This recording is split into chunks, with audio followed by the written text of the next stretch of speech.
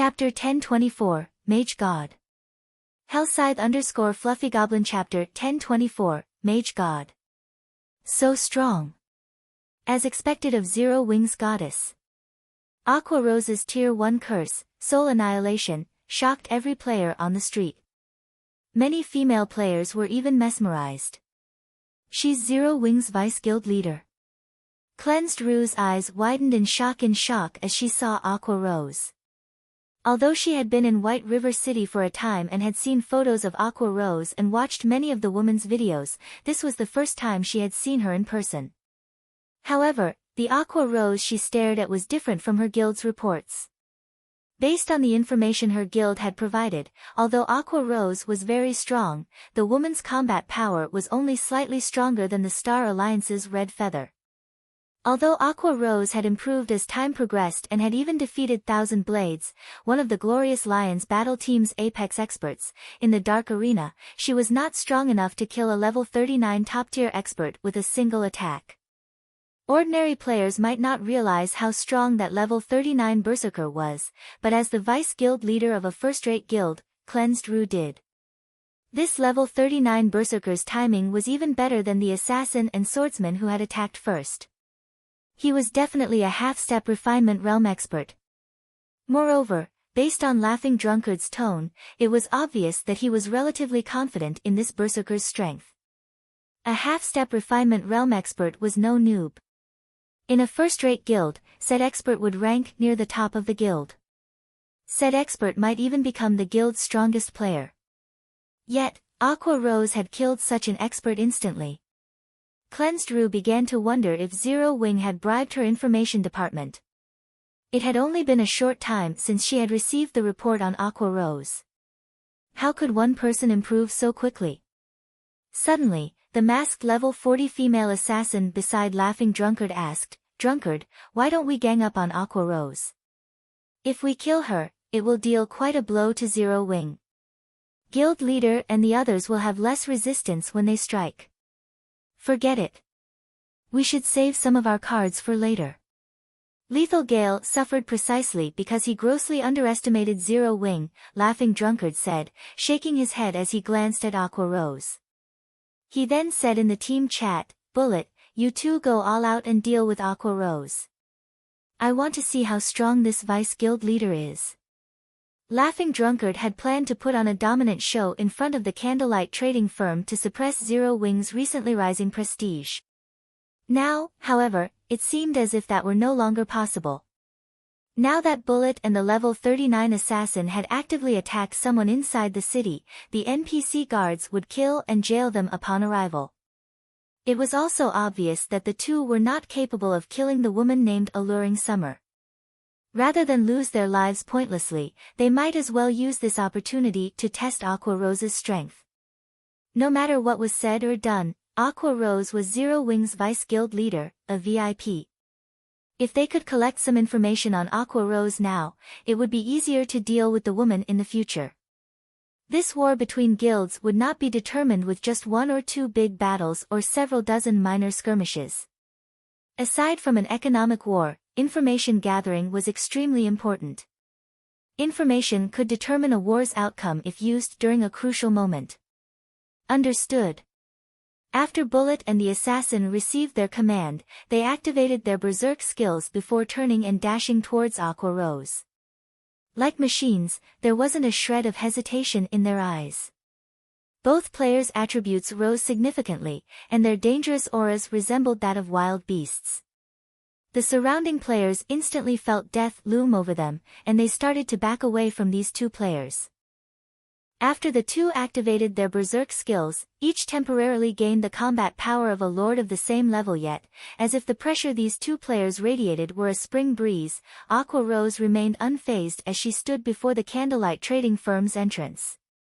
Watching the two players charge at her, Aqua Rose simply waved her staff. The ground beneath her feet turned pitch black, and as if this black shadow were contagious, it spread quickly, covering the ground around her. The shadow then enveloped the assassin and swordsman, and they instinctively jumped into the air to avoid the attack. "Begone!" Aqua Rose did not even bother to look at her assailants as she swiped her right index finger across the air.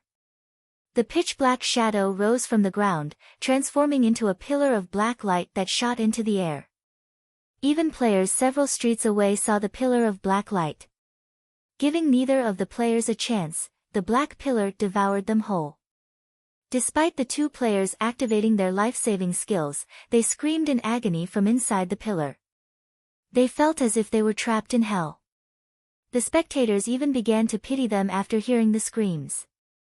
When the pillar of black light finally disappeared, only Aqua Rose and 2 pieces of top-tier equipment remained on the battlefield.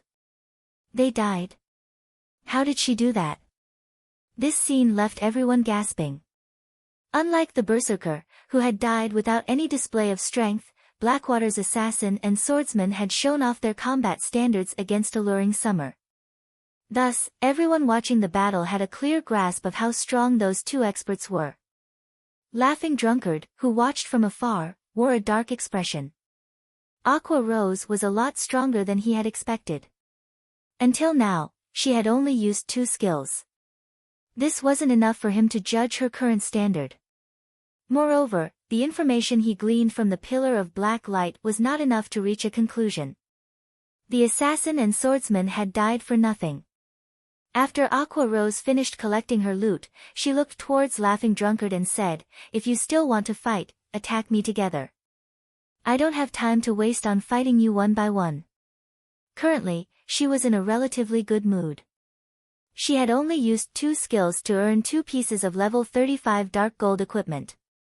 She could probably make close to 100 gold if she sold these 2 items. Unfortunately, Blackwater's members had swiftly retrieved the equipment the Berserker had dropped. Otherwise, she could have earned more money. When Blackwater's players heard Aqua Rose's provocation, they all wanted to jump into action. Although Aqua Rose's skills were indeed powerful, skills like those generally had very long cooldowns. If they charged at her now, they would be more than capable of defeating the Cursemancer. "We're leaving." Laughing Drunkard extended a hand to stop his teammates. "Now is not the time to fight them. We will have plenty of opportunities in the future." Saying so, Laughing Drunkard led his team away from the candlelight trading firm's entrance, earning jeers and mocking gazes from the surrounding players for his trouble. At the same time, the bystanders began to admire Zero Wing even more than before. White River City's native players cheered. In their eyes, Zero Wing was a local guild, while Blackwater was the enemy. Naturally, they would celebrate when Zero Wing suppressed Blackwater. "Aqua, isn't your transformation a little too intense? It's only been some time since we've seen each other, yet I nearly failed to recognize you." As everyone left the venue, Alluring Summer, who had silently stood by the side, smiled and greeted Aqua Rose. "Not here. Let's continue our conversation inside." Aqua Rose responded to the greeting with a smile of her own. She then led Alluring Summer into the candlelight trading firm. The remaining players on the street were stunned. They had never expected Alluring Summer to be acquainted with Zero Wing's vice guild leader, Aqua Rose. They know each other. Why doesn't the secret pavilion know anything about this? Cold Autumn was similarly shocked. Alluring Summer's strength could not be ignored. After seeing the speed of her double casting, Cold Autumn knew that the woman was extraordinary.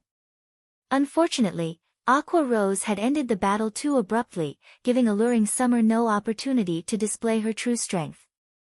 If Shi Feng were present, he, too, would have been surprised. After all, he was extremely familiar with the woman named Alluring Summer. Shi Feng wasn't the only one. Practically every player in God's domain had heard of her in the past. Her fame had all been due Alluring Summer's past nickname, the Lightning Mage God. Chapter 1025, Recruiting the Mage God. Hellscythe_Fluffy Goblin Chapter 1025, Recruiting the Mage God. After the auction for the Advanced Mana Armor Kit ended, news of the Candlelight Trading Firm's plans to hold a large-scale auction spread like wildfire. It quickly became the hot topic throughout Star Moon Kingdom. Zero Wing is so amazing. I never thought that it would even sell bronze mounts. I have to collect enough money to join the auction myself. Stop dreaming. Those are bronze mounts we are talking about. Even large guilds only have a few. If Zero Wing really intends to sell them, independent players like us won't be able to afford their price. Even if I can't afford it, visiting the auction is still be a good idea. I heard that, aside from the bronze mounts, they'll be selling rare items. The majority of the players eagerly anticipated the candlelight auction in 4 days. Even if they could not buy themselves a bronze mount, they would be more than satisfied with a good weapon or piece of equipment. As the public disregarded this as just another normal auction, God's Domain's various large guilds immediately took action, secretly gathering funds. To ordinary players, the most attractive item up for auction was the bronze mount. To large guilds, however, the entrance slots to the Holy City of Titan and the advanced mana armor kits were far more important. The entrance slots were particularly valuable to super guilds. After all, they had the master lifestyle players that other guilds did not. Only, these lifestyle players had yet to familiarize themselves with God's Domain's lifestyle system. As long as these players had enough resources, they would easily become true master lifestyle players. With Super Guild's expansive network of connections, they could easily earn a ton of coins with these master lifestyle players' advanced products. Hence, when the various super guilds and super first-rate guilds heard the news of Zero Wing selling the Holy City's entrance slots, they immediately began to gather funds. As I expected of the number 1 guild of Star Moon Kingdom, to think Zero Wing still had such a move. Singular Burial could not help but laugh when he read the report his subordinate had sent. Others might only see Zero Wing holding a simple auction, but he knew the true value of the Holy City's entrance slots. Those slots would attract a large number of super first-rate guilds and super guilds. There was also the advanced mana armor kit to consider. A 10% increase to one's basic attributes was no trifling matter. If one could equip a 100-man expert team with the advanced mana armor kits, raiding large-scale team dungeons would be much easier. This was especially true for level 50 large-scale team dungeons. As the saying went, once ahead, always ahead. Level 50 was a major turning point for God's Domain's players. If a guild compiled a stock of level 50 top-tier equipment ahead of its competition, when the time came, the guild's experts could complete their Tier 2 class changes ahead of others as well. Guild leader, what should we do? If we let Zero Wing move unhindered, by the time the auction is over, they will resolve their funding problem. It doesn't matter. We'll proceed as planned. Fog and her group should finish constructing the magic array in less than 4 days. Even if Zero Wing collects enough coins, it will be powerless to change the situation. Collect some money for the auction. We need to join in on the fun as well. Singular Burial was not worried about Zero Wing making a comeback with the candlelight auction. Heaven's Burial and Blackwater had already prepared to take down Stone Forest Town. No matter how hard Zero Wing struggled, nothing would change. Inside the candlelight trading firm's VIP guest room. The 7-story candlelight trading firm was at least the equivalent of a 10-story building in the real world. On the top floor, one could see the beauty of White River City past the French windows and the ant-sized players wandering through the streets in White River City. Aside from the candlelight trading firm's 3-star shop, no building offered such scenery. Most of the high-class restaurants throughout the city were at most 3 stories tall. Even NPC and other player-owned shops were not as tall. Alluring Summer, who currently sat by the French windows, glanced at the city before turning back to Aqua Rose and saying enviously, "Aqua, you really are getting by a lot better than I am. After not seeing each other for some time, your strength has improved so much. What have you been doing recently? You couldn't be training deep in the mountains, right?" Aqua Rose had hidden her level during the scuffle on the street. After entering the VIP lounge, however, she had no reason to. Level 44. When Alluring Summer saw this, her eyes nearly fell out of their sockets. She had barely reached level 41 after encountering several miracles and spending most of her time cooped up in her home playing God's Domain, yet Aqua Rose, who was busy as Zero Wing's vice guild leader, had managed to reach level 44. It was truly inconceivable. Alluring Summer could clearly remember that, when Aqua Rose had resided in the Storm Empire and one of Twilight Echo's honorary elders, the woman's level and equipment had been on par with hers. If she had lost to her friend only in levels and equipment, she wouldn't have minded. The biggest issue was that Aqua Rose had also improved her combat techniques. Coupled with the woman's equipment, she was not confident that she could defeat Aqua Rose right now. What are you talking about? Aqua Rose covered her mouth and grinned. She had known Alluring Summer since she was young as their families were friends. However, Alluring Summer was a far more talented gamer than herself. Due to that, this woman had always bullied her. Now that Alluring Summer had said such a thing, the little vanity inside her was quite satisfied. She felt even happier than when she had defeated the Star Alliance. Who do you think you're trying to fool? Look at that smile on your face. Alluring Summer rolled her eyes at her friend. Eagerly, she asked, "Speak. What have you been doing recently? How did you improve so quickly?" All right. I'll talk." Aqua Rose nodded. "To be honest, I've asked you here for a reason. I'm sure that you have heard about Zero Wing, even in the Storm Empire. I invited you here today to ask you to join Zero Wing. Join a guild?" Alluring Summer shook her head straightforwardly and said, "Forget it. I'm used to moving alone. I hate being bound by guild's restrictions more than anything. Don't even try to persuade me. I refuse to join any guild. Don't you want to improve your combat techniques?" Aqua Rose had predicted this reply. Smiling, she said, "Hasn't that always been your goal? If you are always alone, I'm afraid that you'll never catch up to that person. I've heard that that person is getting by pretty well in God's Domain. His strength has already reached an unimaginable realm." Chapter 1026, Top 10. Hellscythe_FluffyGoblin Chapter 1026, Top 10. Alluring Summer fell silent at Aqua Rose's words. Others might not know why she had started playing virtual reality games, but Aqua Rose knew her end goal. "I know how that person is doing. I'm still nowhere near his strength. However, I recently accepted a hidden class quest. If I can complete the quest and obtain a hidden class, I might have a chance of catching up in the future," Alluring Summer said seriously. "I believe that you are familiar with his standards. Can you say with certainty that I can surpass that person by joining Zero Wing?" Before she arrived in Star Moon Kingdom, she had researched Aqua Rose's guild thoroughly. She had to admit that it was miraculous that a small, unknown guild had grown to become Star Moon Kingdom's #1 guild in such a short time. However, Star Moon Kingdom wasn't much when compared to the whole of God's Domain. There were hundreds of kingdoms. Star Moon Kingdom was only slightly above average kingdom. Meanwhile, empires stood far above kingdoms. Based on what she knew, there were other small, unknown guilds that had taken control of entire kingdoms.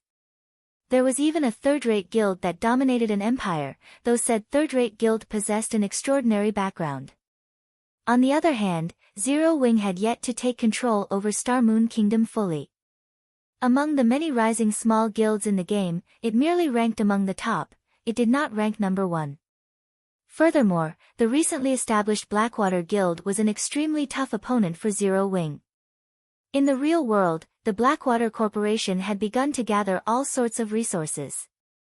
It was clear that the corporation planned a major move in God's Domain to seize some of the shares in God's Domain's market. As an international corporation, the amount of resources the Blackwater Corporation wielded was beyond imagination. Even without any tricks, it could easily defeat first-rate guilds. To put it bluntly, Zero Wing was having a hard time staying afloat right now. How could the guild possibly help her improve?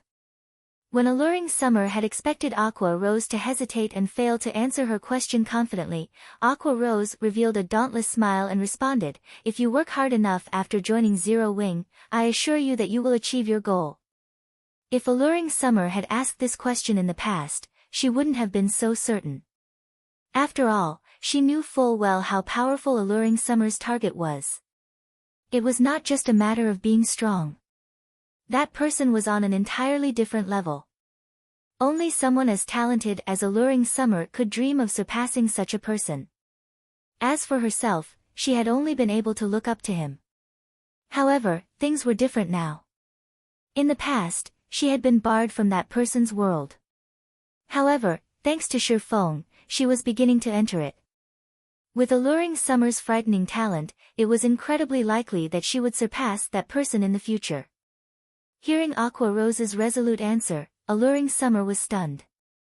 If Aqua Rose were not her best friend, she would suspect the woman of some trick. Seeing Alluring Summer's hesitation, Aqua Rose took a deep breath and said, "I understand your thoughts. How about this? Join Zero Wing. If you think remaining in Zero Wing won't help you reach your goal, I'll ask the guild leader to let you go personally. How about it?" In reality, she had not asked Alluring Summer here only because she wanted to add her strength to Zero Wing, but also because she wanted to help her friend realize her dream. Firstly, she planned to recruit Alluring Summer as a Zero Wing core member and expose her to the guild's training. This was the greatest concession she could offer right now. After all, Zero Wing was not hers. She could not selfishly offer the guild's resources to an outsider. Really?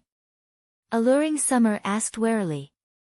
She knew that as players were given access to more resources in a large guild, they would be bound by more restrictions.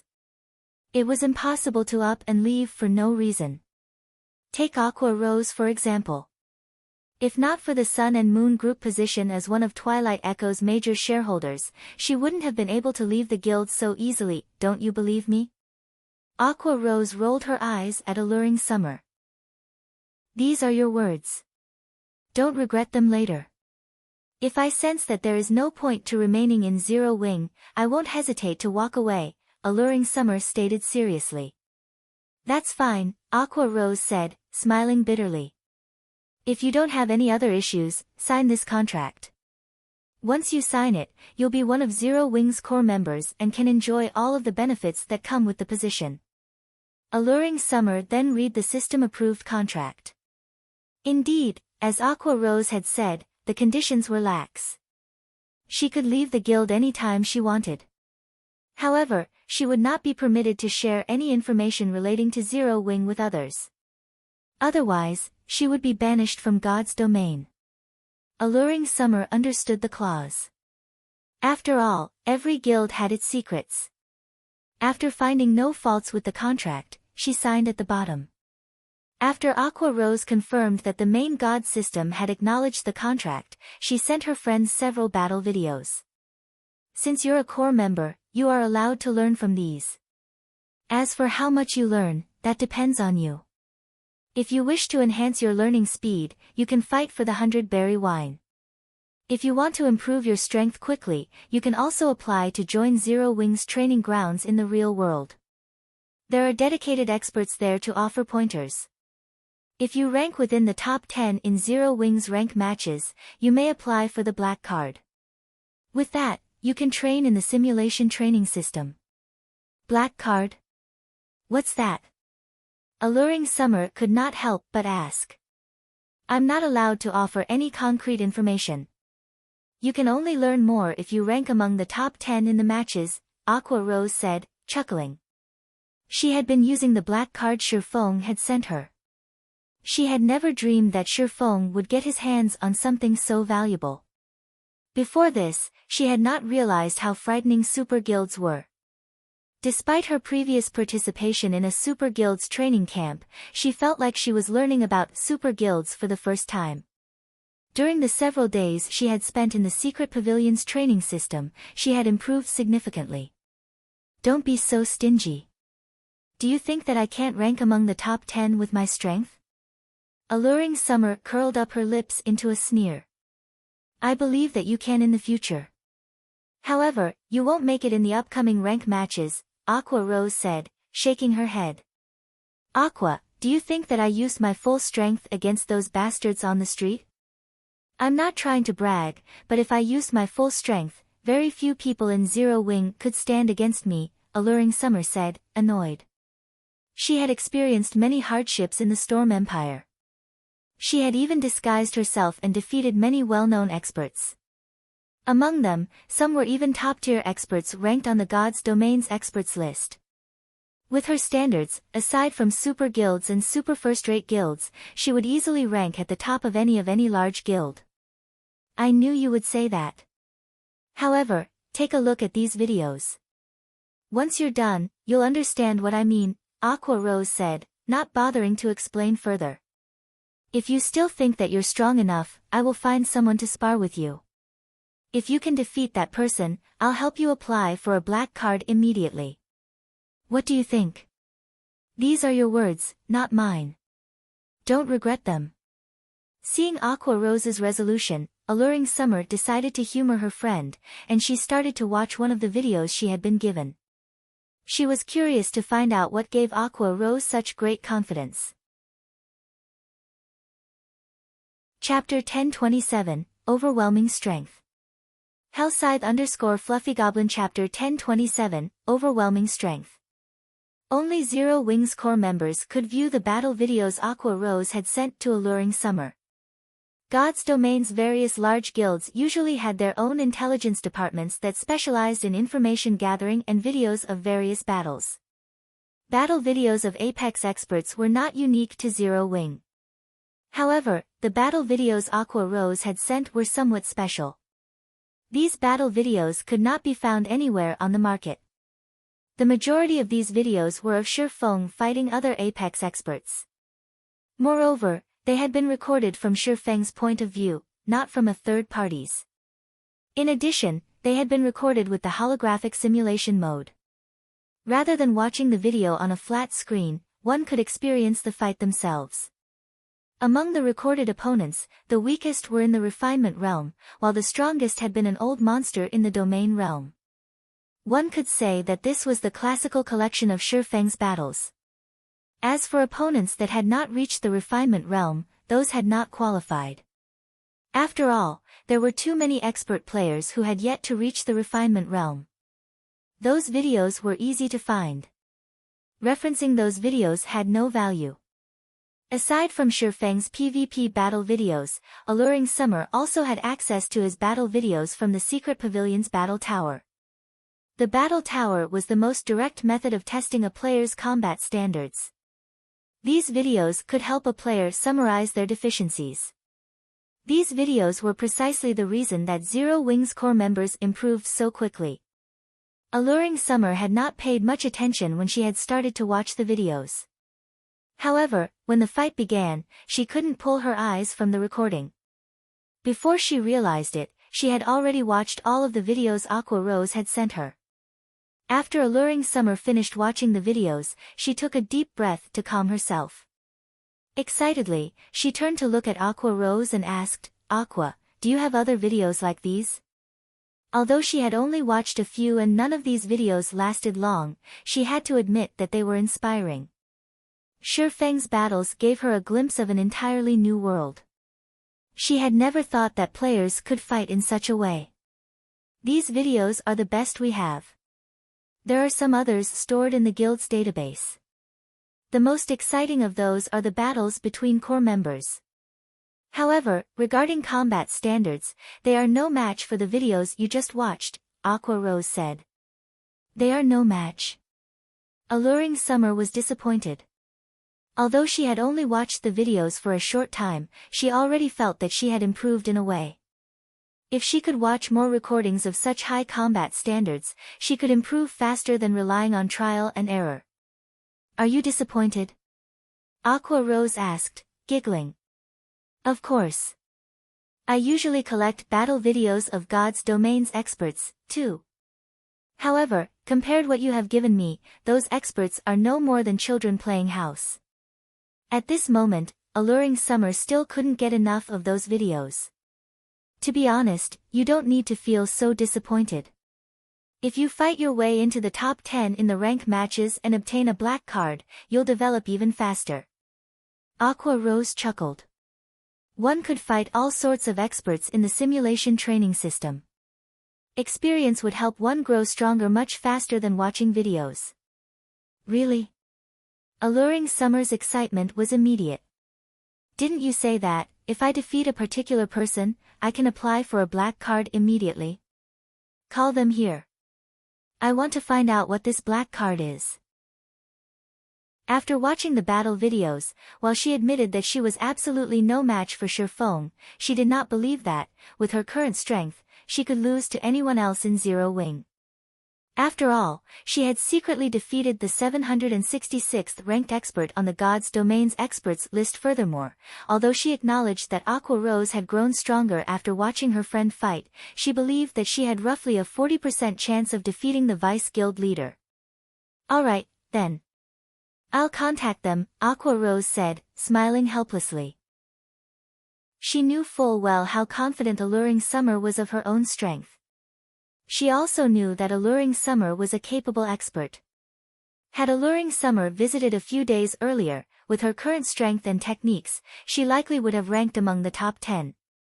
In addition to her status as Vice Guild leader, it shouldn't be hard to get Alluring Summer a black card. Now, however, things had changed. Some time ago, Gentle Snow joined Zero Wing with a bunch of Ouroboros's top players, increasing Zero Wing's strength significantly. Right now, she was not certain of how well Alluring Summer would fare in Zero Wing. After all, she was not particularly familiar with the strength of Gentle Snow's people. However, since her friend was eager to fight, she might as well accommodate the woman. She could use this opportunity to determine how much her friend had improved while they had been apart. Following which, Aqua Rose contacted Violet Cloud and led Alluring Summer to the Divine Colosseum. Aqua, you're kidding me, right? You're having me fight a cleric? Aren't you underestimating me a little too much? Alluring Summer frowned at the young Violet Cloud before her.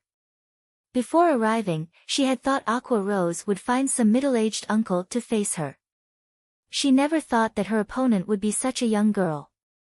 It was common knowledge that improving one's techniques in virtual reality games was not as easy or convenient as improving one's weapons and equipment. One needed to invest a lot of time to accumulate combat experience. Aside from those extremely talented youths, very few youths became experts. Most of the famous experts in God's Domain were over 25 years old. Violet Cloud was also a cleric. Alluring Summer's victory was practically guaranteed. Just fight her. You'll understand soon, Aqua Rose said, smiling meaningfully. She had already promised that, as long as Alluring Summer defeated the person she called upon, she would help her apply for a black card. If she chose someone like Flying Shadow or Cola, her application might not be accepted. However, if Alluring Summer could defeat Violet Cloud, get her access to the simulated training system would easier. Her application would definitely be accepted. After all, defeating Violet Cloud meant that Alluring Summer was already strong enough to rank among the guild's top 10. With no other choice, Alluring Summer helplessly entered the arena. She decided to put an end to this pointless farce quickly. As soon as the timer reached 0, Alluring Summer immediately began to doublecast. Moreover, both of her chosen spells were Tier 1, Lightning and Chain Fireball. First, she intended to use the numerous fireballs to block her opponent's paths, keeping the girl in one place. Afterward, she planned to attack Violet Cloud's weak point with lightning. Even an expert on her level would struggle to cope with such a combination. Go! As soon as Alluring Summer finished chanting, she hurled 5 fireballs at Violet Cloud. Each fireball was just as powerful as a full-powered attack from a berserker of the same level. Moreover, the fireballs were extremely fast. Even an assassin of the same level would find them difficult to dodge. This spell should kill a cleric instantly. Even if Violet Cloud survived the attack, Alluring Summer still had the more powerful and faster lightning. This was the spell she had used to throw Bullet, the swordsman from Blackwater, over 20 yards away. It was overkill against a magical class. However, just as Alluring Summer thought that the battle was over, dozens of mana balls appeared around Violet Cloud. Under Violet Cloud's control, these mana balls transformed into a beam of black light that struck the 5 fireballs. How? Alluring Summer was stunned the instant the 5 fireballs encountered those mana balls. Not only had they been destroyed, but over a dozen more mana balls continued towards Alluring Summer. Despite using lightning and ice wall to defend herself, the mana balls adjusted their attack trajectories as if they were alive, avoiding her lightning and ice wall and surrounding her. A series of explosions echoed throughout the arena as Alluring Summer's body fell to the ground. The system then displayed the victor's name above the arena. Violet Cloud. Chapter 1028, Royal Guard. Hellscythe_Vampirecat Chapter 1028, Royal Guard. As soon as Alluring Summer resurrected outside the arena, she turned to look at the young girl walking out of it, her face filled with shock. Of all the experts she had encountered before, not one had ever managed to instantly kill her in a single move. She also had not believed that such a person existed. Not to mention, said person was a little girl. Why is there such a huge gap? Alluring Summer was baffled by this outcome. Standing to one side, Aqua Rose could not help but reminisce when she saw the stunned look on her friend's face. Back when she had seen the strength Shurfeng displayed, she had been thoroughly stupefied. Now, Alluring Summer was experiencing a similar situation. The outcome of this match came as no surprise whatsoever to Aqua Rose. Although they were all playing the same game, the disparity in strength had made her wonder whether they were truly playing the same game. Alluring Summer was most likely pondering this same question at the moment, utterly confused by this situation. However, this was reality, an extremely cruel reality. This was the most unreasonable aspect of games. In ordinary virtual reality games, the gradual accumulation of attributes made it very easy for a gap to appear between players. Meanwhile, God's Domain was even more special than the usual virtual reality games. Not only was there the gap of attributes, but there was also the gap of combat experience and techniques. Reaction speed, observation power, skill utilization, grasp of timing, and many other aspects. If one was just a tad stronger than their opponent in all these aspects, in a situation where both fighters possessed the same attributes, there would still be a massive difference in the combat power displayed. This battle was undoubtedly the best proof. In terms of attributes, Violet Cloud, who was currently level 44, completely surpassed Alluring Summer. In terms of combat techniques, Violet Cloud, who had already entered the refinement realm, was also superior to Alluring Summer, who was only at the half-step refinement realm. The result of this combination of advantages was a one-hit KO. After falling into a daze for quite some time, Alluring Summer turned to look at Aqua Rose and asked curiously, Aqua, tell me honestly. What's her rank within the guild? This was Alluring Summer's first time encountering such a powerful cleric since she started playing God's Domain. She did not believe that Violet Cloud ranked only within the top 10 of Zero Wing. Based on her estimation, the girl should be among the top 3 at the very least. If a guild could have 3 of such experts, it was no wonder Zero Wing was considered Star Moon Kingdom's #1 guild. Probably within the top 5. Aqua Rose could not say for sure. As far as she knew, Shurfeng had not held back in nurturing Gentle Snow and the others after they joined Zero Wing. Moreover, Aqua Rose had heard that Gentle Snow had already entered the refinement realm even before she joined Zero Wing. The weapon she wielded was even a magic weapon. She also had a hidden class that enabled her to use twofold Berserk. In addition, there was Thoughtful Rain, who did not participate much in guild activities. The girl was very strong and was another one who had a special legacy. She's so strong, yet she's only ranked within the top 5? Alluring Summer exclaimed in shock. You're kidding me, right? She truly found it hard to imagine what kind of guild Zero Wing was. There were actually 4 more monsters like Violet Cloud in the guild. Just how were other guilds supposed to go up against Zero Wing? What benefit do I get from lying to you? Aqua Rose rolled her eyes at Alluring Summer. Grumpily, she added, now you know how powerful Zero Wing is, right? Although Aqua Rose was acting somewhat smug, Alluring Summer was paying no attention to her words whatsoever. Instead, she directly rushed up to Violet Cloud, hoping to continue challenging the young girl. Before this, she had extreme difficulty finding a powerful expert to fight against. Now that this little monster was right before her eyes, how could she possibly let this chance get away?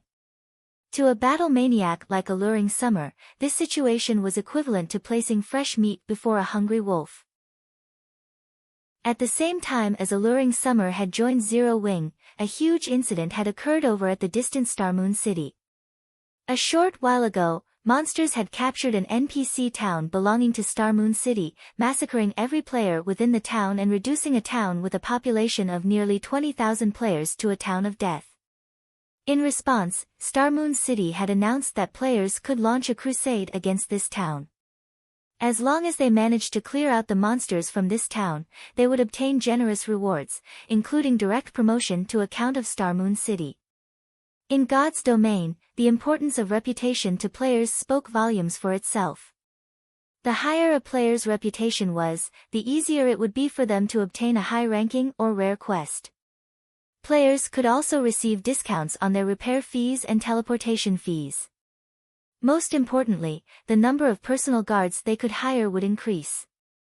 At the Viscount rank, players were only allowed 2 personal guards. At the Count rank, however, players could have 4. Even if a player themselves was not strong, if they had 4 high-quality personal guards around them, even expert players would have to give them a wide berth. Moreover, grinding field bosses would also become a very simple task. Only, it was extremely difficult to find high-quality personal guards. Currently, even a mysterious iron guard would go for an astronomical price, not to mention secret silver and fine gold guards. However, players were no fools either. Currently, even the various large guilds had managed to find only a few mysterious iron guards, much less secret silver guards. Anyone who obtained one would definitely treat the NPC as their family heirloom. They would not sell the NPC no matter what. Meanwhile, one of the rewards for the town crusade just so happened to be an opportunity to select a personal guard from the King's Royal Guard. The King's Royal Guard. That was the gathering place of Starmoon Kingdom's elites. Only the most outstanding guards could join the Royal Guard. Their growth potential would naturally be significantly better than that of the NPCs players could find on the streets. Even if an ordinary player managed to obtain only a mysterious iron guard, they could immediately resign from their jobs in the real world and rely solely on God's domain to sustain themselves. If one obtained a secret silver guard and directly sold the NPC to a large guild, they would no longer have to worry about living expenses for the rest of their lives. Hence, the moment news of this was released, the entire Starmoon City went into an uproar. Both independent and guild players formed teams one after another and embarked on an expedition to take back the town. Many guilds and workshops even started preparing siege tools. Guild leader, should we send some men over as well? In any case, that town is not very far away from Stone Forest Town, Blackie suggested softly as he looked at Shirfong, who was currently overseeing the construction of the magic tower. No need to hurry. It'll be fine even if we head out after the tower is constructed, Shirfong replied, shaking his head. In reality, though, even he was greatly tempted by this reward. The NPCs in the Royal Guard were dragons among men. Generally, only players who had reached the Marquis rank had the opportunity to choose a personal guard from the Royal Guard. Even then, they would be required to complete a quest whose difficulty was no less than an epic quest's. Extremely few players were capable of completing it. Fortunately, this quest belonged to the category of pure reward quests, so players would not incur any punishment even if they failed. At most, they would lose their opportunity to recruit a royal guard. Yet, now, players only needed to capture a town in order to receive such a reward. Shirfong was somewhat puzzled by this situation. Chapter 1029, Mythic Monster. Hellscythe_Vampirecat Chapter 1029, Mythic Monster. Upon hearing Shi Feng saying so, Blackie had no choice but to give up on taking a look at the monster town. After all, Zero Wing was truly very busy right now. The guild's expansion had driven home to Blackie its dire manpower shortage. Setting aside the ongoing war with Blackwater and Heaven's Burial, just Stone Forest Town itself required a lot of people to manage it. In the past, as he had not been responsible for managing Stone Forest Town, he had not thought that the job was particularly difficult. Recently, however, Shi Feng had handed him some of the responsibility for the town, which finally made him realize how wrong he was. While the town had still been in its protection period, the task of maintaining the town's security could be left fully to the NPC guards to handle. After the protection period was over, however, problems started cropping up one after another. The first headache was the matter of patrolling the town, a daily task in player towns. Zero Wing needed to arrange for some players to patrol Stone Forest Town and maintain its security. However, this need was not because of players but NPCs. Ever since Stone Forest Town's protection period ended, a constant flow of NPC visitors from other towns had started trickling in. Among them included merchants, adventurers, and various other kinds of NPCs. This situation triggered the true development of the town's economy, which was the root of the second headache. A town's promotion relied mainly on its economy and degree of prosperity. Meanwhile, these two factors depended on the number of resident players and NPCs. In terms of players, Stone Forest Town had long since exceeded the target requirement and was already qualified for promotion to a medium-sized town. In terms of NPCs, however, Stone Forest Town was not even close to reaching the required number of 10,000 NPCs. Moreover, this number did not include the NPC guards brought over or hired by the guild. Meanwhile, the town's security was critical to attracting more NPCs to a town. Hence, guilds needed to dispatch players every day to maintain the security within their town and inspect the NPCs in town to prevent the spies of dark forces from creating local mischief. In addition, guilds had to dispatch a lot of members to maintain the security of the trade routes between towns, which faced threats from players, as well as from hostile NPCs and monsters. If the security of a town's trade routes was not maintained, then merchant NPCs would not dare to visit said town to develop at all. Hence, managing a town was not as easy as Blackie had imagined it to be. Fortunately, these security tasks were considered guild quests, which also provided relatively good rewards, so quite a number of guild members were fighting over these quests every day. Only, these quests were a little costly to the guild. While the system supplied the EXP rewards these quests provided, the monetary rewards came from the guild itself. Moreover, the longer the trade route that needed coverage, the more players that had to be dispatched, which would, in turn, raise the expenditures. Just a single day's maintenance fees already cost the guild 300 gold. Moreover, this was only the beginning. As the protection period of the town had just recently ended, there was only a single trade route leading to Stone Forest Town right now. Once the number of trade routes increased, the guild's expenditures would rise significantly. Guild leader, is it true that we really won't have to patrol any trade route near the town after we construct this magic tower? Blackie asked curiously as he looked at Shi Feng, who was continuously manipulating magical runes at the moment. Of course. Otherwise, why would I pay such a huge price to build this tower? Shi Feng rolled his eyes at Blackie. The magic tower was the mainstream defensive building used in the later stages of God's domain. Just the cost of construction already exceeded 7,000 gold. If one included the many materials wasted due to production errors, the total cost could exceed 10,000 gold. Reducing wastage was also the reason why guilds would usually have master lifestyle players construct the magic tower. With the rarity of the design for the magic tower and the sheer expense of actually constructing one, if the magic tower only had great destructive power, it would never have become the mainstream defensive building of God's domain. The key point that made the magic tower valuable was its defensive range. The tower had a detection range of 10,000 yards. Hence, after constructing a magic tower in the town, there would be no need to worry about hostile NPCs intruding upon the trade routes within 10,000 yards of the tower, as these NPCs would know that they would be discovered very quickly.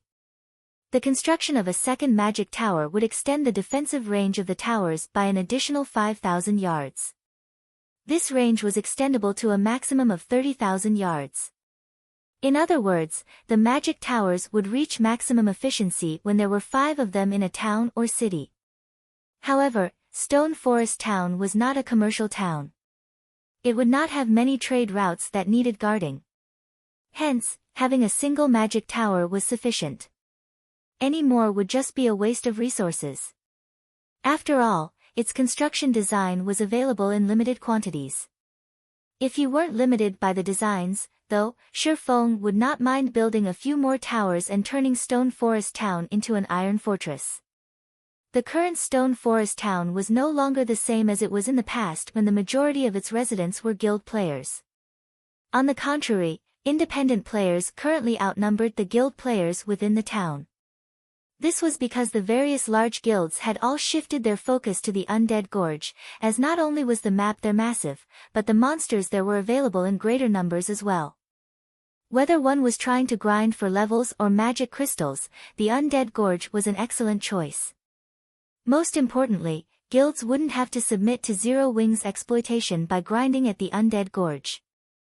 If they grinded at the Stoneclaw Mountains, they would have to contribute a significant share of the magic crystals they earned to the repair fees and accommodation fees at Stone Forest Town.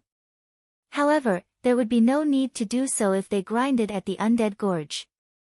Although it took more time to travel to the Undead Gorge, as mounts became more commonplace, going from the nearest NPC town to the Undead Gorge would get whittled down to only around 2 hours.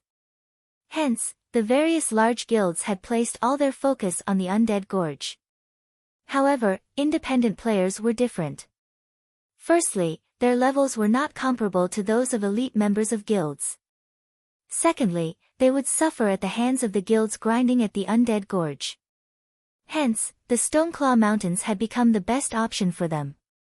Currently, if one looked at the streets of Stone Forest Town, one would find that nearly 70% of the players there were independent players. The town was even more prosperous than it was in the past. During the time Shifeng was completing the runes for the Magic Tower, news regarding the various large guilds' crusade against the monster town had spread all over the official forums. A level 60 mythic monster had actually appeared in Black Ridge Town. All guilds participating in the crusade were defeated. What? Aren't mythic monsters tier 4 monsters? If only you had seen how powerful that monster was for yourself. With just a single move, it instantly annihilated over 10,000 of the players that had gone to recapture the town. Nobody could defend against that monster's attack. Even magic barriers were useless against it. That's only the tip of the iceberg. I've heard that the monsters in that town all possess extremely high combat standards. Even ordinary players might not be able to defeat the common monsters there in a one-on-one. Most importantly, I've heard that players killed by those monsters aren't able to log into God's domain for some time. Moreover, those monsters would also grow in strength after killing players. How are we supposed to recapture that town, then? The more people that go there, the stronger those monsters become. Plus, there's even a tier 4 boss guarding the town, that's as strong as the strongest NPCs in major NPC cities. Who could possibly do anything about those monsters? I've heard that the monsters inside the town have already begun spreading out into the surroundings. They aren't just staying in Black Ridge Town. They've even ambushed many players grinding in that map. Now, no player dares to approach that map anymore. It's no wonder the system is offering such generous rewards. The difficulty of this quest is simply ridiculous. Luckily, I didn't go there. Do you think those monsters will continue taking over the nearby towns? That might actually be possible. I think Stone Forest Town is in one of the maps closest to Black Ridge Town. If those monsters head over to Stone Forest Town, we'll have an interesting show to watch. Many players were merrily discussing the monster town on the forums. At the same time, the various large guilds also suddenly realized that something joyous was going to happen. If those monsters really continued extending their reach into the vicinity, it was only a matter of time before Stone Forest Town encountered trouble. Chapter 1030, Magic Tower completed. Hellscythe_Vampirecat Chapter 1030, Magic Tower completed. The news of the Monster Crusade failure spread rapidly throughout the entire Starmoon Kingdom. Immediately after, the safety of Stone Forest Town also became a topic of discussion. Many players were delighted at this situation, particularly the members of Blackwater and Heaven's Burial. They never thought that even the game would side with them. As long as Zero Wing lost its possession of Stone Forest Town, the guild would lose a major source of income. Afterwards, with the capital their guilds possessed, they could easily crush Zero Wing. Moreover, to fan the flames, Blackwater and Heaven's Burial started deliberately purchasing the candlelight trading firm's light stones in bulk and selling them together with the light stones they produced cheaply, quickly solving their shop's shortage of light stones. Although this would increase the candlelight trading firm's income in the short term as well as incur losses for their own guilds, doing so would encourage Candlelight's customers to gradually transition to shopping at the Heavenly Trading Firm and Blackwater Trading Firm in the long run. Due to this sudden development, the elite players originally planning to join Zero Wing started hesitating. After Aqua Rose received word of this development, she immediately conducted her own investigation. The joy she felt from successfully recruiting Alluring Summer vanished in an instant. Following which, Aqua Rose contacted Shirfeng, saying, "Guild leader, this is our overall situation as of now."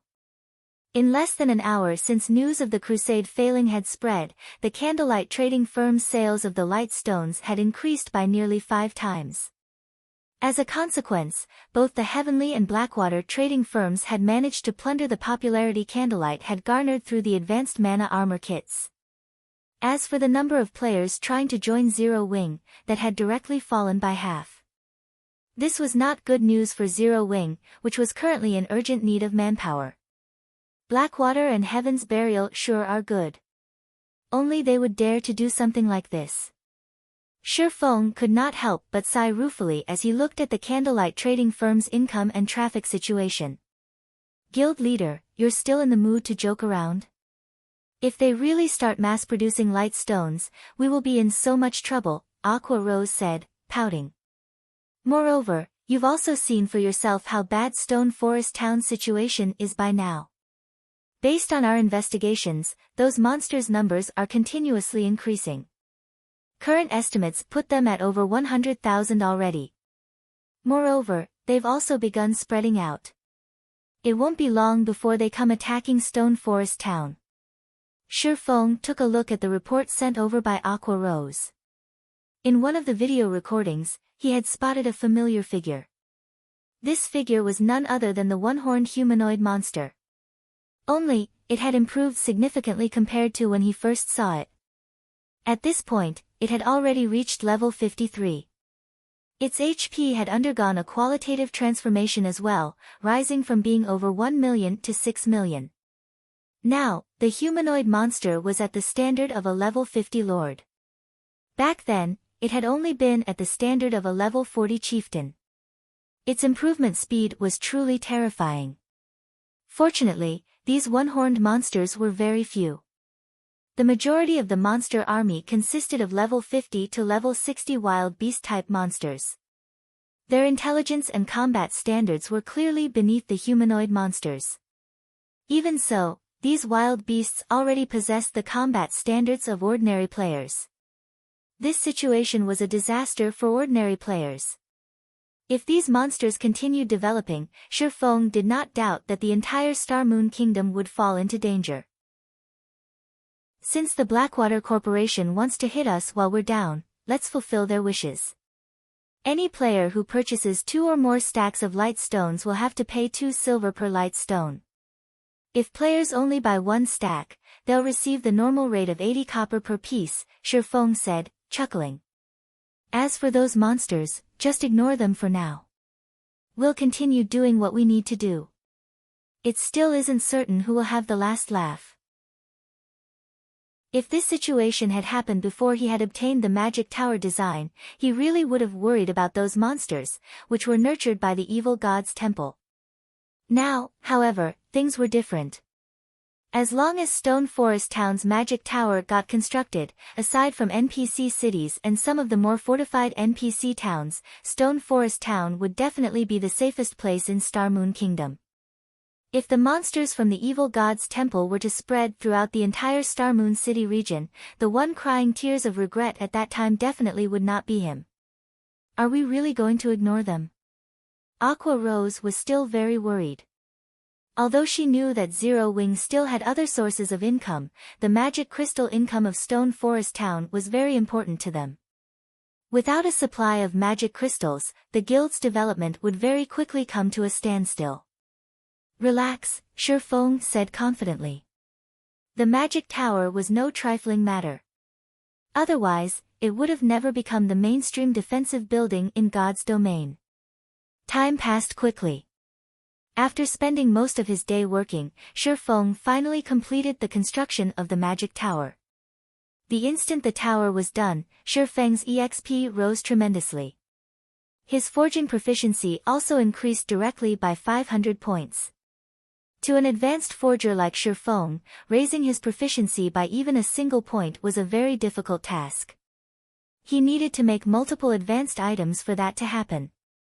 Normally, an advanced forger would have to spend the entire day working in order to gain 500 proficiency. At the same time as the construction was completed, the magic tower, which he had situated in the center of Stone Forest Town, released a blue pulse that gave everyone within the town the feeling they were under observation. What's this thing? Players throughout the town quickly noticed the lofty magic tower. At the top of the tower sat a gigantic crystal glowing a faint blue.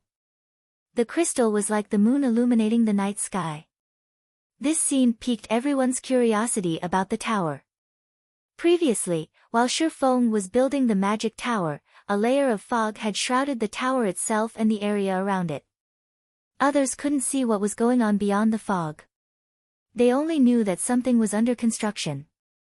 After seeing this tall building, everyone was fascinated by the magic tower's appearance.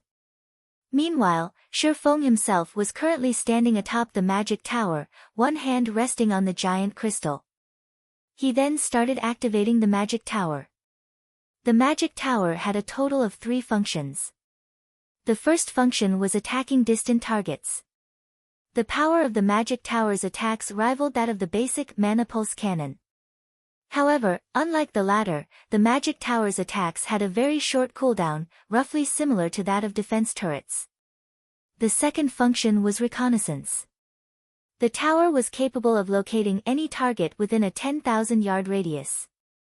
The third function was also the favorite function of the various large guilds, mana density improvement. The magic tower's mana density improving capabilities were far from comparable to those of a mana tower, which could be constructed only in cities. The total effectiveness of 5 magic towers was not even 1/3 of that of a mana tower. Even so, this result was already plenty good for a town. After all, the process of promoting a town to a city was a long and arduous one. The magic tower was equivalent to a transitional building. System: do you wish to activate the magic tower? Activating the tower will cost 1,000 magic crystals, while maintaining the tower's mana gathering function for a day will cost 500 magic crystals. Activate. Shifeng clicked the Activate button without hesitation. Chapter 1031, When Water Rises, the Boat Rises with It. Hellscythe_VampireCat Chapter 1031, When Water Rises, the Boat Rises with It. After Shifeng tapped on the semi-transparent light blue screen before him, 1,500 magic crystals instantly disappeared from his bag. Immediately, the gigantic crystal atop the magic tower released a dazzling light blue beam that shot 400 yards into the air before bursting apart and spreading over the entire Stone Forest town like an opened umbrella. This spectacular sight stunned all the players within the town. What's going on? Is Zero Wing setting up a magic barrier? Everyone could not help but start discussing the magic tower. However, while most people were chatting, a few expert players with sharp senses suddenly discovered that the density of the ambient mana was actually rising gradually. Are you guys feeling it? The mana density in the town seems to be rising. Yeah, now that you mention it, my mind does feel a lot clearer than before. Wait, take a look at your status windows. There's an extra buff in mine. As experts voiced their findings in surprise one after another, more and more players also noticed the changes that had occurred to the town. When someone mentioned the appearance of a buff in their status window, everyone promptly called out their status windows as well. Ample mana state stamina and concentration recovery improved significantly. Player will be able to maintain a clear state of mind at all times while in this state. This buff is too amazing. Hooray! Zero Wing.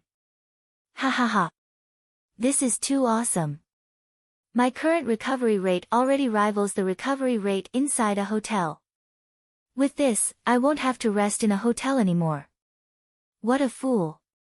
I just came out from a hotel. Resting in one is way better.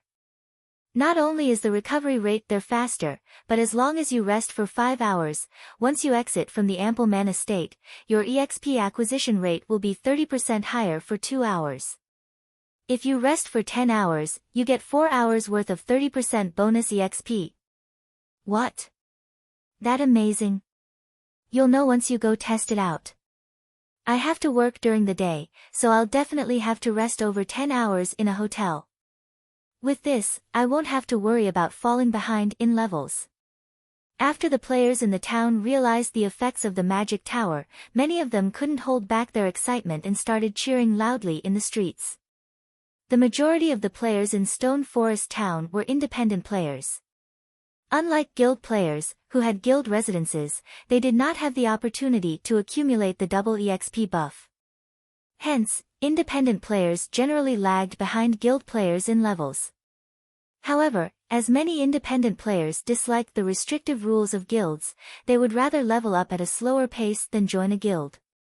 That way, they could enjoy a free and comfortable lifestyle as well as the exciting adventures God's domain had to offer.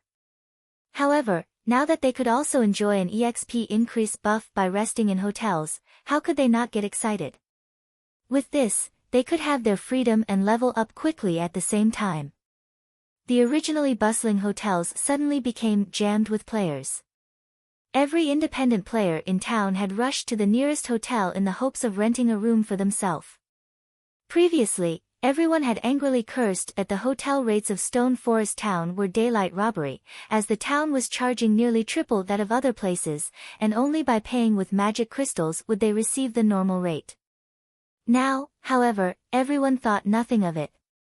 Instead, they felt that this price was a bargain. After all, after resting for 10 hours, one would have a 30% increased EXP acquisition rate for 4 hours. Crap, this is a scam. I'm already using magic crystals to pay, so why are the rates still triple the normal hotel rates?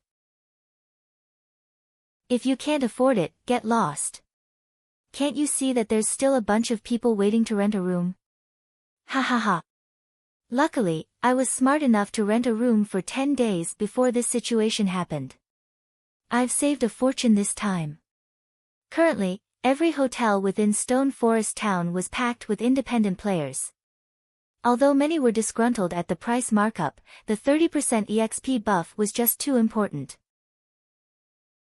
Hence, they had no choice but to grit their teeth and rent a room. Moreover, every player would rent for at least 10 days. Otherwise, when demand for the hotel rooms skyrocketed in the future, they might not get an opportunity to rent one. Guild leader, this magic tower is simply amazing. It's only been a few minutes, but every hotel in Stone Forest Town is already at capacity. Right now, many players are even complaining that there are too few hotels in town and are demanding that we build more, Blackie reported, smiling. Originally, renting a room for a day in one of Stone Forest Town's hotels cost only 50 copper. Now, even after jacking up the price to 1 silver, 50 copper, the many hotels in town still could not keep up with demand. Moreover, this price was for transactions in magic crystals. If players were using coins, they would have to pay 3 silver per day. Ignore the matters regarding the hotels for now. Prioritize constructing a battle arena. That's where the money will really come from, Shi Feng said, shaking his head. Although hotels seemed to be very profitable, in reality, these establishments did not earn a lot of money. Hotels simply took up too much space. Moreover, Zero Wing would only gross a maximum of 1 silver, 50 copper per day from each player. After deducting the cost of hiring NPCs to manage the hotels, the guild was earning roughly 1 silver, 20 copper from each player. Currently, the hotels in Stone Forest Town could accommodate a maximum of 20,000 people only. In other words, Zero Wing could earn 240 gold per day at most through the hotels, a large sum of money to ordinary large guilds, but to Zero Wing, this was a drop in the bucket. Moreover, 20,000 players were not even 1/10 of Stone Forest Town's population. Even so, the current number of hotels occupied over half of the town's lands. Originally, the reason why Shi Feng had constructed so many cheap hotels was to earn magic crystals. However, now that he had the magic tower, there was another building that could earn him even more money, the battle arena. The battle arena was a place where players could fight against each other. Due to the magic tower, the mana density in the entire town had increased. This situation would be of great assistance to players, just like in the trial tower of the Divine Colosseum. Under the effects of Stone Forest Town's environment, players could maintain a very clear state of mind. Fighting under such a state would be of great help in improving their strength. However, inside a player-constructed town, PvP was prohibited. The only place players could fight against each other in a town was at a battle arena. When the time came, the 200,000 or so players residing in Stone Forest Town would definitely head to the battle arena to improve themselves through PvP. At that time, the money Zero Wing could earn through the battle arena would no doubt far surpass the income they were currently making from the hotels. I'll get it done right away. Blackie's eyes glowed when he heard Shi Feng's explanation. At the same time, the matter regarding Stone Forest Town gradually spread throughout the entire Star Moon Kingdom. As a result, independent players who were tempted to head to the Undead Gorge started having second thoughts. Getting 4 hours of 30% increased EXP acquisition rate was no laughing matter, particularly for independent elite and expert players. This was a rare opportunity to level up quicker. If utilized properly, even if they could not completely catch up to guild players, at the very least, they wouldn't be left too far behind. Star Moon City, Blackwater's residence. Damn it! To think Zero Wing would still have such a move. Abandoned Wave's expression turned very ugly when he received the news regarding Stone Forest Town. At this rate, the more time they wasted, the more troublesome Zero Wing would become. At the same time, his heart was also filled with sheer envy, and he grew even more impatient to obtain Stone Forest Town.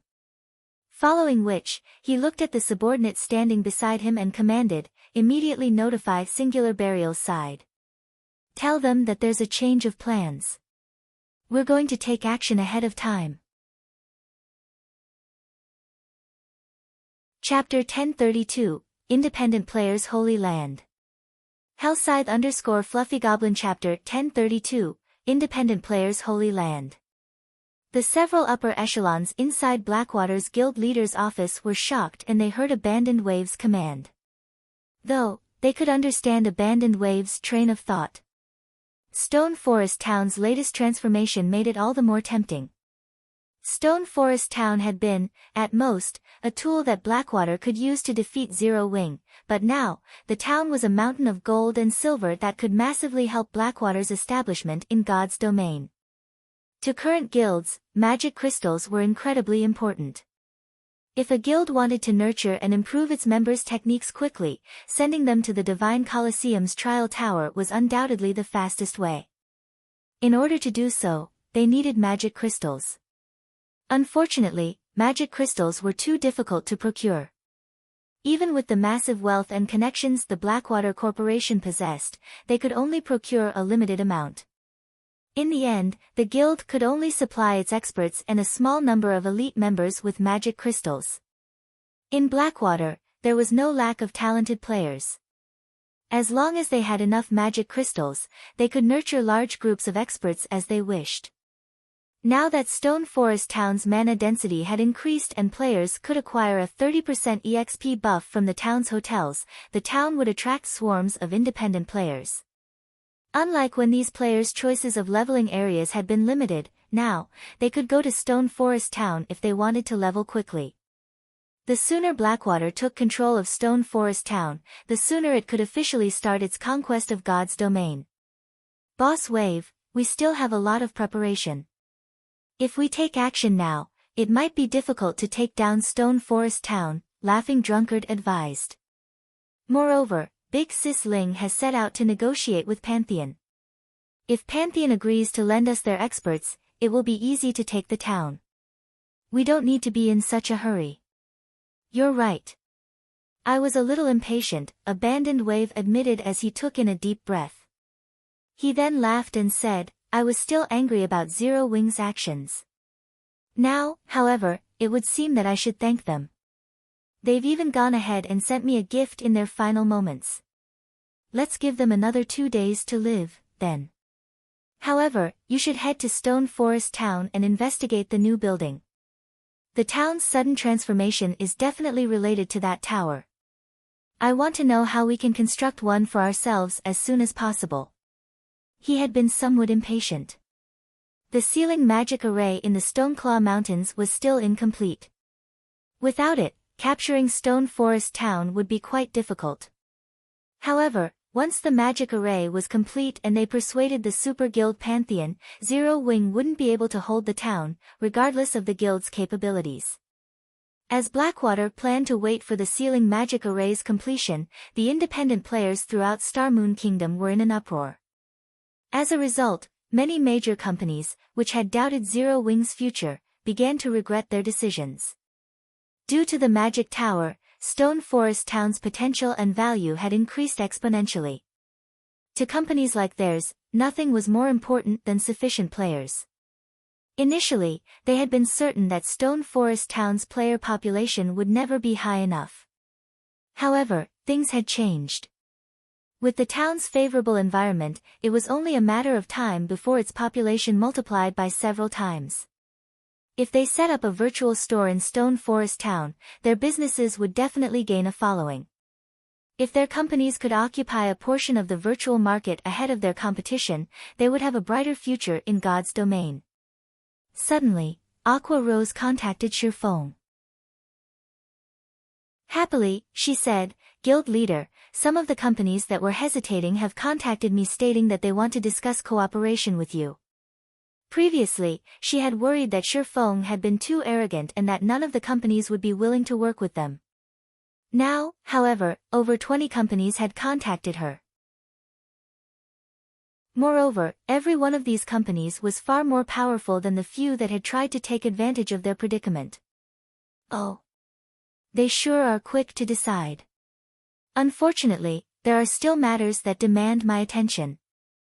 Arrange a meeting with them for 4 hours from now in White River City's Candlelight trading firm, Shirfong instructed her after some thought. It had been quite some time since Blackwater had annexed Ouroboros. This should be the best time to purchase the guild's training center. If he waited any longer, something unexpected might happen. Previously, he had learned a lot about the training center from Gentle Snow. He had to admit that Ouroboros was indeed a veteran first-rate guild. The fact that the guild had dominated multiple virtual reality games over the years was not without reason. Its training center alone was impressive. Not only was the training center fully equipped with everything a guild needed to nurture expert players, but it was also larger than the Big Dipper training center. Moreover, the training center had been built in the downtown area of a first-tier city with an extremely large population. Every inch of that real estate was probably worth its weight in gold. If not for Gentle Snow holding a considerable amount of the training center's shares, which allowed her to mark down the price, he wouldn't have been able to get his hands on it, even if he paid double. Ah, right. Guild leader, one more thing. It seems Phoenix Rain has gotten wind of this and wishes to join the discussion as well. Should we invite her? Aqua Rose asked. Phoenix Rain? Shifeng was slightly surprised. He then said, all right, call her. Phoenix Rain was a pavilion master in the Dragon Phoenix Pavilion. She should have considerable status in the real world, too. The fact that Phoenix Rain had qualified to send a battle team into the Dark Arena showed that the power backing her was extraordinary. She clearly had her own, abundant wealth. Her interest in these negotiations was nothing but good news for Shifeng. Elsewhere, a 50-man team fought a pack of level 45 grassland ice wolves in a grassy field. There were over 200 of these elite-ranked ice wolves with a level 45 chieftain leading the pack. However, this group gradually exterminated these elite monsters like a well-oiled machine. Even against a level 45 chieftain, the leading level 40 guardian knight tanked the boss by himself. Boss, I heard that we can get a 4-hour 30% EXP bonus buff by resting in Stone Forest Town. Should our Snowfall team head there? Stone Forest Town is very close to the Stoneclaw Mountains. With the 30% EXP buff, we'll level faster in the dungeon than out here in the field. We can reach level 40 sooner than planned. Moreover, with our adventurer team's strength, grinding monsters in the dungeon's inner area shouldn't be a problem. We'd be better off going to the Stoneclaw Mountains than the Undead Gorge. That's right, leader. Snowfall is one of Star Moon Kingdom's top adventurer teams. If we let the newer adventurer teams catch up to us, we'll become a laughingstock. Alright, Snowfall will continue our development in Stone Forest Town, then. After the news about Stone Forest Town spread, the various powerful adventurer teams across Star Moon Kingdom began to make their way towards the Stoneclaw Mountains. For a time, Stone Forest Town became a hub of the various adventurer teams. As the various adventurer teams and independent players headed towards Stone Forest Town, Shifeng finished the town's battle arena in the center of town. The building already took up as much space as Zero Wing's residence, its 5-story height casting a shadow over the residence. One could say that it was the most majestic building in Stone Forest Town. Chapter 1033, Rise of Stone Forest Town. Hellscythe_FluffyGoblin Chapter 1033, Rise of Stone Forest Town. Shifeng was satisfied with the finished battle arena.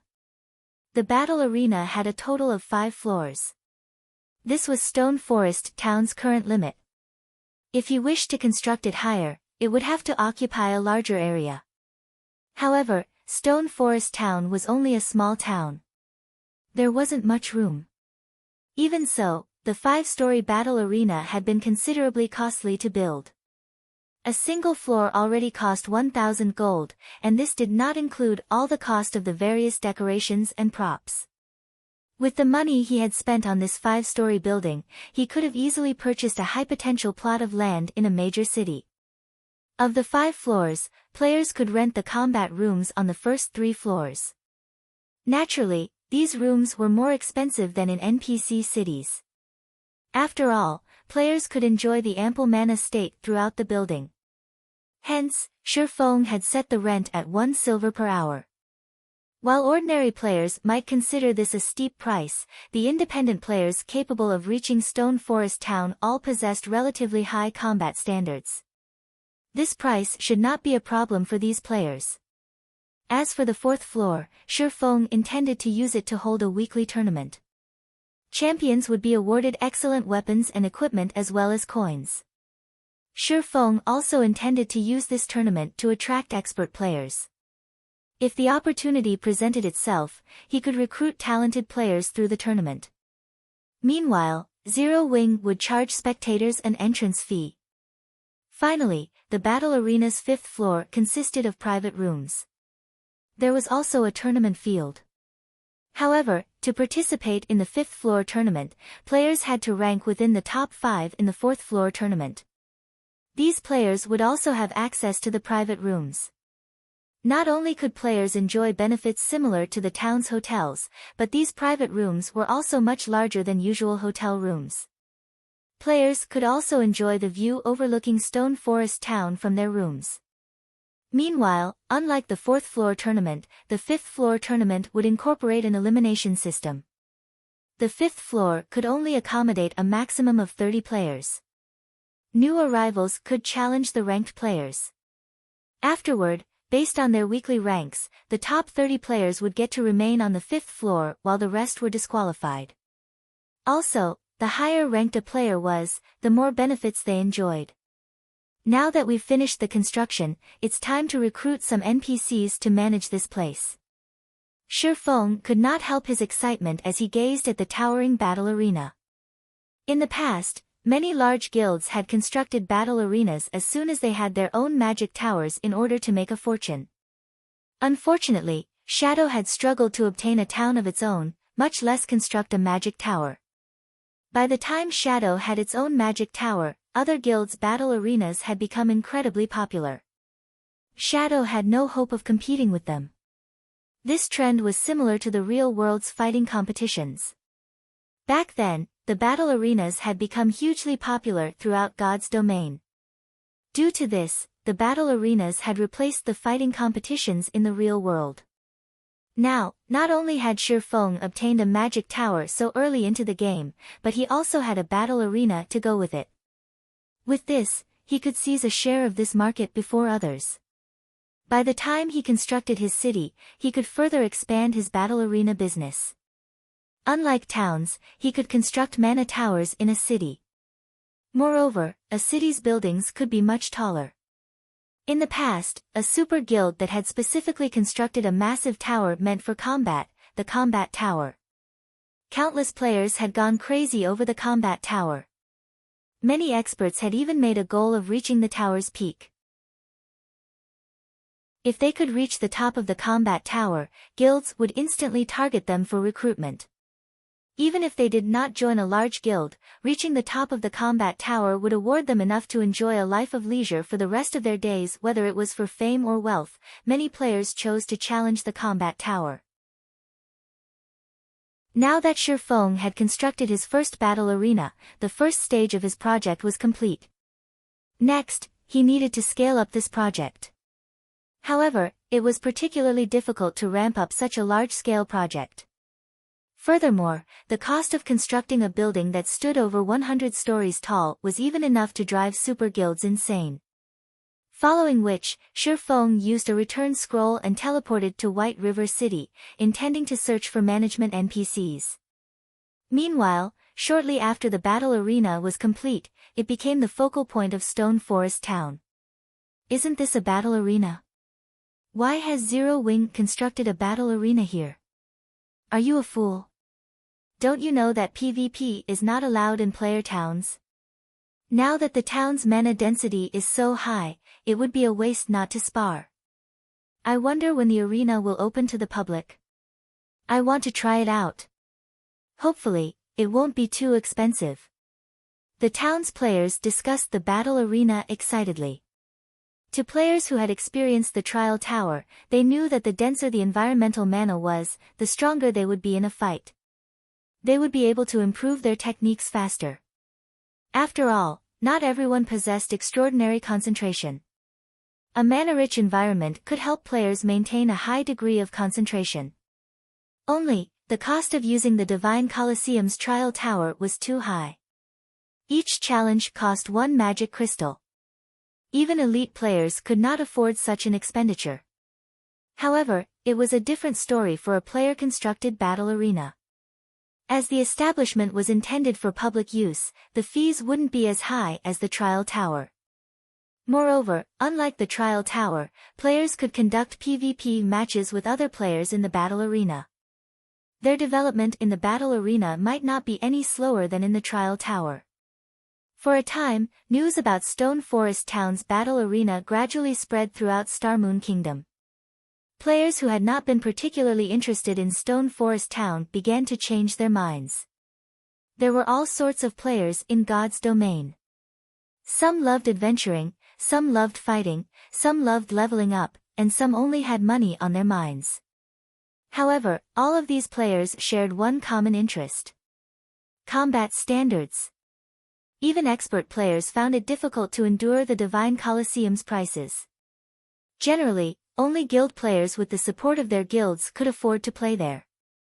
As for NPC cities' underground arenas, while one could gain some combat experience from fighting there, fighting for long periods would easily cause one to lose focus. When that happened, players needed to take a break and rest. The ample mana state just so happened to make up for this flaw. There is no stopping Zero Wing now. How great would it be if I were a member of Zero Wing?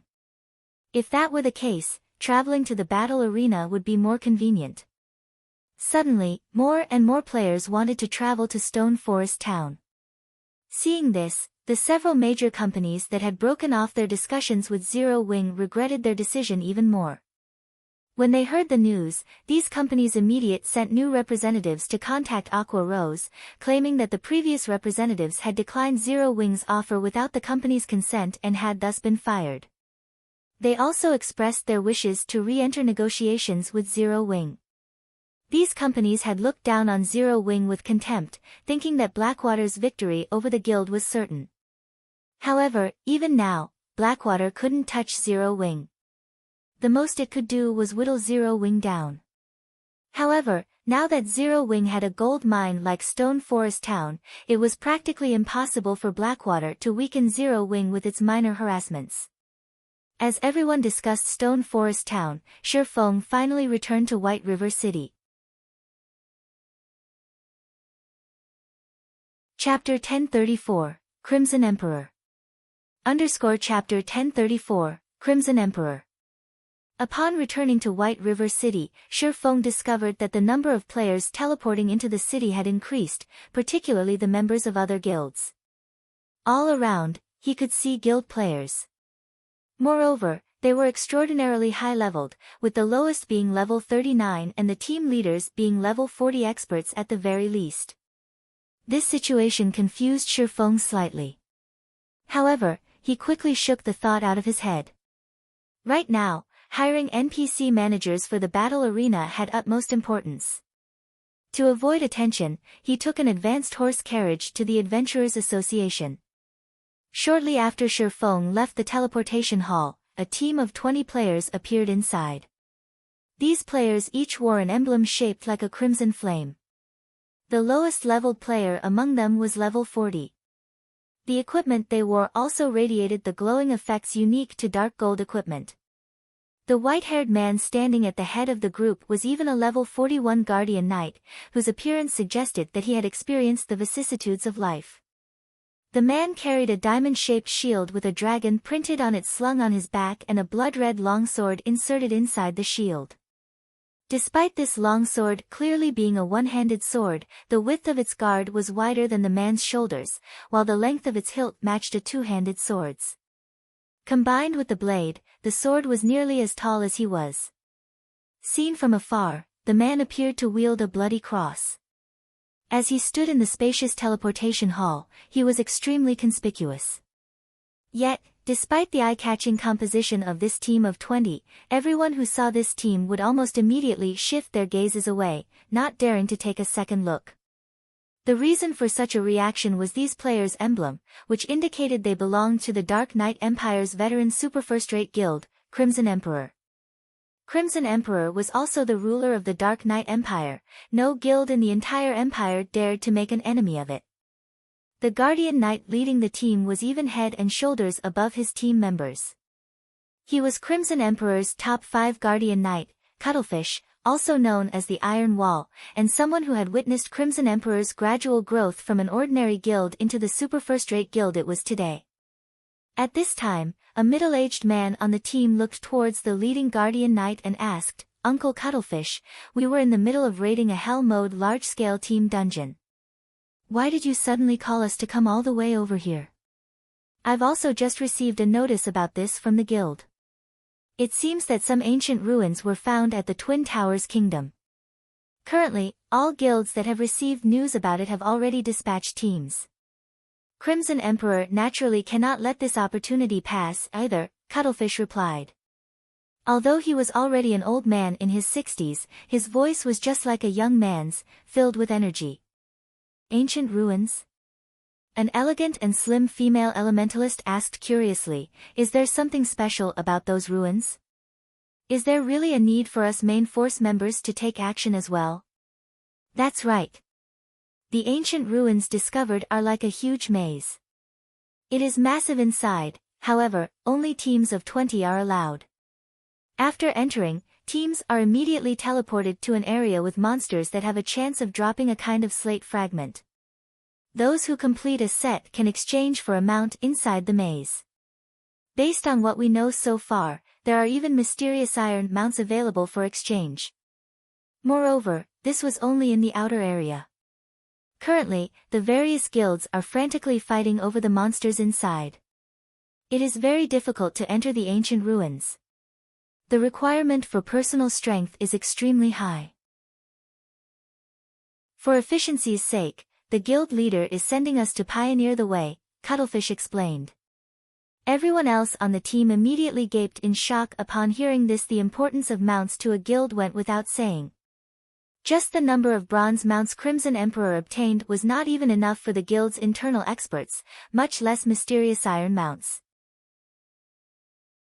Yet, now, they could obtain mysterious iron mounts just by grinding in the outer area of some ancient ruins. Naturally, the upper echelons would freak out over this opportunity. However, before we head to the ruins, we need to establish a stronghold in White River City. So, Poisoned, you'll be responsible for visiting Zero Wing's residents and negotiating with them. Based on our investigations, Zero Wing has purchased the several plots of land around the teleportation house. Tell them that Crimson Emperor is interested in purchasing one. As for everyone else, split up and purchase some potions and scrolls, Cuttlefish instructed. Uncle Cuttlefish, Zero Wing is just an upstart guild. Is there a need for Poison to make a special trip there? We are Crimson Emperor. If we want to buy a worthless plot of land, won't it be a done deal so long as we say the word? A level 40 assassin asked in a somewhat displeased tone. Crimson Emperor was a veteran super first-rate guild. Nobody in the virtual gaming world did not know about it. The various guilds in the Dark Knight Empire also feared it greatly. Now, their guilds simply wanted to purchase a worthless plot of land, yet they, members of Crimson Emperor's main force, were actually sent to handle the negotiations. This was making a mountain out of a molehill. If things could really be settled with just a word, I wouldn't have Poisoned head over either. Cuttlefish could not help but smile bitterly. Alright, enough. Poisoned, you head over and negotiate with Zero Wing. Make sure to pay attention to your attitude when negotiating with them. If they really won't sell, then there's no need to force the matter. God's Domain is unlike any other virtual reality game that has existed in the past. I believe that you guys have felt it as well. The waters in this game are much deeper than they appear to be. There is naturally a reason for Zero Wing being able to become Star Moon Kingdom's #1 guild. The female elementalist named Poisoned Wine silently nodded her head. Inwardly, though, she, too, felt that Cuttlefish was making too much of Zero Wing. Inside the Adventurers Association, Shifeng directly switched to his Spirit Slayer title and walked up to the front counter. Upon seeing Shifeng, the blonde receptionist with green eyes immediately received him with great respect. Lord Spirit Slayer, how may I be of service to you today? The NPC receptionist asked respectfully. I wish to hire some advanced managers, Shifeng replied. Alright, then. Please follow me to the VIP room on the second floor. We'll bring the related documents over to you right away. The NPC receptionist bowed before leading Shifeng up to the second floor. This scene immediately stupefied the players who had come to the establishment to receive quests. Who is that person? He actually got the receptionist beauty to escort him. Even a viscount of the city doesn't get to enjoy such treatment. That person is surely a top-tier expert. It would be great if I could get to know him. The players inside the main hall watched Shifeng enviously as he walked upstairs. Shortly after Shi Feng arrived at the VIP room on the second floor, the NPC receptionist handed a file to him. The 4-star treatment really is fantastic.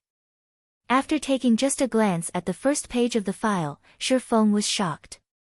In God's domain, players who wanted to hire advanced NPCs could do so only through the Adventurers Association. However, there were differences between advanced NPCs, with some possessing higher intelligence and some lower. The higher the intelligence an NPC possessed, the more human-like they would be. NPC managers with higher intelligence would be able to manage their tasks more effectively. Some NPCs even possessed management skills that were superior to players. They were also more professional. Take Anna for example. Her intelligence was truly extreme. She could easily manage the entire Starstreak trading firm all by herself. However, NPC managers on Anna's level could be encountered only with luck. Shi Feng had chanced upon Anna due entirely to a quest. Normally, encountering such an NPC was impossible. Generally, NPCs with more than 50 wisdom could already serve as considerably good managers, while NPCs whose wisdom reached 60 points were quite remarkable already. As for NPCs with 70 wisdom, only Tier 2 mages could achieve that standard. In the past, among the managers Shi Feng had met, even the one with the highest wisdom had only 73 points in the attribute. Moreover, that NPC had already been considerably advanced in age. Even so, Shi Feng had been quite excited when he found that old man. Back then, the old man had been able to manage an auction house single-handedly with perfect order.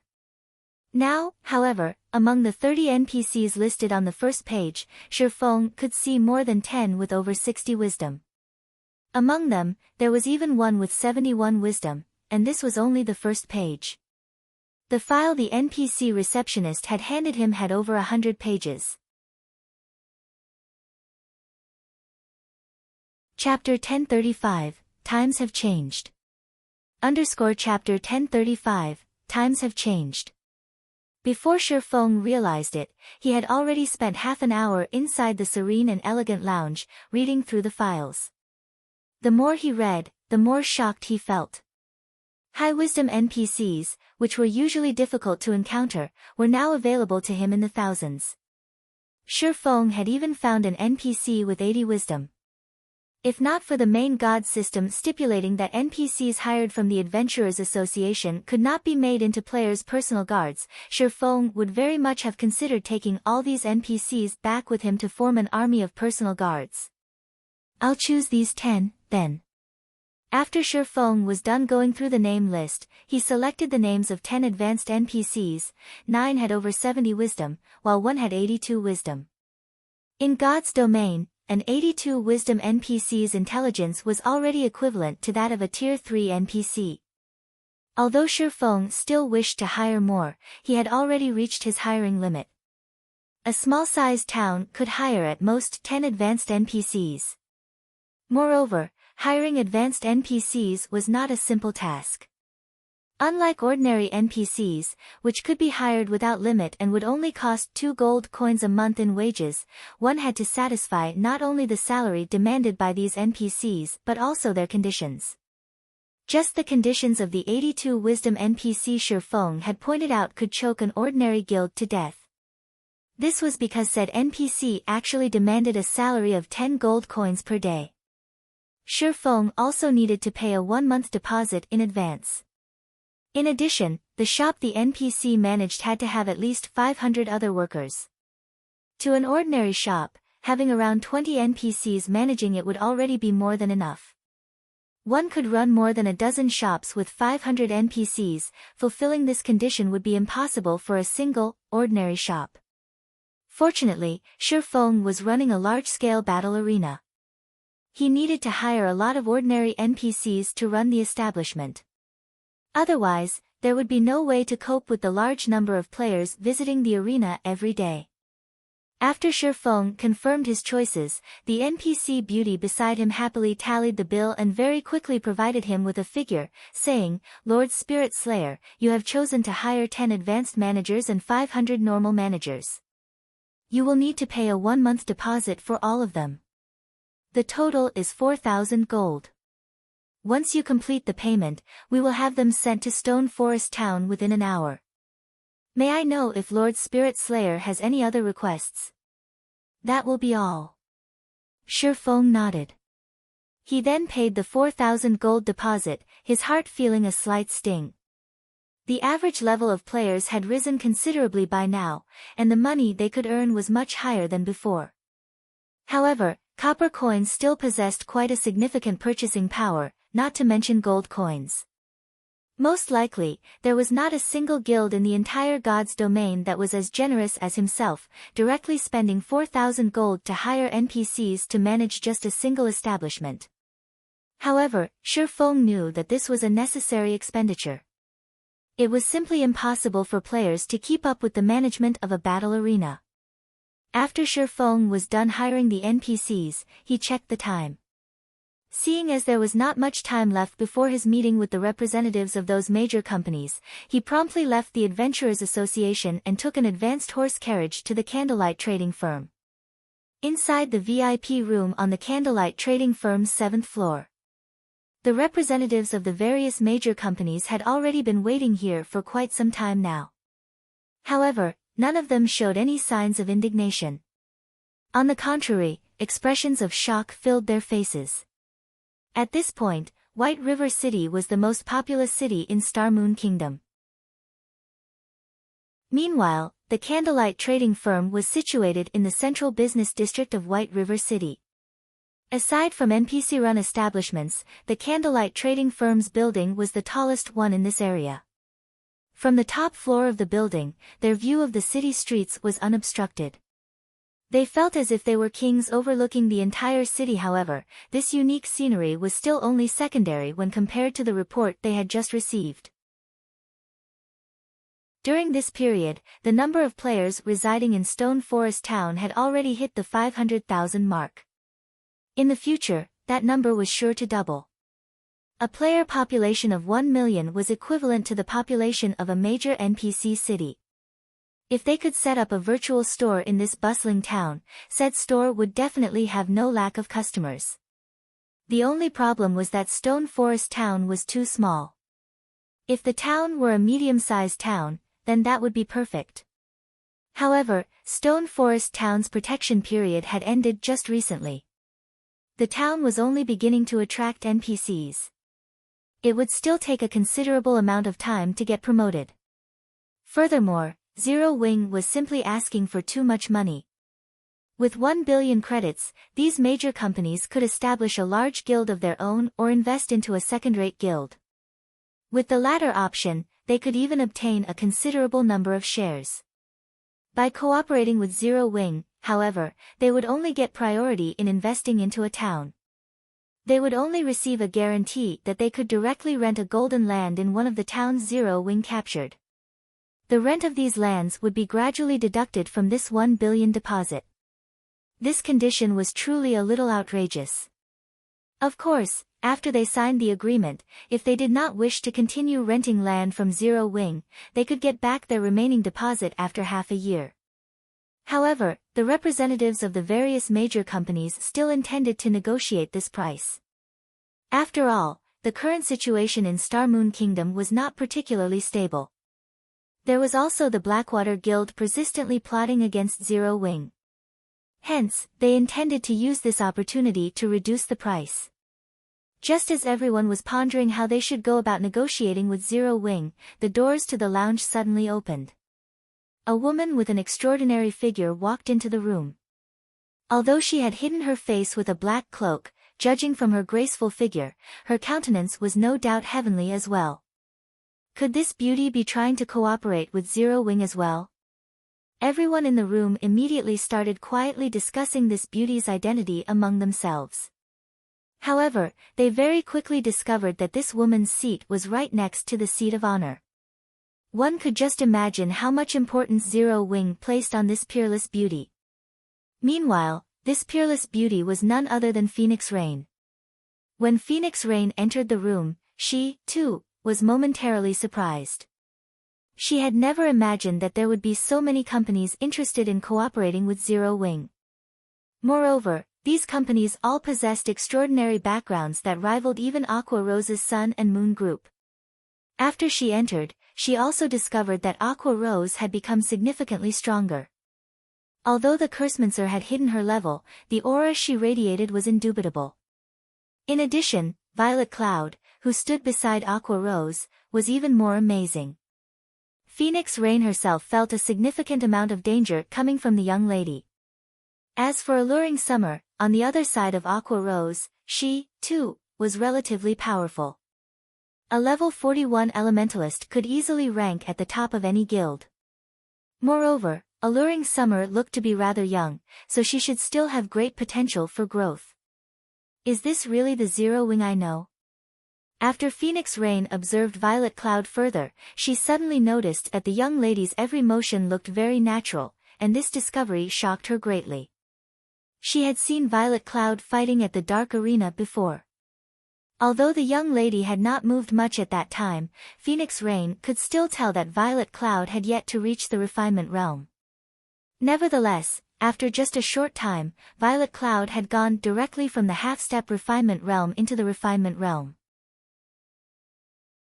Violet Cloud was clearly only a teenager, yet she had actually managed to reach the refinement realm at such a young age. If she were in the Dragon Phoenix Pavilion, she would definitely be considered one of the pavilion's top geniuses and nurtured heavily. After all, even a genius like Blue Phoenix had not reached the refinement realm at Violet Cloud's age. Shortly after Phoenix Rain took her seat, Shifeng entered through the doors. Hellscythe_Hellscythe_. Chapter 1036, Zero Wings Foundations. Chapter 1036, Zero Wings Foundations. As soon as Shifeng set foot inside the room, everyone there automatically shifted their gaze towards him. Currently, Shifeng had already disguised himself as Black Flame using the demon mask. At this moment, he was dressed in pitch-black armor and wore a black cloak. Two dazzling, blood-red swords hung from his waist, glowing a faint red. The aura his body radiated resembled that of an unsheathed sword, sharp and dangerous. The feeling he gave off was as if it wasn't a human walking into the room but a demon that had just escaped the abyss. The atmosphere in the lounge instantly grew heavy upon his appearance. When Shifeng's gaze swept over the representatives of the various major companies, they instinctively lowered their heads, due to the mental oppression they felt, none of them daring to make eye contact. He's Zero Wings Guild leader, Black Flame. Isn't he a little too strong? Alluring Summer could not help but gasp upon seeing Shifeng. He's practically a monster. Haven't I already told you this before? Our guild leader is very strong, Aqua Rose said somewhat pridefully. As long as you develop yourself in Zero Wing, it is only a matter of time before you achieve that dream of yours. At this moment, Phoenix Rain's eyes had also widened in shock as she looked at Shifeng slowly walking over to her. Just how much has he improved again? During her last encounter with Shifeng, the latter only gave her the feeling of a sheathed sword. Now, however, his aura was entirely different. It was utterly overpowering, impressing on others the presence of a steamroller. Rather than calling him a player, he was practically a humanoid lord. Shifeng did not pay much attention to Phoenix Rain's shocked reaction.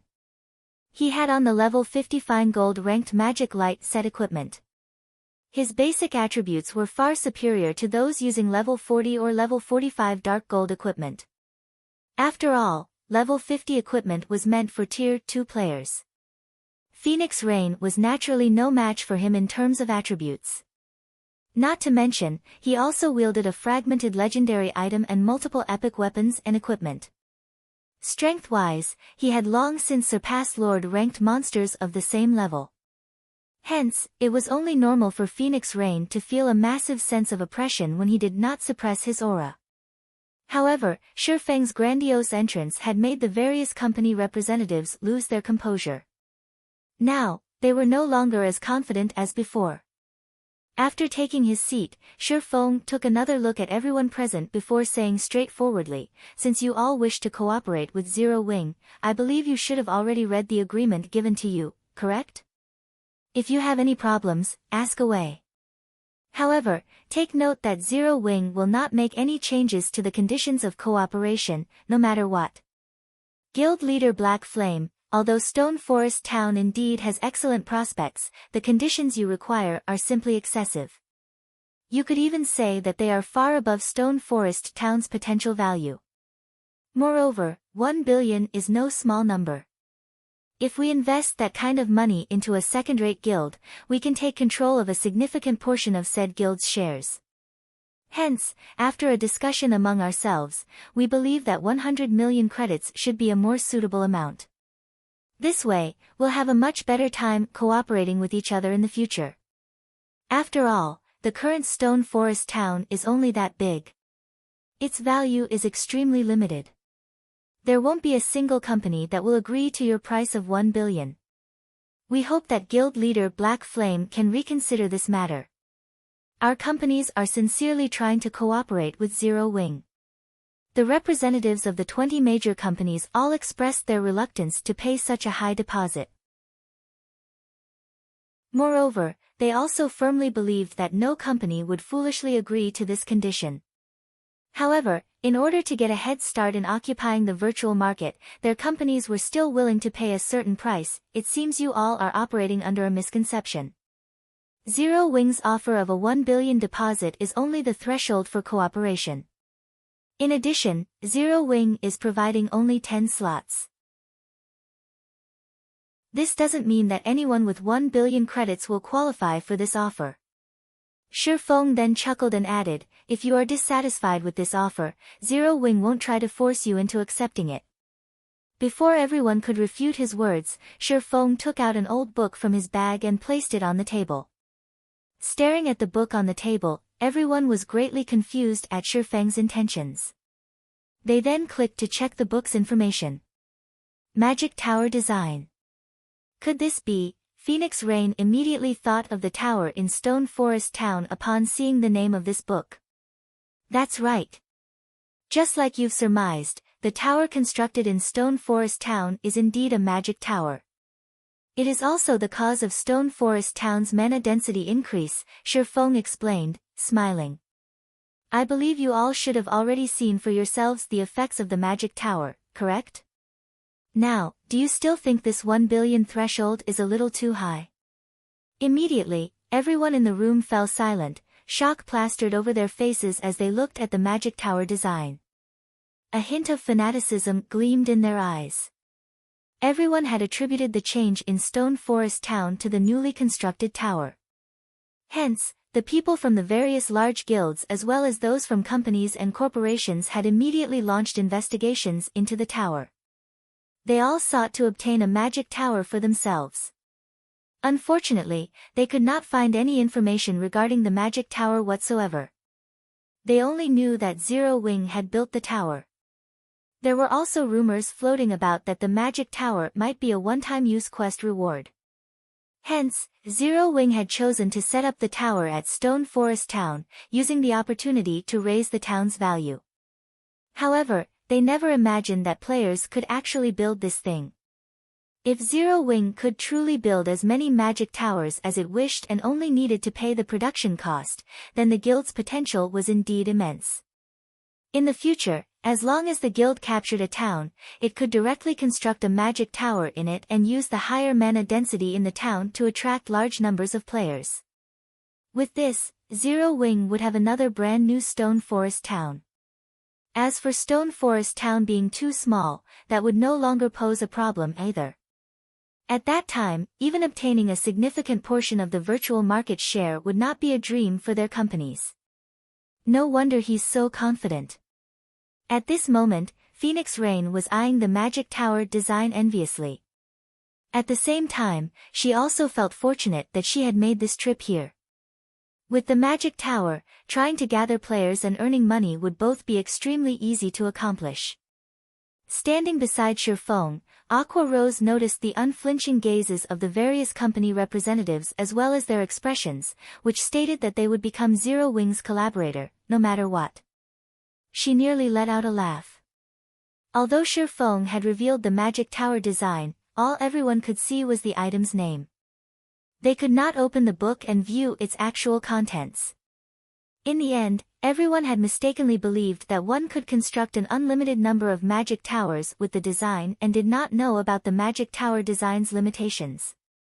Of course, this could not be considered as Zero Wing being deceitful. This was simply a beautiful misunderstanding.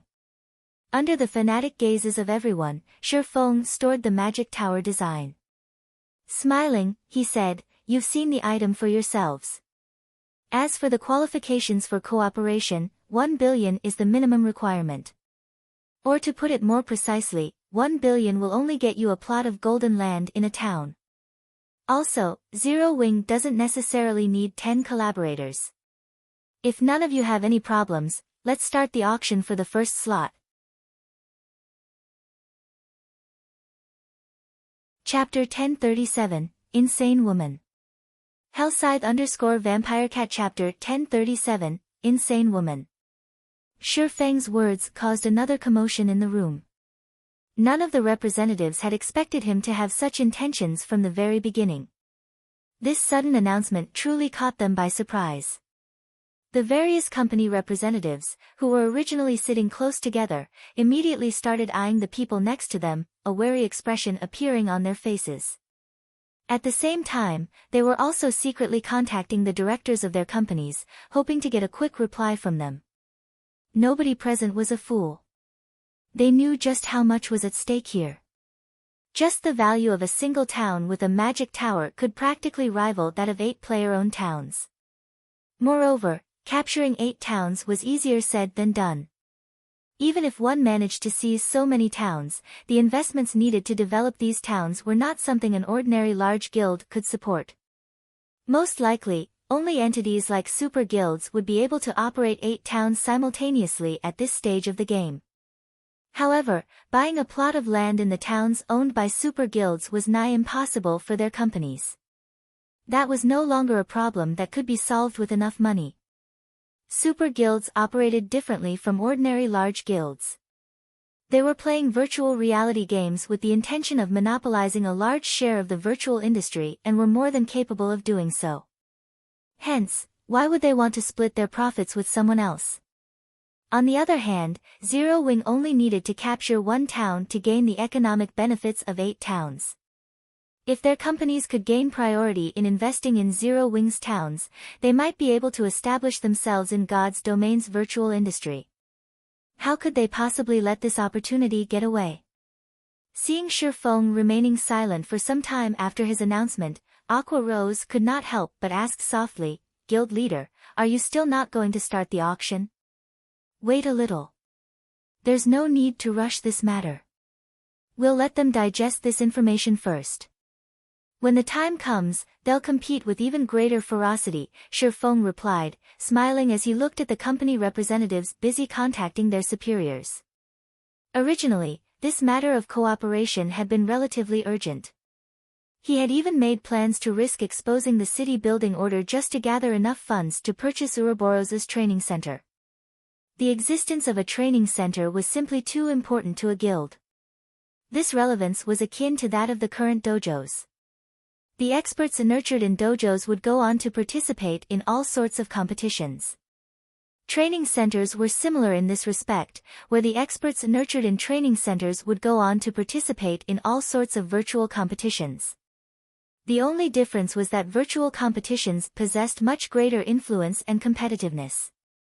Moreover, if Shifeng had his own training center, he could do things much more conveniently. He would have less to worry about in other matters. Most importantly, he could recruit and nurture members en masse rather than in limited numbers. He could also attract many more people to Zero Wing. This was also one of the reasons why super guilds would never have a lack of recruits each year. After all, nobody would wish to spend their entire life fighting for a half-dead guild that did not even have a proper workplace in the real world. Due to this reason, second, and third-rate guilds would often be a flash in the pan in the virtual gaming world, while first-rate guilds and above remained as steady as a mountain in the industry. After Shifeng waited for a short while, the various company representatives finally completed their tasks. They then turned to look at Shifeng, their eyes filled with appreciation for his patience.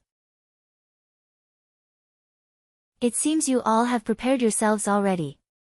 Let's begin, then, Shifeng said after getting silent confirmation from everyone present. The starting bid for the first cooperation spot is priced at 1 billion credits. Every increment must be no less than 10 million.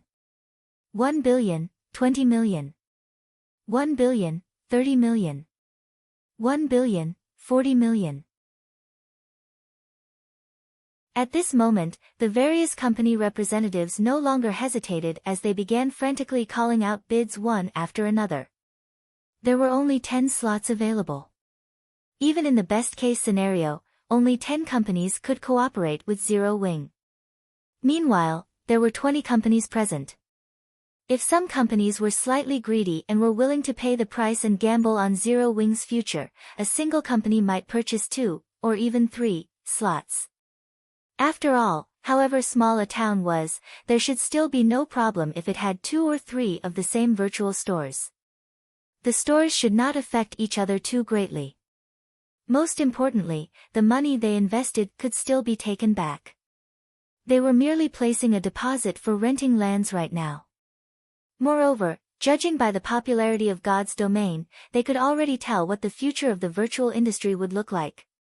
Most likely, it would be even more profitable than the real estate industry. Hence, the various companies intended to obtain as many cooperation slots as they could right now. Very quickly, the first cooperation slot's price had risen to 1,200 million. Moreover, the bidders still showed no signs of stopping. Aqua, your guild leader is simply too good at doing business. He's practically robbing them at this point, Alluring Summer said, smacking her lips. This was not her first time seeing such large transactions taking place. After all, just the construction of a single 5-star hotel in the real world cost nearly 10 billion credits. It was even more expensive for 6- and 7-star hotels. However, this was definitely her first time seeing a virtual store selling for such a high price. This is nothing. Those who want to cooperate with us in the future will have to pay an even higher price, Aqua Rose said, unfazed by this situation. Although the towns in God's domain were good, they were a far cry from being comparable to a city, particularly the first player-owned city in God's domain. If not for the fact that they could not publicize the matter of the city building order yet, these companies wouldn't even have the qualifications to negotiate with Zero Wing. During the brief moment Aqua Rose was chatting with Alluring Summer, the price for the cooperation slot had hit 1,300 million. However, as the bids continued increasing and were approaching 1,500 million, the number of people calling out offers started dwindling. At this moment, a clear voice resounded throughout the lounge. 2 billion. Everyone instantly turned to look at the bidder in shock. This person was none other than Phoenix Rain. This woman has lost her mind. She actually bid 2 billion. Who is she? Everyone was stunned by Phoenix Rain's bid. Although they also had that kind of money, the more they could save, the better. Is there anyone willing to place a higher bid? Shifeng asked for confirmation as he swept a glance at everyone present. He was not particularly surprised by Phoenix Rain's bid. After all, she was someone capable of obtaining a battle team slot for the Dark Arena. How could her origins be ordinary? After Shifeng sought confirmation 3 times, he sent the first official contract to Phoenix Rain. Afterwards, she simply needed to place her signature on it. When all the representatives present laid eyes on the contract, envy surfaced on their faces. They then made preparations to bid for the second contract. However, as soon as Shifeng announced the bid for the second contract, Phoenix Rain again said softly, 2 billion. Silence fell once more. The representatives all felt hatred and frustration towards Phoenix Rain's actions. What the hell is with this woman? She is simply insane. There are 10 slots available. I refuse to believe she can take down a third one. Everyone initially thought that Phoenix Rain would hit her limit after purchasing a single slot for 2 billion. They never imagined that she would repeat her feat. However, in their opinion, Phoenix Rain should have run through the funds she had on hand after spending 4 billion. She should no longer be a threat in the following bids. Unfortunately, reality proved to be far crueler than these representatives thought. Without the slightest hesitation, Phoenix Rain bought 7 slots in succession, each for 2 billion credits. Her actions thoroughly frightened all the company representatives. They even started to suspect that Phoenix Rain was merely putting on an act for Zero Wing right now.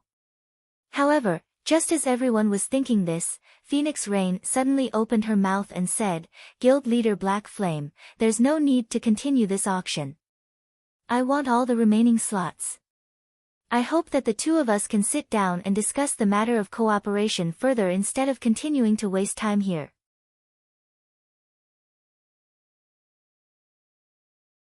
Chapter 1038, Town of Beginnings. Hellscythe_Vampirecat Chapter 1038, Town of Beginnings. Although Phoenix Rain did not speak loudly, everyone was still dumbfounded by her words. As for the matter of Phoenix Rain being Zero Wing's puppet, they had long since flung that idea out of their minds. Is this the background of a super first-rate guild? Aqua Rose was greatly shocked as she looked at Phoenix Rain's calm and composed demeanor. Although she had known that a very wide gap separated first-rate guilds and super first-rate guilds in terms of overall strength, number of experts, and financial strength, she never imagined that the disparity was this massive. Phoenix Rain was actually capable of purchasing all 10 slots as if she was shopping for vegetables at the market.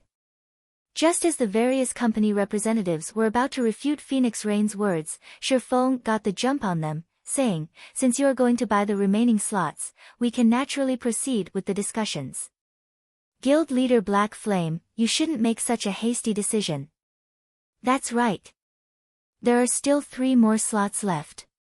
How would you know if we can't outcompete this lady?" The other companies immediately grew anxious. Previously, they had intended to wait until Phoenix Rain had exhausted her funds in order to purchase a slot for themselves as cheaply as possible. They never expected something like this to happen halfway through the auction. "I can choose to give up if any of you can offer more than 4 billion for any of the 3 remaining slots," Phoenix Rain said. The entire venue fell silent once more. The various company representatives all gnashed their teeth in anger as they looked at Phoenix Rain. They could not help but admit that Phoenix Rain was simply too accurate in her calculations. Although the various companies present were willing to pay a huge price to cooperate with Zero Wing, a 4 billion deposit was beyond their budget. Moreover, nobody could tell what kind of future awaited Zero Wing. If things went sour, all that money would be frozen for half a year. It was too great a risk altogether. A lunatic. This woman really is a lunatic. If the Blackwater Guild topples Zero Wing, I'd like to see just how she salvages the situation. At this point, the only thing the various company representatives could do was stand up and leave in a huff. As for Shifeng, he was inwardly ecstatic. He had never imagined that Phoenix Rain was actually this wealthy. With this, Ouroboros's training center was practically in the bag. He could even start the second phase of his plan, which was the construction in other cities of training centers that were open to the public, in the hopes of attracting players to go there and improve themselves. With this, he could earn money and recruit more newcomers with great potential into his guild. This was a business model that many major guilds adopted in the later stages of God's domain. This method had uncovered many top-tier experts in the past. Among them, the most famous one would be the Tier 6 Berserker god, Half Madness. Initially, Half Madness had only been an unknown, ordinary player. However, one day, he went to a training center run by the Super Guild Battle Wolves to play around, and the instructors there discovered that he had great potential. In the end, Battle Wolves recruited him, and everything else was history. His strength improved rapidly by leaps and bounds, and he eventually became one of Battle Wolves' mainstays. If Zero Wing could construct such God's domain training centers in various major cities in the real world early on, it could snatch some high potential players for itself rather than let super guilds monopolize all the good stuff. Guild leader Black Flame, I've already signed the contracts. Now that all the outsiders are gone, isn't it about time we discuss the matter of cooperation? Phoenix Rain asked, smiling as she looked at Shifeng truthfully. She had not expected to spend so much money on this visit. Originally, she had only thought that Stone Forest Town had potential for development and was planning to invest in the town. Doing so would also help the Dragon Phoenix Pavilion establish a foundation in the local industry. However, the Magic Tower was frankly too tempting. Hence, she had invested practically all the funds she had on hand right now into Zero Wing. As the manager of a guild, she knew full well just how difficult it was to develop a town. Currently, the Dragon Phoenix Pavilion controlled 5 towns in total. However, none of them were particularly attractive to players. At best, players used them as a rest stop or a temporary base to save up on travel time to high-level maps. Once the protection period of these towns ended, their expenditures would definitely increase. At that time, not to mention making a profit, it would be great if the towns did not incur a deficit. If one were to compare economic benefits, all 5 of the towns combined did not even equal 1/10 of Stone Forest Town. However, if these towns also had a magic tower, players would no longer treat them as just a simple rest stop. Instead, the towns would become a mecca for players who wanted to improve their strength. Seeing as Phoenix Pavilion Master has spent so much money, I believe that your goal isn't just gaining priority in investing in Zero Wing's towns. Instead, it should be the Magic Tower, correct? Shifeng said. That's right. I am indeed doing this for the Magic Tower. As long as you can construct a magic tower in a town I manage, I can give you 40% of the town's profits. How about it? Phoenix Rain said and nodded, her words replete with temptation. The Dragon Phoenix Pavilion was a super first-rate guild. Be it the ability to capture a town or to develop one, there was no comparison. Meanwhile, Shifeng only needed to construct a single magic tower in order to receive 40% of one town's profits. This offer would tempt anyone. I want 50%. I will also help you construct only one magic tower. Moreover, the location of the town you choose must not be in any of Star Moon Kingdom's neighboring countries, Shifeng said after giving the matter some thought. He could build only 4 more magic towers right now. Meanwhile, he needed at least 3 to protect a city. Hence, the most he could spare was 1 magic tower. If possible, he was more than willing to construct a few more towers for Phoenix Rain. After all, that was free money they were talking about. Moreover, the magic tower design was not unique. It was only a matter of time before other players obtained the design for it. Once the various guilds all possessed the design, the tower would no longer be valuable. Hence, he had to earn as much money off it as possible right now. As for nurturing competitors, this was simply an unnecessary worry. God's domain was just too massive. There were also countless people playing the game. On the other hand, how many players could a single town possibly contain, or even a single city? If he kept the magic tower for himself, the most he could use it for right now was as a decoration. Rather than do so, it would be much better if he converted the tower into sustained revenue. Moreover, it was much harder to operate a city than a town. The current Zero Wing would barely be able to afford the manpower and resources required. This was also the reason why he was mass recruiting members. Once he built his city, he would not have any energy to spare for managing any additional towns. Alright, then. However, I have another condition. You need to get it done within 3 days. Previously, Phoenix Rain still wanted to renegotiate. However, seeing Shifeng's determined demeanor, she knew that that was not going to happen. However, at the very least, she had secured 1 magic tower for herself, achieving her initial goal. That won't be a problem. Send the town's coordinates to me. When the time comes, I'll send some people over to build it. Shi Feng did not mind this condition. Constructing a magic tower took only half a day. After which, he would have one more source of income.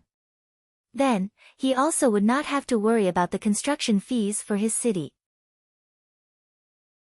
After the two of them signed a contract reflecting their agreement, Phoenix Rain sent a set of coordinates to Shi Feng. Savage Wildland, Town of Beginnings. What? You've actually discovered the Savage Wildland? Shi Feng was momentarily surprised upon seeing the coordinates.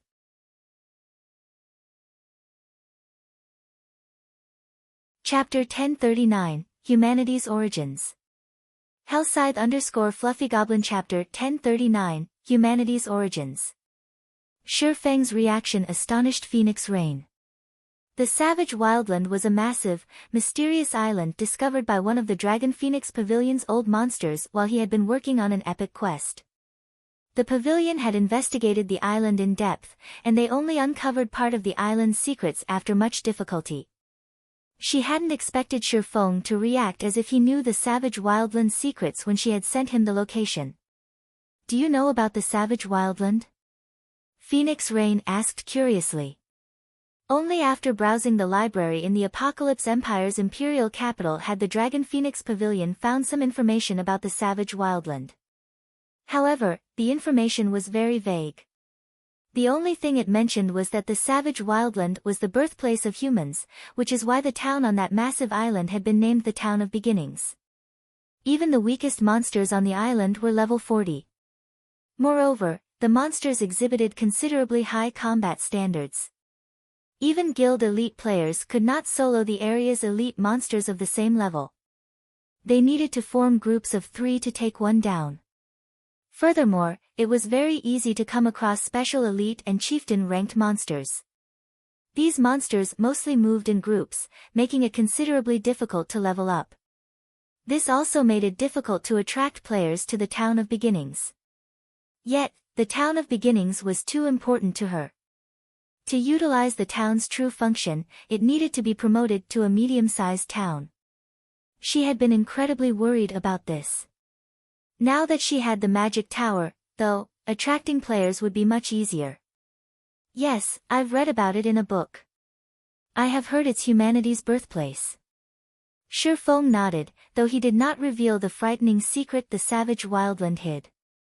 In the past, when the Savage Wildland had first appeared, it had not attracted any attention whatsoever. First, it was simply too difficult to level up there. Rather than relying on the monsters, one would be better off grinding the useless monsters in low-resource areas. Moreover, the Savage Wildland's monsters were quite stingy. How stingy? Even after killing over 100 monsters, they wouldn't drop garbage or a single material item. One could only obtain a handful of copper coins or cheap materials by killing chieftain-ranked monsters or above. As for obtaining weapons and equipment, that was a pipe dream. Yet, nobody had imagined that this stingy island was actually a transit point connecting to other worlds. In the island's deeper regions, one sometimes came across spatial cracks that allowed players to explore other worlds. These spatial cracks were like random dungeons. However, one had to be lucky to find one. Meanwhile, these spatial cracks were only one of the Savage Wildland's benefits. The true value of the Savage Wildland was the Otherworld transfer gate in the heart of the island. Players were only required to pay some magic crystals to utilize this gate. Unfortunately, players could only use the gate once per week. Due to this, a large number of players had swarmed the Savage Wildland in the past. However, back then, the Savage Wildland had already fallen under the Super Guild Pantheon's control. Anyone who wished to utilize the transfer gate had been required to pay an exorbitant fee. Despite the many other super guilds' complaints, none of them had been able to do anything about it as the Pantheon ruled over the Town of Beginnings. The other super guilds could only watch as Pantheon regulated the area and collected massive amounts of money. Hence, the fact that the Dragon Phoenix Pavilion had taken the Town of Beginnings had truly surprised Shi Feng. Initially, Shi Feng had thought of searching for the Savage Wildland in this life. However, activating the island had many conditions. He also did not know which conditions he would need to trigger. Hence, he had no choice but to leave the island alone for now. He had never expected this opportunity to present itself. An otherworld could effectively train players and help them improve their techniques. Clearing an otherworld also granted bountiful rewards. This was the reason why transfer tools to otherworlds were so precious and expensive. If he could take control of the transfer gate to an otherworld, it would undoubtedly provide a special training location for Zero Wings members. Guild leader Black Flame is quite knowledgeable. The pavilion has searched high and low for this information. If I had known earlier, I could have just asked you. Phoenix Rain could not help but sigh. She had mobilized all of the guild's power to learn about the savage wildland. Only after a 2-day search had they found anything. Phoenix Pavilion Master, you think too highly of me. I just like to read books about God's domain's history in my free time, Shifeng said, laughing. It seems I'll have to read about God's domain's history more often, then, Phoenix Rain replied, smiling. She felt that Shifeng's habit of reading books was a wise one, particularly books related to God's domain's history. If she did so as well, she might learn something that could come in handy in the future. Following which, Phoenix Rain said her goodbyes and returned to gather the funds she owed. As for Shifeng, he immediately notified Gentle Snow about purchasing Ouroboros's training center, having her make the necessary arrangements. After Shifeng finished assigning the necessary tasks, he secretly traveled to the teleportation hall, intending to make a trip to the Savage Wildland. The Savage Wildland wasn't currently valuable because the Town of Beginnings wasn't yet a medium-sized town. It couldn't yet activate its repellent magic array. The Savage Wildland's monsters were extremely concentrated. It was very difficult to reach the heart of the island. However, once the repellent magic array was active, the area's monsters would spread out. Generally, monsters in the Wildland's outer region ranged between level 40 and level 70, while the inner region had monsters ranging between level 70 and level 100. As for the island's core, monsters around level 100 to level 120 called it home. Moreover, due to the high concentration of monsters, players could only reach the island's heart after clearing the monsters in their way. However, once the repellent magic array activated, as long as players were careful, they could enter the island's inner region without trouble. There, players could randomly encounter spatial cracks that allowed them to enter other worlds to build their strength. Hence, once the Town of Beginnings became a medium-sized town, the town's popularity would experience a qualitative change. Despite the closest NPC town in the Apocalypse Empire being nearly 20 hours away from the Town of Beginnings, countless players still made the journey. Stone Forest Town was nothing in comparison. Now that Shifeng knew that the Savage Wildland was active, he couldn't let this opportunity get away. Others might not be able to reach the Savage Wildland's core, but he could. He had the 7 Luminaries ring. He could use space movement to travel directly there. Only, if he accidentally came across monsters over level 100 in the core region, it was highly likely that he would die. However, Shifeng was willing to take the risk. As long as he could set coordinates for a teleportation magic array in the core region, Zero Wings members could just teleport there in the future, easily entering an otherworld to improve their strength. With one otherworld transfer gate serving as Zero Wings training grounds, in addition to the special training in the training center, what guild could possibly compete with Zero Wings' development speed?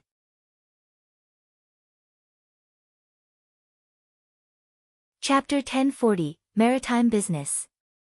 Hellscythe_FluffyGoblin Chapter 1040, Maritime Business. Starmoon City, Blackwater's Guild Residence. Currently, 3 people, 2 men and 1 woman, sat inside the guild leader's luxurious office. Among them, 1 man was Blackwater's guild leader, Abandoned Wave, while the woman was Chin Muyun, who had been tasked with managing Blackwater's affairs in the Black Dragon Empire. However, these 2 VIPs of the Blackwater Guild had their eyes locked on the man before them. The man wore a black cloak and had tightly wrapped bandages around most of his face, preventing others from seeing his appearance or level. Moreover, he felt as if he were an illusion, as if the man would vanish if one did not pay him careful attention. You're saying that Zero Wing can construct as many of those magic tower as they want? Abandoned Wave asked, his brows raised in suspicion. He found this information somewhat hard to believe. Everyone throughout Star Moon Kingdom had likely discovered how powerful the magic tower's effects were in Stone Forest Town. The magic tower was precisely the reason that players had overcrowded the town. When Abandoned Wave saw the number of players traveling to and from Stone Forest Town, he could not help his jealousy.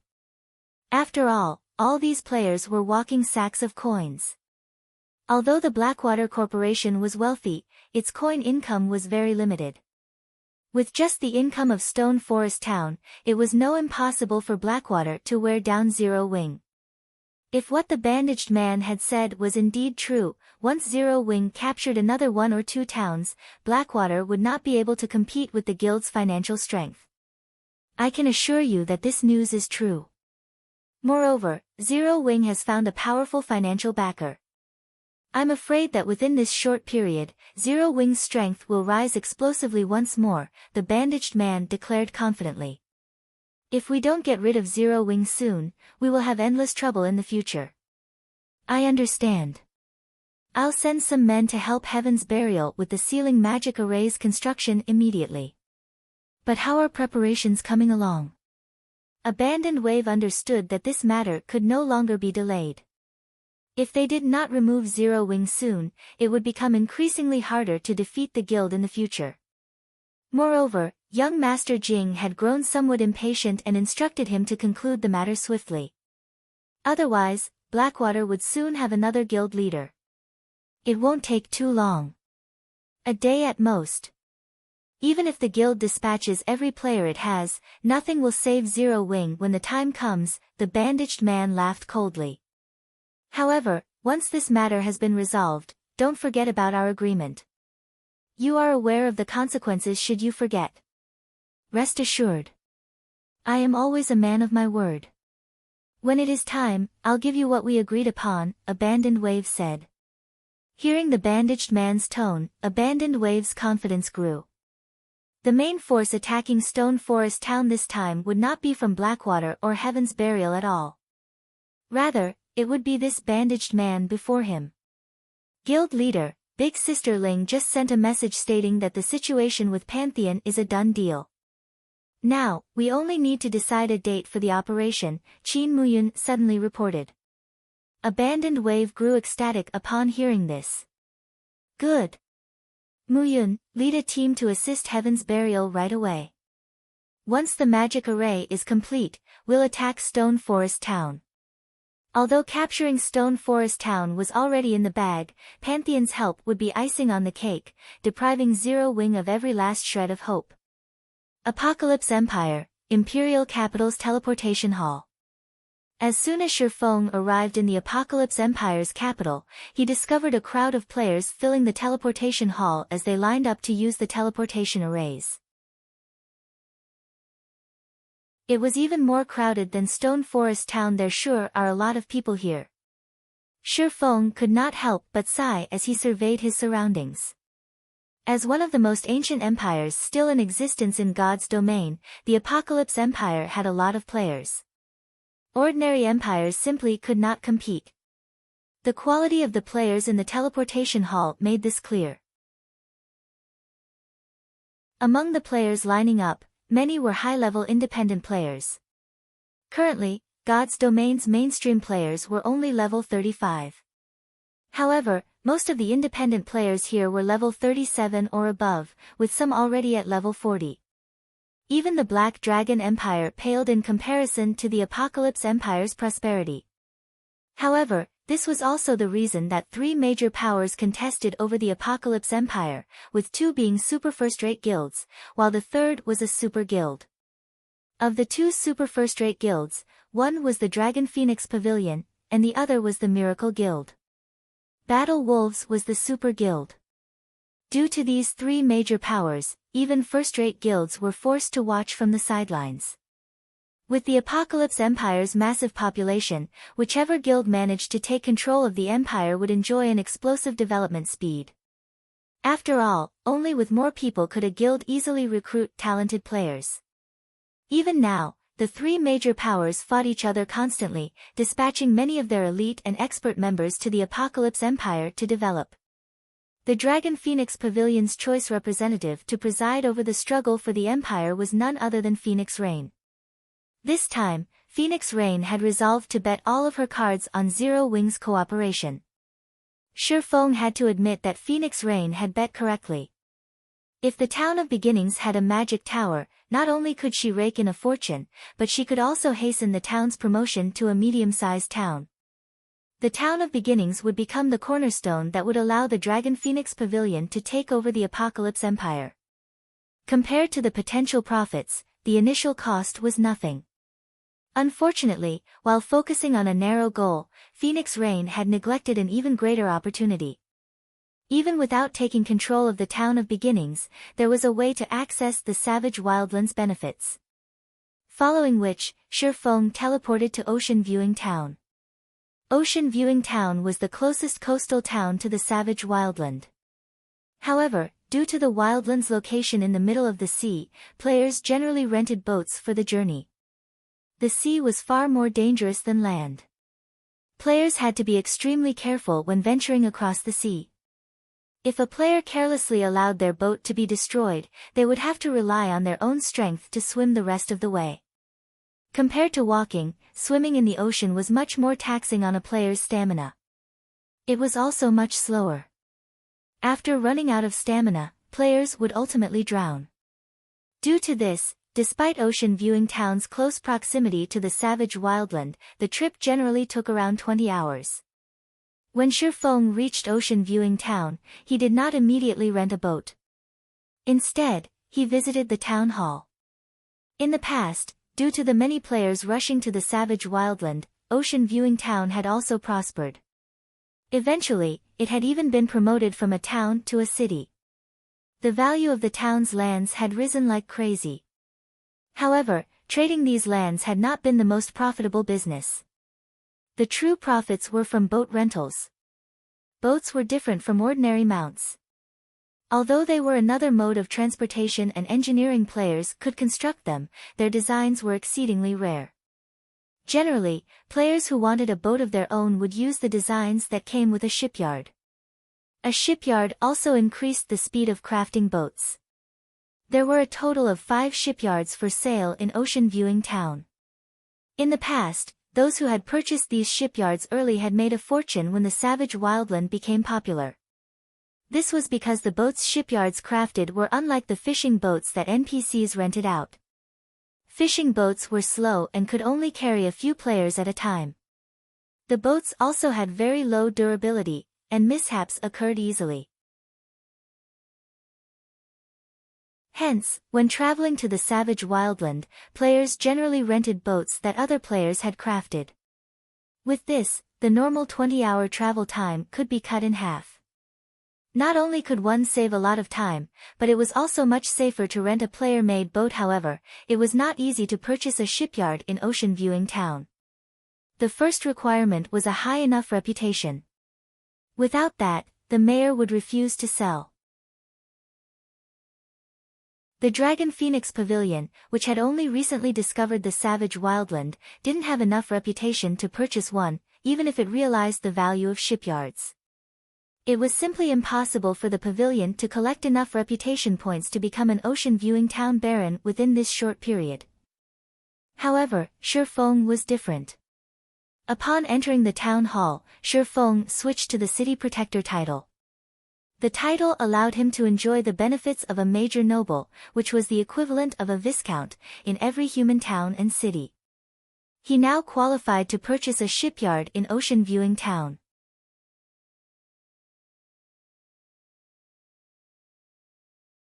Chapter 1041, Medium Shipyard. Hellscythe_Fluffygoblin Chapter 1041, Medium Shipyard.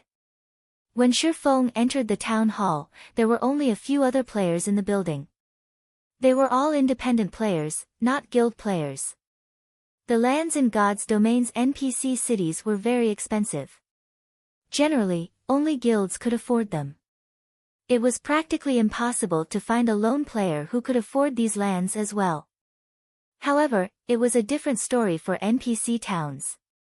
The lands here were many times cheaper. Take Ocean Viewing Town for example.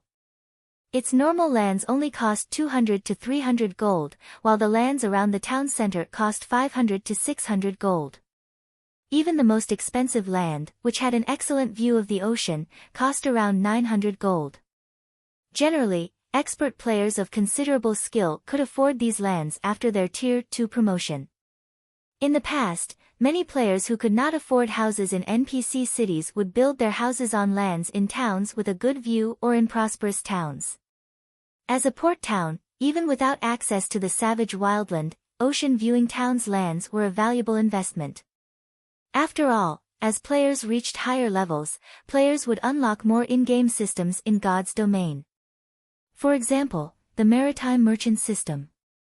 In God's domain, one could earn money from other players as well as NPCs. Helping NPC merchants transport their goods was one way to do so, earning a sizable income. If one managed themselves properly, obtaining their own fleet of ships and gaining popularity among NPCs, they could make far more than expert players. This was precisely the reason that port towns had become so popular among independent players, particularly merchant players, in the past. Due to such systems, even players who were weak in battle could make a living in God's domain. Sometimes, if one were lucky and encountered some miracle, one could obtain weapons and equipment that even expert players would envy. Currently, independent players capable of purchasing Ocean Viewing Town's lands were either merchants with some achievement or representatives from small-scale workshops that planned to invest. When the several cloaked players, who were choosing lands, noticed Shifeng enter the building, they all turned with cautious expressions. They looked at Shifeng as if he had come to steal their prey. Suddenly, an NPC administrator in a suit and tie approached Shifeng. The NPC administrator then asked respectfully, "Lord Protector, how may I serve you today?" "I want to purchase a shipyard," Shifeng said. "All right. Please follow me to the second floor. The information regarding the available shipyards will be brought to you right away." Upon hearing Shifeng's request, the administrator led Shifeng to the second floor's lounge, showing Shifeng as much respect as the town's mayor. The several merchant players who had been wary of Shifeng were stupefied. Who is that? Why is Administrator Joseph showing so much respect? Is he already a baron in Ocean Viewing Town? That can't be, right? Joseph wouldn't even treat a town's baron like that. To win over Senior Administrator Joseph, they had tried all sorts of methods to raise his favorability of them. They had done so to persuade the Senior Administrator to show them more lands. Yet, Senior Administrator Joseph immediately led Shifeng to the second floor when he arrived. The second floor. Despite their struggles to become nobles of Ocean Viewing Town, they still didn't qualify to explore the second floor. These several merchant players could not help but envy Shifeng. Like anywhere else, one needed sufficient reputation to purchase Ocean Viewing Town's lands. Ordinary nobles had to remain on the first floor and choose from the town's most basic lands. Even then, not all ordinary lands would be available. Only by raising one's favorability with the senior administrator would the latter present more strategically situated lands. Generally, only the town's barons qualified to climb the stairs to the second floor. On the second floor, most of the town's lands were available for purchase. As a baron, one would even receive discounts. Shortly after Shifeng entered the second floor lounge, Senior Administrator Joseph brought all documents relating to the town's shipyards. Lord Protector, Ocean Viewing Town has a total of 6 shipyards. Here are the related documents, Joseph said as he carefully placed the documents before Shifeng. He then retreated to the side, not daring to disturb Shifeng in the slightest. 6 shipyards? Weren't there only supposed to be 5? Shifeng was somewhat surprised. He was relatively familiar with Ocean Viewing Town. In the past, he had visited the savage wildland multiple times. He could clearly remember that there had only been 5 shipyards. Lord Protector, there were only 5 shipyards before. However, due to the Far Ocean trading firm's bad luck and recent shipwreck, the firm had been forced to sell its shipyard to recuperate financially. The firm has asked us to help sell its shipyard. The mayor has stated that if this shipyard has not sold after a month, he will take the shipyard as collateral and issue the Far Ocean trading firm a loan. I have heard that the trading firm recently built this shipyard to produce its new cargo ship, Joseph explained in detail. New cargo ship. Shi Feng's interest was immediately piqued. Ship designs were almost as rare as fragmented legendary items. Moreover, owning a design was one thing, but producing the ship was another. Constructing a common ship wasn't a big deal. However, for high-quality ships, construction was extremely troublesome. Finding the raw materials alone was costly in both time and money. Most importantly, ship designs were similar to the Magic Tower design, in which both were limited-use items. Usually, one could construct 10 ships from one design. Even after 10 years, high-quality ships had still been considerably rare. God's domain's ocean was expansive. Moreover, many miraculous encounters and treasures were available on the ocean's islands and secret areas. Without a ship of considerable quality, death was likely when exploring the sea. Due to these two reasons, players in the past had been very willing to rent, even purchase, high-quality ships, even for an absurd cost. Following which, Shi Feng began to browse the documents. Shi Feng took 10 minutes to look through all of the information. As Joseph had said, the Far Ocean trading firm had researched a new cargo ship. Although the ship was only common rank, it was 15% faster than the other 5 shipyards' cargo ships.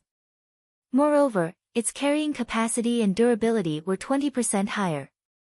Aside from bronze or higher-ranked cargo ships, this was the best choice for merchant players. The only problem was the price. Although this was a town, a shipyard was different from lands. Even a small shipyard could sell for 10,000 gold, not to mention a recently built medium shipyard. In God's domain, the size of a shipyard determined the types of ship it could construct. Not only could a medium shipyard produce small ships, but it could also construct medium ships. For example, a cargo ship was a medium ship. The Far Ocean trading firm's asking price was 30,000 gold. At this price, Shi Feng could purchase 3 plots of golden land in a major city.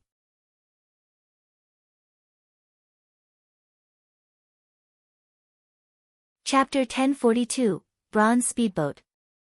Hellscythe _Fluffy Chapter 1042, Bronze Speedboat. Shi Feng had to admit that the Far Ocean trading firm's price was quite high. Normally, medium shipyards only went for 20,000 gold. He could purchase another small shipyard with the additional 10,000 gold. 30,000 gold was almost everything Shi Feng had on him. Previously, he had spent quite a bit to deal with the dark guilds. Afterward, he had constructed the Magic Tower, the large-scale battle arena, and hired hundreds of NPC managers. The money he earned in the past several days had vanished in an instant. Shi Feng had only planned to spend 20,000 gold to buy a medium shipyard while leaving the remaining 10,000 gold to start the Magic Tower's construction in the Town of Beginnings. Now, his plans had been disrupted. However, even if the price were high, Shi Feng steeled himself to make the purchase. He had encountered a golden opportunity this time. Shi Feng could clearly remember that in the past, Ocean Viewing Town only had 5 shipyards. A 6th hadn't existed. Moreover, based on Joseph's explanation, this shipyard would be available for 1 month. If a player did not purchase it within the month, this new shipyard would no longer be up for sale. In the past, players had likely missed out on this opportunity. As for the Far Ocean trading firm's recent shipwreck, in Shi Feng's opinion, it was very likely due to the activation of the Savage Wildland. After the Savage Wildland activated, the nearby water became far more dangerous. If Shi Feng missed this opportunity, he would not have the chance to buy it again. In the past, among the 5 shipyards available, one had been a medium shipyard, while the other 4 had been small shipyards. A smart guild would purchase the medium shipyard as soon as possible. This way, not only could it be used to craft small boats, which were a general means of transportation for players, but it could also craft cargo ships to do merchant work. Medium shipyards had far better facilities than their smaller brethren.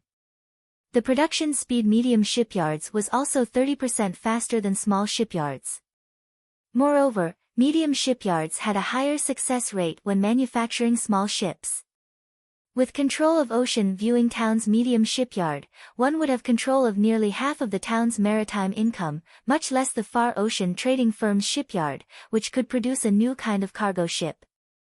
With that shipyard, Shifeng might be able to snag a share of the nearby town's market in addition to ocean viewing towns. "I'll buy the new shipyard, then," Shifeng said softly after suppressing the excitement in his heart.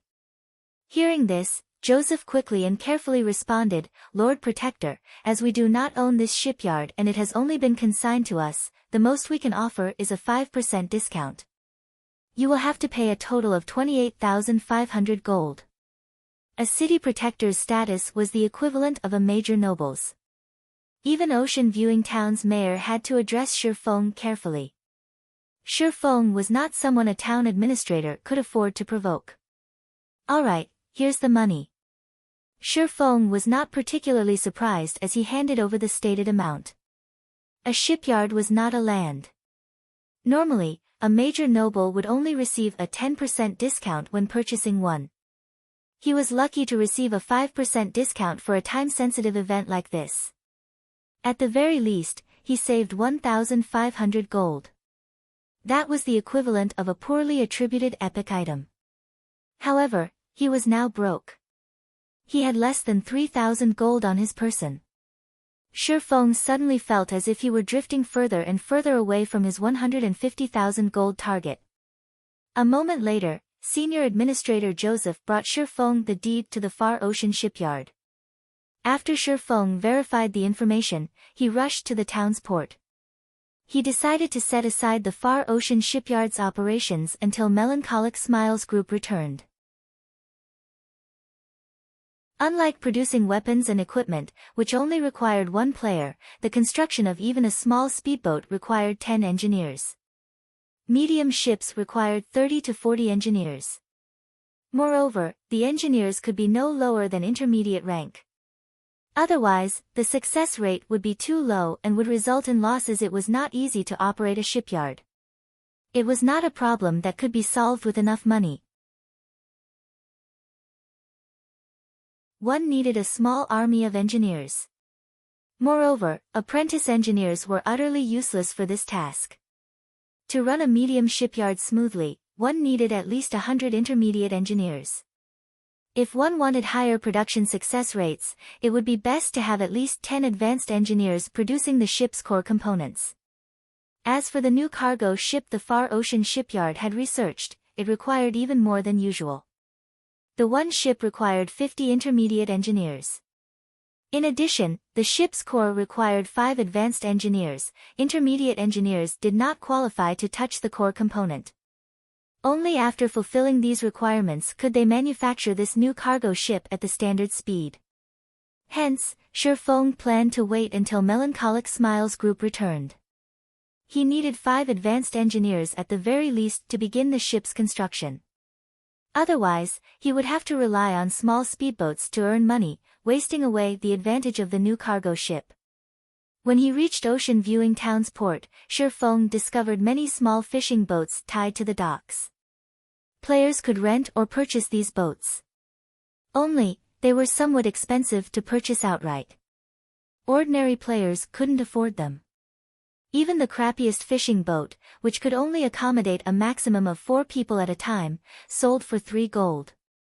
A fishing boat that could hold up to 6 players cost 5 gold. As for fishing boats with a small sail, their prices were even more absurd, with the most common selling for 10 gold. However, one had to admit that it was worth every coin. Fishing boats with sails were 10% faster than those without. Moreover, they possessed the passive skill, sail along the wind. Players could increase their speed by another 20% with the wind in their sails. This way, players could escape sea monsters easily, avoiding the risk of losing both their lives and their ship. Renting a boat was far cheaper than purchasing one. One was only required to pay a deposit of half the value of the boat's selling price and a 5% rental fee of once every 3 days. If the boat were damaged, players were only required to cover the repair fees. In the event that the boat was destroyed completely, however, one was required to compensate the owner in full within a fixed time. If one failed to do so, the owner would place a bounty on their head. Moreover, the bounty contract would not expire, only letting the player rest once it was fulfilled. Hence, players were extremely careful with their rentals. At the same time, if they had the money, they would just buy one. Shi Feng could already see quite a few small fishing boats sailing across the ocean. These boats all carried a party of players. With a full party, players had a higher chance of surviving while they explored the islands. Players rarely explored the islands by themselves. In God's domain, small islands were like party dungeons. However, there were both good and bad small islands. If players encountered a good island, they might find a treasure chest, instantly making a fortune. If players encountered a bad island, however, they might leave with nothing. Generally, the treasure chests on a small island could range from common to dark gold rank. Though, the higher rank treasure chests had lower probabilities of appearing. Generally, players only found common and bronze treasure chests on small islands. Even so, players could still profit off of them. They were even more profitable than raiding party dungeons or questing. That was why so many independent players were willing to brave the sea. After reaching the port, Shi Feng did not choose to visit the boat chartering association to rent a boat. Instead, he walked towards the market beside the port. The market offered many items. NPC merchants from many countries had gathered here, offering more than those in typical NPC towns. After multiple twists and turns through the market, Shi Feng finally stood before a 2-story building called Doll's Workshop. Hopefully, nobody has triggered the hidden quest yet. Shi Feng inwardly prayed as he stepped into Doll's Workshop. In the past, the most famous quest in Ocean Viewing Town had been the chain quest that awarded a bronze speedboat. Back then, when the player had completed that quest series and received the reward, he had instantly become a target of envy. After all, most players at that time had still been renting fishing boats from NPCs. Even after guilds had purchased a small shipyard, the small ships they produced were only common rank. They could not produce bronze speedboats. After that player obtained the bronze speedboat, he had generously announced the method of triggering and completing said quest on the forums.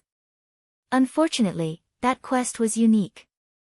After its completion, no other player could trigger the quest, much less obtain that particular reward.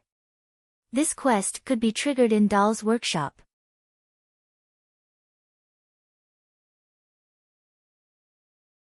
Chapter 1043, Godly Player. Among the many workshops in the port market, Doll's Workshop was not particularly eye-catching. However, it was the oldest workshop in Ocean Viewing Town and had been created by a Grandmaster engineer. The workshop had existed for over 300 years. Logically, even if it were not famous throughout the Apocalypse Empire, a Grandmaster engineer's workshop should be the most famous in the Ocean Viewing Town. Unfortunately, its decline due to the workshop's inheritors, worse with each generation, letting the workshop to fall into its current state. At this point, almost nobody remembered Doll's Workshop's past glory. However, the workshop's current owner was quite talented. After inheriting the engineering notes from his predecessors, he had been obsessed with researching the notes to become a master engineer. Meanwhile, the hidden quest was helping the current inheritor of Doll's Workshop, Rodney, become a master engineer. If the player succeeded, they would earn a bronze speedboat. In God's domain, the value of a bronze speedboat could rival that of an epic item. A common speedboat could carry up to 2 parties of 6, and it was 20% faster than fishing boats. Moreover, it came with the accelerate skill and braving the winds and waves passive skill. Both were necessary for adventuring on the open ocean. A bronze speedboat could hold a team of 20, and its speed and durability were 15% higher than a common speedboat. A bronze speedboat also possessed offensive capabilities. In terms of life-saving capabilities, the bronze speedboat was multiple times stronger than the common speedboat. The player that had obtained the bronze speedboat had formed a relatively good maritime adventurer group and had ventured into dangerous waters that other players had not dared to explore, becoming quite famous in the Apocalypse Empire. Upon entering Dahl's workshop, Shi Feng discovered several other players waiting in the basketball court-sized workshop as well. When Shi Feng entered the building, these players turned to him with hostile glares. Sure enough, others have discovered it.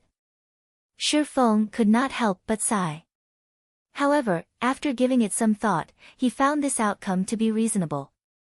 Ocean Viewing Town might not be particularly big, but there were quite a few players who traveled here to level. Among them, there was no lack of experts. It wasn't surprising that someone had discovered the hidden quest. The independent players inside the workshop were such experts. There were a total of 5 of them, and the lowest leveled among them was level 39, while the highest was a level 40 expert. These 5 people were clearly divided into 2 groups, with a level 40 ranger leading the group of 3, while a level 39 oracle traveled with 1 companion. These players all wore considerably good equipment. Despite being independent players, their equipment was all level 35 secret silver rank or above, with the majority being level 35 fine gold equipment. Their equipment could rank at the peak among independent players. Although 2 expert parties had already accepted the quest, Shi Feng paid them no mind. Instead, he approached the level 70 male shopkeeper directly. "Hello, I wish to meet with your shop owner," Shi Feng said, smiling. Any player could accept this hidden quest. However, only the player who helped Rodney become a master engineer would receive the final reward. The first step of the quest was to meet with Rodney. However, when Shi Feng mentioned his request, the level 40 ranger snorted with amusement. Trying to meet the shop owner from the get-go was a dream. Ordinary people would assume that the male shopkeeper was an ordinary shopkeeper. In reality, however, the shopkeeper was Rodney's apprentice. If players could not get past this apprentice, they would not be allowed to meet Rodney. To meet with Rodney, they had spent 4 days gradually raising their favorability with the apprentice. Only then would the apprentice introduce them to Rodney to help fulfill the latter's wish. The moment the male shopkeeper's eyes touched upon the cloaked Shi Feng, he immediately stood up and responded respectfully, "Lord Protector, I'll notify my master right away. Please wait here for a moment." The major noble of a city. Even a true master engineer had to treat someone of such stature with some form of respect, much less an advanced engineer like his master, Rodney. What? How can he meet Rodney so easily? The 5 waiting players' jaws dropped. Before they could react, hasty footsteps echoed from the second floor. After a short moment, a middle-aged, brawny man with disheveled hair came running down the stairs. What? Didn't the shopkeeper say that Rodney was very busy? Crap, just who is that? Is he one of those godly players? The 5 waiting players were stupefied. They had come to Dahl's workshop to meet with Rodney. However, as Rodney had been manufacturing an item when they had arrived, they were forced to wait in the workshop until Rodney was done, yet after an hour, they saw no sign of the man. On the other hand, Shi Feng had only spoken a sentence to summon Rodney. Upon seeing Shi Feng, Rodney's serious expression transformed into respect as he said, "Lord Protector, I am Rodney, the owner of this workshop. May I know why my lord has come looking for me? I have heard that you've been trying to get promoted to a master engineer for a while. I have a method that can assist you in transitioning smoothly. May I know if you are interested?" Shi Feng was not surprised by Rodney's respectful attitude. The power of an advanced title was no trifling matter. Rodney could not hope to compare to his status. Hence, there was no need to waste time on courtesy, fawning over the NPC. Hearing Shi Feng's suggestion, Rodney's eyes immediately lit up, his excitement was obvious. "Lord Protector, if you can help me with my promotion to Master Engineer, I will pay any price," Rodney answered and bowed, anticipation filling his eyes.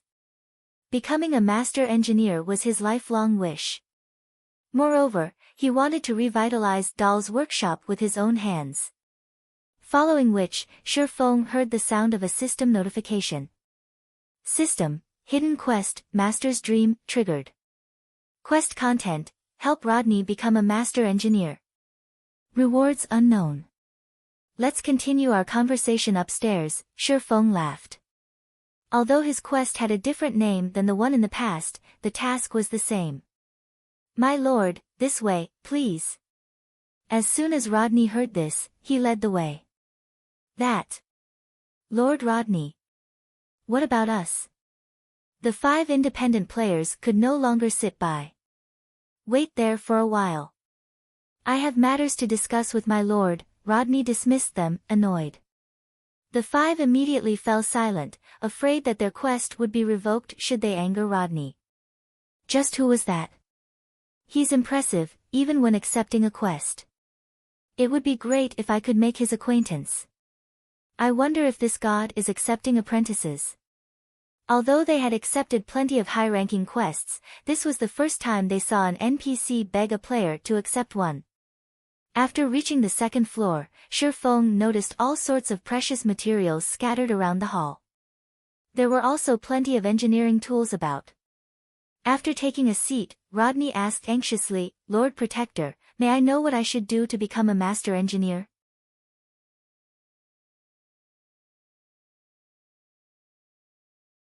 Chapter 1044, Promotion Condition. Despite Rodney's excitement, Shifeng did not hurry to answer the brawny man's question. Rather, he observed the 2nd floor quietly. While there were various precious materials present, the place was considerably shabby. The room's mana density was too low. The environment was nothing like that of a proper workshop. Take Celiora's smithy for example. Although the woman's smithy looked shabby on the outside, numerous magic arrays coated the building's interior, constantly gathering large amounts of mana and keeping the workplace's mana density high. Yet, the 2nd floor hall of Dahl's workshop did not have any magic arrays. The density of the ambient mana in here was the same as the building's exterior. Even a player would have a difficult time gaining the promotion to Master Engineer, not to mention an NPC. Yet, despite working in such an environment, Rodney had eventually become a Master Engineer in the past. Rodney's talent was obvious. Back then, aside from relying on the super-rare materials players had collected, Rodney had become a Master Engineer because of his excellent engineering tools. These were similar to the hammer and flames forgers used. Despite Rodney's inheritance of Dahl's workshop, his current tools were only bronze rank. Hence, the hidden quest's final phase was to collect a set of mysterious iron engineering tools for him. To put it bluntly, Rodney's promotion to Master Engineer had taken so long despite his great talent because he was too poor. What would the deceased Grandmaster Dahl think if he learned about this? After catching a glimpse of Rodney's financial situation, Shifeng shifted his gaze back to Rodney and asked seriously, "Your promotion is simple, but before that, may I know if you are interested in consulting for my trading firm?" In God's domain, players were allowed to hire lifestyle NPCs in the same way that they were allowed to hire NPC managers to manage their shops. Only, hiring ordinary lifestyle NPCs was not particularly worthwhile. Lifestyle NPCs' production was slower than players. Although they had slightly higher success rates, when producing ordinary items, which already had considerably high success rates, speed was the focus. With the few items an ordinary lifestyle NPC could produce in a day, the profits wouldn't even come close to covering the employment costs. Hence, when players hired lifestyle NPCs, they usually only hired NPC masters as they could craft rare and valuable products. The income from these products was enough to make up for the NPC's slow production speed. Unfortunately, it was extremely difficult to employ an NPC master.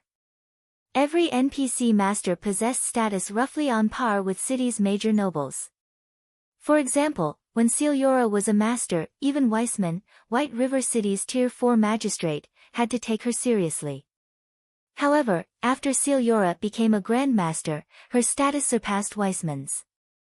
Even Star Moon Kingdom's king had to treat Celiora with respect. Because of this, it was extremely difficult to hire an NPC master. Generally, there were only two methods to employ such an NPC. The first method was very direct. Players simply needed to offer conditions that could even tempt NPC masters. However, very few individuals or guilds were capable of this method. The second method was to recruit and invest in a lifestyle NPC who was still at the advanced rank but had the potential to become a master. While this method was much cheaper than the first, luck would determine whether or not the NPC reached the master rank. Since Shi Feng already knew Rodney's potential, he could not let this chance slip away. Whether it was manufacturing boats or the bronze engineering locomotive, a master engineer could achieve them with ease. If he had the help of an NPC like this, he could earn all the money he needed whenever he needed. Hearing Shi Feng's proposal, Rodney's passionate gaze immediately cooled. Determinedly, he said, "Lord Protector, as the inheritor to Dahl's workshop, my only wish is to revitalize this workshop. Please allow me to refuse your offer. Don't be in such a hurry to refuse. I'm not asking you to join my trading firm. I just want you to help me with producing some items." Shi Feng had not expected it to be that easy. Hence, he took a step back and loosened his condition. "No matter how I look at it, Dahl's workshop will need a lot of money to grow strong again. I'll pay the normal employment rates even after I help with your promotion." Rodney hesitated. After pondering for some time, he said, "If my lord helps me become a master, I will promise to work for my lord for 3 months. How about it?" "All right, then. 3 months it is." Shi Feng sighed helplessly. He had to admit that Rodney was a tough nut. If he hadn't had the city protector title, Rodney probably wouldn't have even offered 3 months. However, during these 3 months, on the holy city of Titan, the Candlelight trading firm should be able to give birth to a master engineer. With Rodney's help, they could make it through the next few months. Following which, Shi Feng took out a set of mysterious iron engineering tools and an old design that was as large as a table. He gave Rodney the tools to ensure a high success rate with the new item's production. As for the design, it was the basic mana-gathering magic array. This was something he obtained when he had killed Stone Forest Town's ruler, Saria. When activated, this item would increase the mana density within an area of 30 by 30 yards. However, it had an operating cost of 50 magic crystals per hour, and barely 2 players had enough room to spar within its coverage. Using it to train one's combat techniques regularly was too much of a luxury. Hence, Shi Feng had never bothered with it. Now, however, the magic array was the perfect item to make up for Rodney's poor work environment. Following which, Shi Feng spent 50 magic crystals to set up a basic mana-gathering magic array in the second floor hall before using the design to activate the magic array. Immediately, the floor's mana density began to rise. In a short moment, the mana density surpassed that of the Divine Colosseum's Trial Tower. What a high mana density! Rodney could not help his surprise. This was the first time in his life that he had experienced such dense mana. Even a casual breath cleared his mind. He could maintain his calm and focus like never before. "Try creating something now," Shi Feng said as he pointed towards the workstation a short distance away. Before this, Rodney lacked both good tools and a good environment. Now that these deficiencies had been supplemented, with Rodney's talent, it was only a matter of time before he became a master engineer. "Thank you, my lord." Rodney repeatedly thanked Shi Feng. He then went to his workstation and attempted to create an item. Sure enough, half an hour later, an ecstatic expression brightened Rodney's face. He had successfully created a boat's power source. When Shi Feng looked at Rodney's details again, the latter's introduction text had changed from being an advanced engineer to a master engineer. Suddenly, the sound of the quest completion notification reached Shifeng's ears. System, unique quest, Master's Dream, completed. Following which, Shifeng's experience bar increased by 15%, pushing him to 19% of level 44. The awarded EXP surpassed Shifeng's expectations. Lord Protector, truly, thank you. I finally have the chance to revitalize Dahl's workshop. I don't have much to offer as a show of gratitude, so please, take this ancient speedboat. Lord Dahl crafted this speedboat personally, and it has always been treasured in the workshop. I hope that my lord will accept it. Rodney revealed a palm-sized, glass bottle. Inside the bottle was a miniature speedboat, floating on a layer of water. Pulsating magic patterns decorated the speedboat's body. At first glance, it was obvious that the speedboat was extraordinary. Wasn't it supposed to be bronze rank? Shifeng was thunderstruck when he saw this speedboat. He couldn't take his eyes off of it.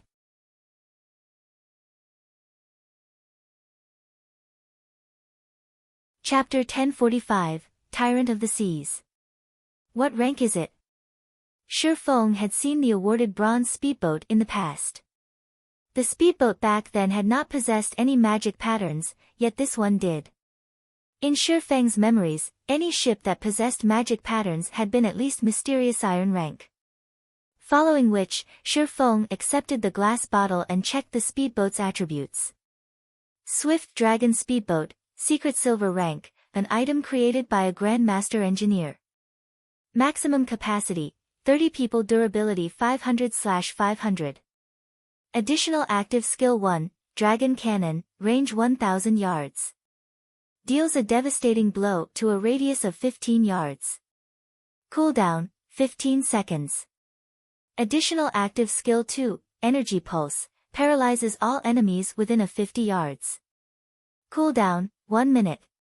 Additional active skill 3, Accelerate, instantly increases movement speed by 100% for 20 seconds. Cooldown, 2 minutes. Additional active skill 4, Magic Barrier, envelopes the ship in a magic barrier, granting immunity to all spells and reduces physical damage received by 60% for 10 seconds. Cooldown, 30 minutes. Additional passive skill, Braving the Winds and Waves, when sailing with the wind, movement speed increased by 50%. When sailing against the wind, movement speed is unaffected. As expected of a Grandmaster's creation. Shifeng was shocked. He had seen many high-ranking speedboats before. He had even seen fine gold speedboats. However, speedboats of such rank were impossible for ordinary guilds to obtain. Only super guilds had any hope of owning their own. Meanwhile, the Swift Dragon speedboat's skills was in no way inferior to fine gold speedboats. In the past, the best speedboat Shadow had obtained had only been mysterious iron rank. Compared to the Swift Dragon speedboat, that speedboat was garbage. With this speedboat, even delving into dangerous sea zones could be possible. As Shifeng held the Swift Dragon speedboat, he recalled numerous islands that had been famous in the past. These islands had offered extremely abundant resources. God's Domain's sea was vast. Its islands were like secret locations or super large-scale dungeons that contained countless treasures such as ancient secret lands, treasure chests, super rare materials, and various kinds of ore. Hence, maritime exploration was no less important to the various large guilds than land exploration. However, maritime exploration was different from land exploration. Not only did maritime exploration test players' strength, but it also had stringent hardware requirements. If a player's hardware did not meet those requirements, they would not be qualified to explore dangerous waters. This was because sea monsters were different from the common monsters on land. They were not easy to defeat. Even the weakest sea monster was the equivalent of a chieftain on land. As for their HP, it was multiple times higher than land chieftains. In addition, the water greatly enhanced these sea monsters' combat power. On the other hand, players were restricted and couldn't use their full strength. As a result, even a full party of players had to flee if they encountered a common sea monster of the same level. Fortunately, there were very few sea monsters in normal sea zones. Those players weren't nearly as dangerous. In the more dangerous sea zones, sea monsters were far more common. Parties of ordinary players were guaranteed to lose their lives. At the very least, one needed a bronze speedboat to approach dangerous sea zones. This was also why he had come to Dahl's workshop. Based on Shifeng's knowledge, there was a small island hidden in a dangerous sea zone. The island contained a manatite vein. Moreover, it was a slightly rich vein. When the vein had been discovered, it had caused a commotion throughout the Apocalypse Empire, inciting a war between the Empire's various large guilds. The war then had sent tremors throughout God's domain. After all, magic crystals were important, regardless of the era. Over 50 guilds had participated in the contest for the manatite vein, with the weakest being third-rate guilds. The war had been between three factions led by Battle Wolves, Dragon Phoenix Pavilion, and Miracle. The maritime battle had incurred tremendous losses for all three, with the death toll reaching the millions. Moreover, these were not the deaths of ordinary players, but guild elites. Currently, God's domain had only launched a short time ago. It was still impossible for current players to reach that island. Hence, before completing the hidden quest, Shifeng had planned to try traveling there.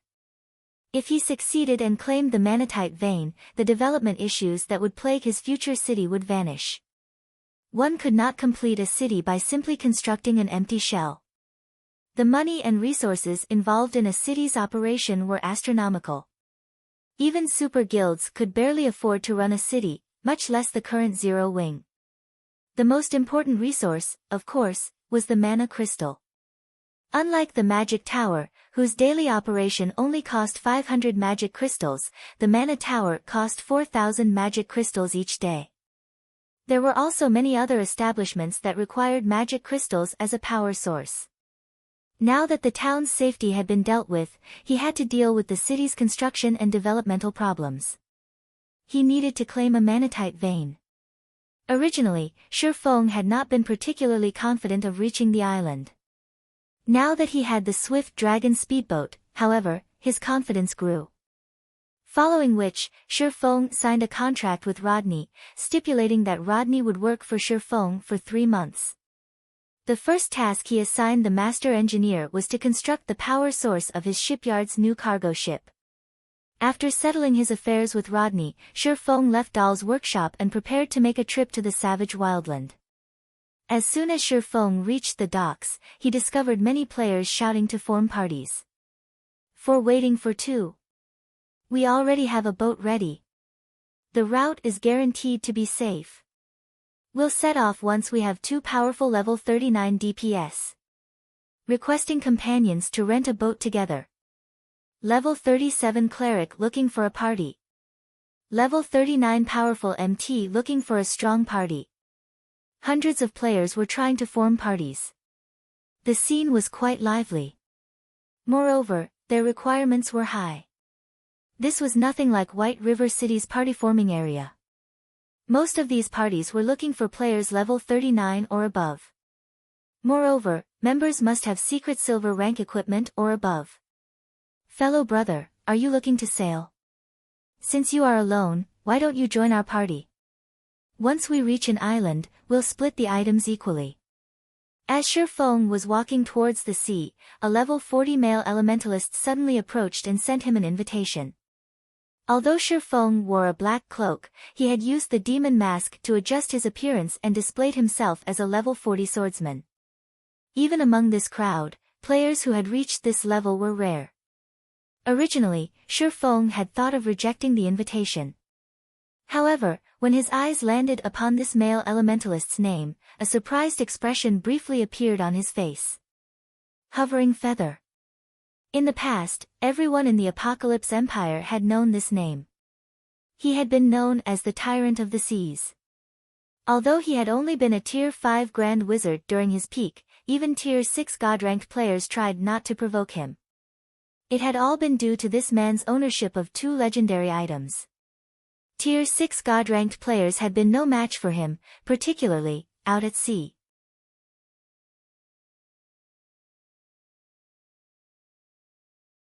Chapter 1046, Ancient Ruins. Shi Feng had heard about many of Hovering Feather's miraculous deeds.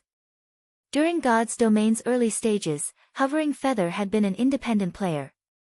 By relying on his extraordinary strength and luck, he formed a considerably powerful adventurer team. However, for some unknown reason, he had provoked the super first-rate guild, Miracle. As a super first-rate guild and one of the Apocalypse Empire's 3 major powers, it would be a piece of cake to eliminate a single adventurer team.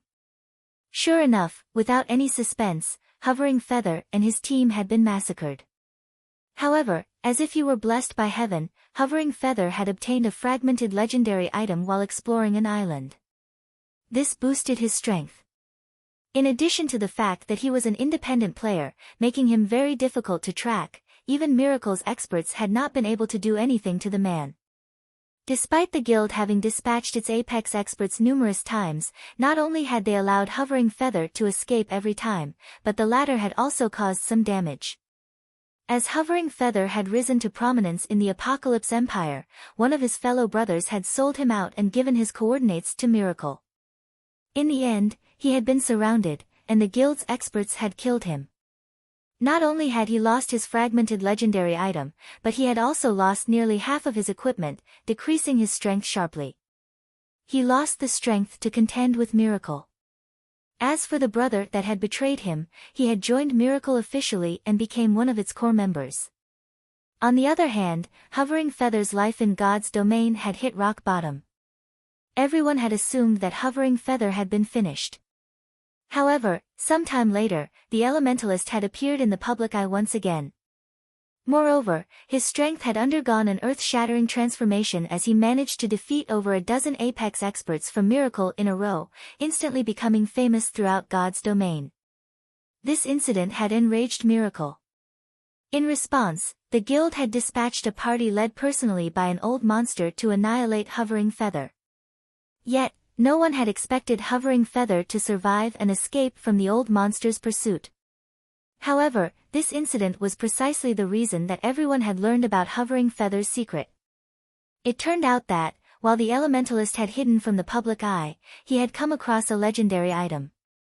It was this legendary item that had allowed Hovering Feather to escape the old monster. Afterward, Hovering Feather had learned how to play wisely. He would not ashore unless absolutely necessary, practically living out his time in God's domain out at sea. The sea was both vast and extremely dangerous. Even Miracle could not reach the Elementalist.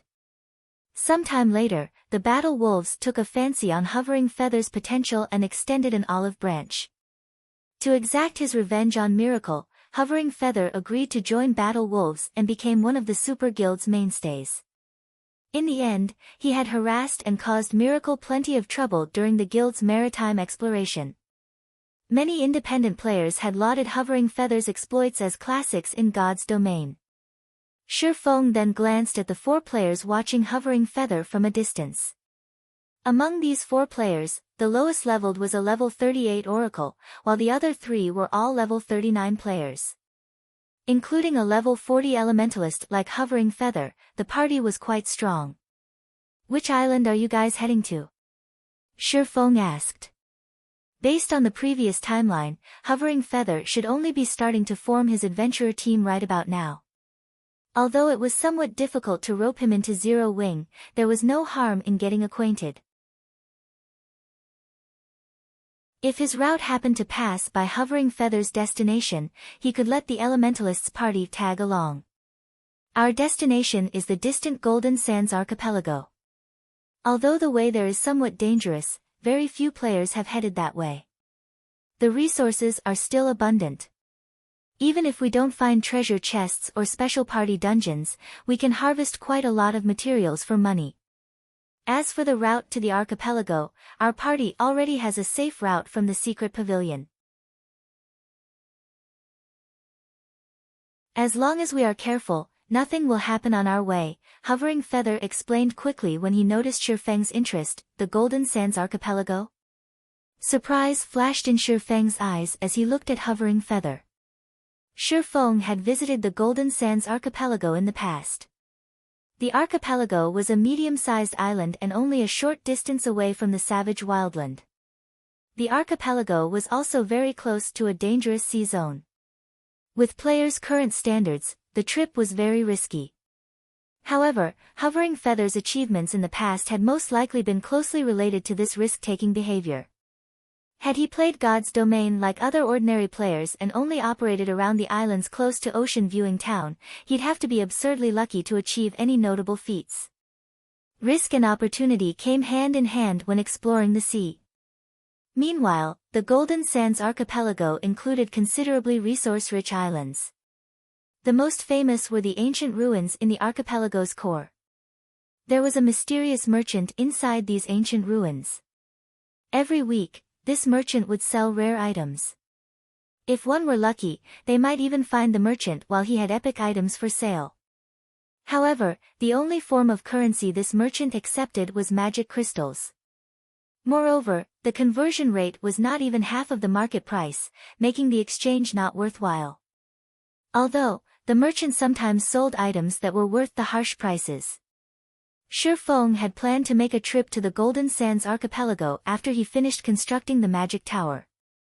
However, making a trip to the archipelago before heading to the savage wildland wouldn't be a bad idea either. I can tag along with you. However, after we arrive at the location, I want to go off on my own. Will that be all right? Shi Feng asked. After giving the matter some thought, Hovering Feather nodded and said, I have no issues with it. In reality, reaching the destination safely by working together was the purpose of forming parties before a voyage. As for whether the party disbanded or not afterward, that was not important. After all, players could simply use the return scroll to teleport back to town. Following which, Hovering Feather led Shi Feng to convene with his other party members and introduced everyone. Currently, Shi Feng did nothing to disguise his name. He simply used his ID of Yi Feng. His name might be famous in Star Moon Kingdom, but in the Apocalypse Empire, no one knew it, aside from the major powers experts or first-rate guilds upper echelons. Hence, Shi Feng did not bother to mask his name. Leader, you really are impressive. You even convinced a level 40 expert to join us. With this, we'll be much safer out at sea, a female oracle sporting a ponytail joyfully praised the man. The other three members also welcomed Shi Feng's participation. Among the players forming parties on the docks, the majority consisted of level 39 players, while level 40 players were extremely rare. Once players reached level 40, they could equip level 40 equipment. In terms of basic attributes, level 39 players were inferior to level 40 players by a large margin. If a party had a level 40 player, it would increase the party's overall strength significantly. With two level 40 players, even if they encountered a common sea monster, they could buy enough time to escape. With this, their party would have a much higher chance the Golden Sands archipelago alive. Since everyone's here, let's rent a boat. I suggest we rent a fishing boat with sails. We encountered a sea monster the last time went out on a boat without a sail. If not for our scapegoat, we would have shipwrecked. If we choose a smaller boat this time, with my current reputation, we should be able to rent a boat for 4 gold. Since you're as willing to sail with us, Brother Yi Feng, you don't need to pay for the deposit or rental fee, Hovering Feather said. Nobody in the party had any issues with Hovering Feather's proposal. In Ocean Viewing Town, those who reached level 40 were extremely powerful experts. Normally, convincing such an expert to join their party was nearly impossible. How could they possibly ask Shi Feng to pay for the boat rental as well? As Hovering Feather was about to rent a boat, Shi Feng stopped him and said, "Please, wait a minute. I have a boat, so we don't need to waste money renting one."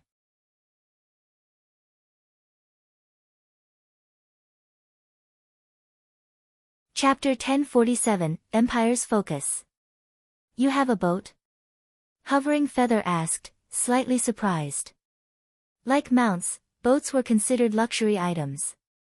Currently, an independent expert would be lucky if they had 1 or 2 gold coins on them. The better equipment an expert wore, the more costly their repair fees would be. Naturally, their expenditures were higher than other players as well. Moreover, there were concerns such as potions and scrolls. In the end, it wasn't easy to save a lot of money. Hence, in Ocean Viewing Town, despite some players having reached level 40, they could not afford to buy a common mount. Hovering Feather had wanted to form an adventurer team for a while now. He had also been quite lucky recently, having found several treasure chests in a row. After selling his harvest, he had quite a bit of spare money on hand, so he planned to splurge a little today and rent a fishing boat with sails. He had never imagined that Shifeng was rich enough to own his own boat. "Leader, you've really found us an expert. We got really lucky this time. I wonder when our adventurer team will have our own boat. If we had one, we could reduce our costs when we go adventuring." The party members turned to Shifeng enviously. Following which, under Shifeng's lead, the party reached a slightly less populated section of the port. As everyone wondered why Shifeng had moved them so far away, Shifeng retrieved the glass bottle containing the Swift Dragon speedboat from his bag. He then began to chant an incantation to release the speedboat. A dark mist began to flow out of the glass bottle. Hovering Feather and the others' eyes nearly fell from their sockets as they watched. Generally, the mist from glass bottles holding ordinary fishing boats only expanded to about 10 yards. Even if it were a slightly larger fishing boat, the mist would, at most, expand 20 yards, yet the mist from Shifeng's bottle stretched out over a full 40 yards. That was double the size of Ocean Viewing Town's best fishing boat. "I'm not seeing things, right? This is a speedboat. It looks so cool. Look at the ship's bow. It even has a cannon. Crap, the entire ship's covered in magic patterns. That's not right. Even the high-ranking speedboats I saw NPCs use didn't have magic patterns." Hovering Feather and the others were captivated by the Swift Dragon speedboat's elegance. "Let's go." Shifeng was quite satisfied with his speedboat. The Swift Dragon speedboat had a streamlined appearance. Faint lights also circled its hull. It was the most elegant speedboat Shifeng had ever seen. Moreover, its engine was made of 2 parts. Without the engine, it relied on the wind in its sails. If he were not satisfied with the boat's speed, he could use magic crystals as a power source to gain more speed. However, this mode cost 1 magic crystal per 10 minutes, which was the equivalent of 25 silver every 10 minutes. That was practically a day's income for an ordinary expert. When Shifeng finished admiring his speedboat, he led the party to the boat's deck. As Shifeng released the Swift Dragon speedboat, the distant passers-by were stupefied. "What kind of boat is that? Could some Super Guild's expert team have come to our Ocean Viewing Town? That boat looks amazing. I wonder which Apex Adventurer team that is. I have to join them." Swiftly, word of the Swift Dragon speedboat caused a commotion throughout Ocean Viewing Town.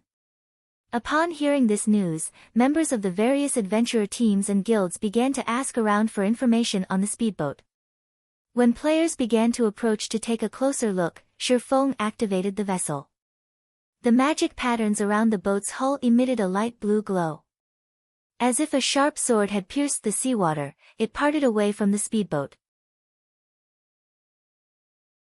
Following which, the Swift Dragon speedboat began to move as a gust of wind blew by. Compared to the Swift Dragon speedboat's movement speed, the fishing boats with sails looked like snails. In the blink of an eye, the secret silver speedboat passed these fishing boats, no slower than bronze mounts on land. Rapidly, the Swift Dragon speedboat grew smaller in everyone's view before disappearing as if it had never graced Ocean Viewing Town. Isn't it a little too fast? My eyes aren't playing tricks on me, right? How can a boat be that fast? Don't tell me we've encountered the legendary ghost ship. That shouldn't be it. I saw a few players boarding the ship a moment ago. It must be a speedboat that some god-ranked experts own. I wish I had a speedboat. I'd buy one even if I had to go bankrupt. With your pocket change, you can't afford that boat's rudder, much less the entire thing. The players on the docks gaped as they watched the swift dragon speedboat disappear, shuddering with an indescribable excitement. At the same time, news of the swift dragon speedboat had spread to the ears of the various large guilds' upper echelons in the Apocalypse Empire. A high-ranking speedboat? Find a way to contact the owner immediately. Our guild must have that speedboat. Almost every upper echelon of the various guilds gave out the command to find the speedboat's owner. The resources on God's domains, islands, and sea were far more abundant on land. However, exploring the ocean was too difficult. This difficulty wasn't due to players' lack of strength, but their ship's lack of strength. Fishing boats couldn't contend with sea monsters. It was even more impossible to rely on fishing boats to plunder treasures in dangerous sea zones. However, it would be a different story if their guilds had a high-ranking speedboat. If they formed a team of experts to explore with said speedboat, their harvest could be even greater than raiding large-scale team dungeons. Unlike islands, large-scale team dungeons had a cooldown once they were raided. Moreover, players needed far more time to explore and raid large-scale team dungeons. Now that income from dungeons had hit a bottleneck, the Apocalypse Empire's various large guilds needed to transition their development towards the sea. Big Sis Rain, news just came in. It seems that a high-ranking speedboat has been sighted in Ocean Viewing Town. Moreover, it seems that the speedboat is of an even higher rank than NPCs. Upon receiving this news, Blue Phoenix contacted Phoenix Rain immediately. She also forwarded the images and videos of the swift dragon speedboat. Upon seeing the video, Phoenix Rain's expression turned serious. Due to the Dragon Phoenix Pavilion ownership of the Town of Beginnings, the pavilion had begun placing greater importance on maritime exploration. Phoenix Rain had seen plenty of speedboats on the ocean. However, those speedboats were nowhere near as fast as this. Blue, begin an investigation on that boat immediately. While you're at it, spread word that the pavilion is willing to purchase that speedboat for a high price. Phoenix Rain commanded. I'll get it done right away, Blue Phoenix nodded repeatedly. Interesting. If Miracle has this speedboat, we can complete our quest in that dangerous sea zone. Send someone to Ocean Viewing Town.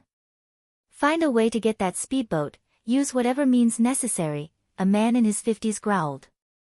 Although this man was already in his 50s and looked as if he had survived many of life's vicissitudes, his body radiated a frightening aura that caused the level 40 Apex experts around him to shudder involuntarily. These experts lowered their heads, not daring to make eye contact. Vice Guild Leader, please rest assured.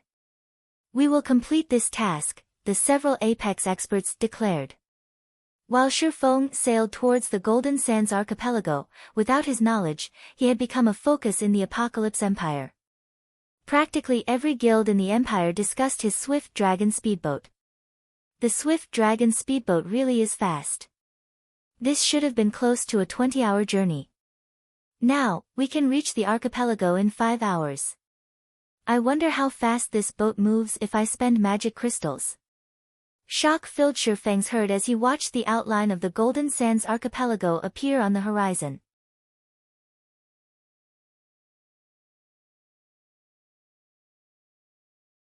Chapter 1048, Expanding into the Apocalypse Empire. Hellscythe _ Vampire Cat Chapter 1048, Expanding into the Apocalypse Empire. So fast. Hovering Feather could not help but rub his eyes as he looked at the massive mountain range in the distance. He found it hard to believe what he was seeing was true.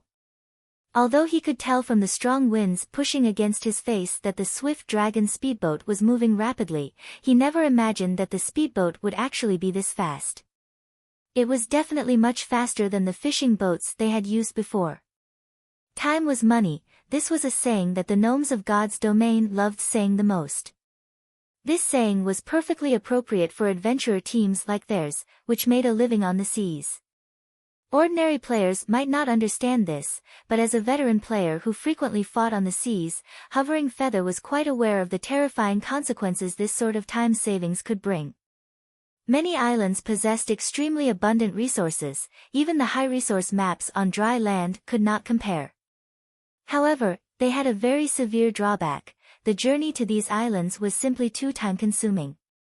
Generally, players could remain in God's domain for only 30 hours or so and use the rest of the time for work, studies, and such activities in the real world. On land, guild players might need only 5 or 6 hours to travel to a high-resource map to level up. Afterwards, they would have over 20 hours to spend grinding at the map before having to return to a city to rest.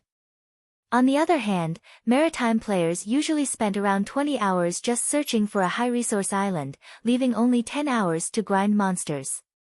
Yet, despite this gap in actual grinding time, maritime players still managed to keep up with guild players' levels. One could see just how effective it was to level up on high-resource islands. Meanwhile, players could also come across rare materials and good weapons and equipment more readily on high-resource islands.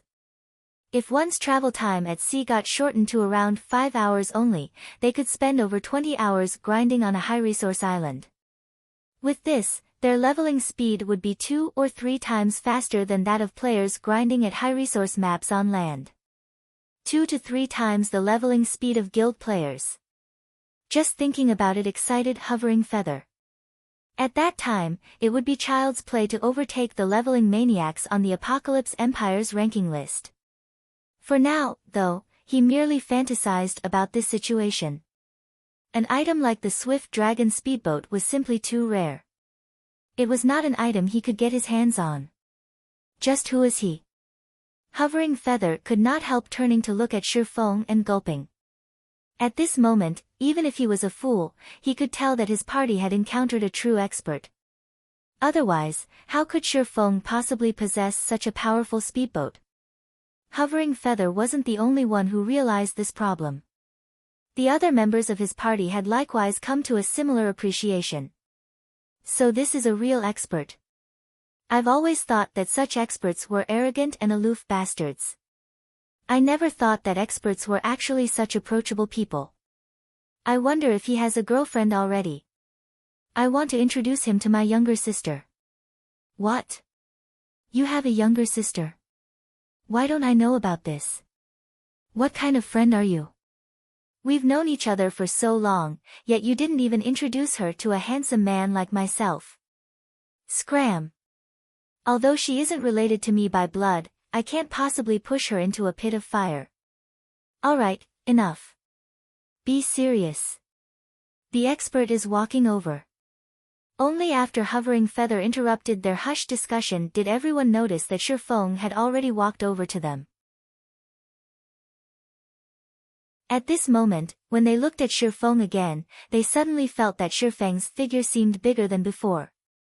They also felt a heavy pressure bearing down on their bodies. We've arrived. I had a very good time chatting with you all during the journey. However, I still have some matters I need to attend to, so let's part ways here, Shifeng said. He could not help but smile as he looked at everyone suddenly taking a cautious attitude towards him. On their way here, they had not encountered any danger. Even when they met with sea monsters, it took very little effort to shake off the monsters with the Swift Dragon speedboat's speed. Hence, during their 5-hour journey, they had mainly been chatting and joking with each other. Through their conversations, Shifeng had also learned much about the Apocalypse Empire. The information that interested him the most was the Empire's maritime situation. In the past, as he mainly operated around Star Moon Kingdom, he did not know much about the Apocalypse Empire, particularly the Empire's current state of affairs. The Apocalypse Empire was a coastal country. Its development path was slightly different from Star Moon Kingdom's, which mainly focused on land.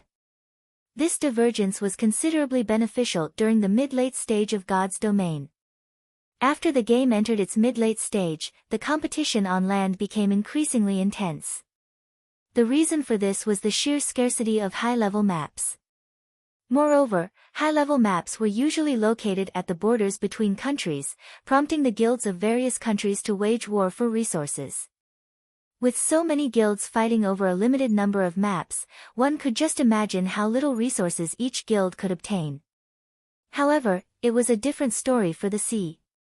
There were far more islands than there were players and guilds to occupy and harvest them. For coastal countries that had long since developed their maritime power, gaining a large amount of resources and continuously improving their own guilds did not take much effort. As for guilds that realized this only then, how could they possibly contend against these coastal guilds? Hence, it was extremely important for Zero Wing to develop its strength at sea. However, developing a guild's maritime power was not an easy task. This endeavor required massive amounts of resources and manpower. At the same time, said guild also needed to have territory along the coast. The Apocalypse Empire had a total of 26 NPC coastal towns and cities. Of these, 3 were cities, while the remaining 23 were towns. Ocean Viewing Town was the most inconspicuous one. The 3 major powers of the empire had already claimed the 3 coastal cities, leaving no room for other guilds to intervene. Fortunately, these 3 major powers did not pay much attention to the 23 coastal towns. Although other large guilds were contesting for control over these towns, it was not entirely impossible for Zero Wing to try and get a share of the pie. From Hovering Feather and his party members' conversations, Shi Feng had found out that 6 of the 23 towns remained ownerless. Hence, he decided to have Immortal Light, Zero Wing's subordinate guild, come and develop at these towns. In any case, Sind Heart, the guild leader of Immortal Light, had yet to decide where he would develop his guild next. Hence, he might as well serve as Zero Wing's spearhead. If Zero Wing abruptly expanded its influence into these towns, it would no doubt attract the attention of the 3 major powers. In that case, even before Zero Wing could start developing, it would have already been squeezed to death. However, Immortal Light was different. It was a small guild that was not even considered a third-rate guild. None of the local large guilds would pay attention to it if it expanded into these towns. As for the 3 major powers, Immortal Light's existence was no different from air to them. With Zero Wing's current foundations, it was definitely possible to let Immortal Light take advantage of the situation. If Immortal Light could establish its roots at these coastal towns, its presence would be of great help to Zero Wing's development in the future. Afterwards, Shi Feng added Hovering Feather and the others as friends. He also mentioned to them that he was willing to purchase any rare materials the party found for a high price. He was even willing to exchange using high-quality weapons and equipment. This offer fanned Hovering Feather's gratitude towards him. To independent players like them, the most difficult things to obtain were high-quality weapons and equipment. If they had these things, their adventurer team would have a much easier time developing in the future. After parting ways with Hovering Feather's party, Shi Feng found a deserted location and used the 7 Luminaries Ring space movement. In the blink of an eye, he arrived before a small cabin beside a lake. This mundane cabin was none other than the most famous Golden Sands exchange shop, located in ancient ruins in the Golden Sands archipelago's core area. In the past, this place had been crowded with players. Practically every large guild in the Apocalypse Empire would send people over daily to snatch up any rare items in the exchange shop as soon as they appeared. Now, however, there was nobody here to compete with Shi Feng over these rare items. He could take his sweet time making his picks. Just as Shi Feng's hand grasped the handlebar and was about to push the cabin's door open, the sound of a system notification entered his ears. System, congratulations. You are the first person to have discovered the Golden Sands exchange shop. Do you wish to pay 10,000 magic crystals to become a member of the exchange shop?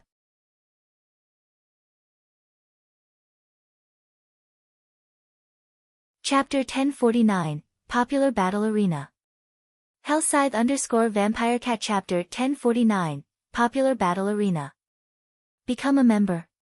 Shi Feng's eyes immediately lit up with joy when he received this notification. The exchange shop operated by its mysterious merchant had two modes of exchange. One mode was available to all players. The other mode was limited to members of the exchange shop. In the past, Shifeng had yearned to become a member of the shop. Unfortunately, obtaining membership was not that easy. Based on his understanding, there were two ways to become a member of the exchange shop. The first one was very normal, and that was to achieve a certain number of transactions and trade volume with the exchange shop. One needed to make 30 consecutive transactions with the shop as well as attain a total trade volume of 5 million magic crystals. The number of transactions was not calculated based on the number of exchanges made but on the number of times the Golden Sands exchange shop refreshed its stock. The exchange shop would only refresh its stock of rare items once a week. In other words, one needed to visit the shop for 30 weeks in a row and make a huge purchase every week. If one were to stop even once midway, their count would have to start all over again. However, the number of transactions was only secondary. The key point was that the required trade volume was ridiculous. In reality, even if a player visited the exchange shop 30 times in a row and purchased plenty of items on every visit, they would still have great difficulty achieving the required trade volume. This was true even when they encountered valuable items up for exchange. There also weren't a lot of useful items up for exchange in the shop. Hence, unless one was willing to take a loss and purchase useless items at above market price, it was practically impossible to achieve the required trade volume. Moreover, magic crystals were a strategic resource to guilds. It would be foolish to spend them wastefully. Hence, Shifeng had never managed to become a shop member in the past. The other method to become a member was through killing the boss monsters inside the ancient ruins, which had a chance of dropping fragments of an ancient stone tablet. If one could complete a set of the fragments and hand it over to the mysterious merchant, one would likewise become a member of the exchange shop. Only, the drop rate for the tablet fragments was criminally low. In addition, there were very few bosses in the ancient ruins. The time they took to respawn was also very long. It was practically impossible for an ordinary large guild to gather enough fragments to complete a set. Shifeng could still clearly remember that in the past, a single tablet fragment had been worth at least 1,000 gold. Even so, the supply was far from enough to meet the demand. As long as a tablet fragment went up for sale, the various large guilds would buy it almost instantly. So there's also such a benefit for the first person to discover the exchange shop. Luckily, I came here before anyone else did. Shifeng inwardly celebrated. Players who became a member of the Golden Sands exchange shop would enjoy very excellent benefits. The first benefit was that members were allowed to enter the second floor of the exchange shop and exchange for the items there. For the second benefit, members would receive a 20% discount on all items on the first floor. For the third benefit, members would receive a teleportation crystal. In the future, they would no longer need to waste time traveling to the shop. Instead, they could teleport directly to it. Though the crystal had a cooldown of 12 hours, it would still provide great convenience. It could also help players travel quickly to the Golden Sands archipelago, allowing much more time for players to spend on leveling up. Following which, Shifeng clicked Agree to become a member of the exchange shop. System: you do not have the required number of magic crystals. You have 48 hours to collect 10,000 magic crystals. If you are unable to collect them in time, it will be considered as you forfeiting this opportunity. What a short time limit. Shifeng smiled bitterly. Currently, Zero Wing's income for magic crystals was indeed considerable. However, its expenditure of the precious resource was also very high. He had prepared only 3,000 magic crystals for the trip this time. Having no other choice, Shifeng took out the Abyss pendant and set a teleportation marker in front of the small cabin. He then took out a guild transfer scroll and activated it. Along with a white flash, Shifeng disappeared from the Golden Sands archipelago. Star Moon Kingdom, Stone Forest Town, Zero Wing's residence. Why are there so many players here? Shi Feng was surprised by the crowd of members in the main hall. Currently, Zero Wing's residence was extraordinarily lively. Normally, there would only be several hundred guild members lurking around the first-floor hall. Now, however, Shi Feng could see more than 1,000 present. Today's PvP match was awesome. Since coming into the game, this is the first time I've managed to achieve such a high standard with my techniques. I know, right? If I could spar at the battle arena for a few more hours every day, it won't be long before I can give the Trial Tower's 4th floor a try. At that time, I'll become an elite member of the guild and receive a 20% discount when I visit the battle arena. Forget about it. Didn't you see how many players were crowding into the battle arena today? If not for us being Zero Wing members, we wouldn't get a turn even after queuing up for a day. And you want to fight several times a day? Didn't you notice the looks those independent players were giving us when we entered the combat room? If looks could kill, we would have died multiple times back there. I was just thinking about it. I wonder when our guild will occupy another town. It'd be fine even if the town's surrounding environment is poor. As long as the guild sets up another battle arena there, we would be able to have some fun there, too, every day. Guild members were chatting merrily in the main hall. When they spoke about the battle arena, their eyes sparkled with excitement. They could not help but wish they could spend more time training there. Unfortunately, there were simply too many players trying to get into the establishment. Hence, the battle arena had limited every player's usage of its combat rooms to no more than 1 hour per day. Moreover, the original price of 1 silver per hour had also risen to 2 silver per hour. Even so, an endless number of players still waited to enter the battle arena. There just was not enough combat rooms to go around. This situation relieved Shi Feng. He could not help but admit that the battle arena was worth every coin he spent on it. Even without him doing anything, the advanced NPC managers would automatically deal with everything related to the battle arena. For example, the NPC managers would make adjustments to the pricing based on market conditions. Moreover, they would also provide corresponding preferential treatment to Zero Wing's members. The NPCs had even set up a membership system for the battle arena. Those who became a member of the arena would enjoy priority entry into the establishment. They would also receive discounts on their expenditures. Meanwhile, in order to become a member of the battle arena, one needed to pay a registration fee of 100 magic crystals, which was non-refundable. If one wanted to get back their magic crystals, they could only do so by buying each crystal back for 20 silver. Personally, Shi Feng felt that the membership fee of 100 magic crystals was a little too steep. However, the NPC managers had obviously done their market research because after they promulgated this rule, over 100 players had promptly registered to become members. At this point, the battle arena already had over 300 members. Just like the treatment that the normal members of Zero Wing received, these arena members had priority in entering combat rooms. At the same time, they also enjoyed a 10% discount when using the establishment's services. Due to this benefit, the number of players trying to join Zero Wing had also exploded. Currently, word had already gone around that becoming a member of Zero Wing was equivalent to gaining 100 magic crystals. No other guild could offer this treatment. If one managed to become an elite member, the treatment they received was even more amazing. Not only did they receive a 20% discount, but they also received even greater priority in entering combat rooms. Just as Shi Feng stepped out of the residence's main entrance to take a look at today's magic crystal income, a notification came from the system informing him that he had received a message. It seems they're finally unable to continue sitting still. Shi Feng's lips curled up into a smile as he read the message.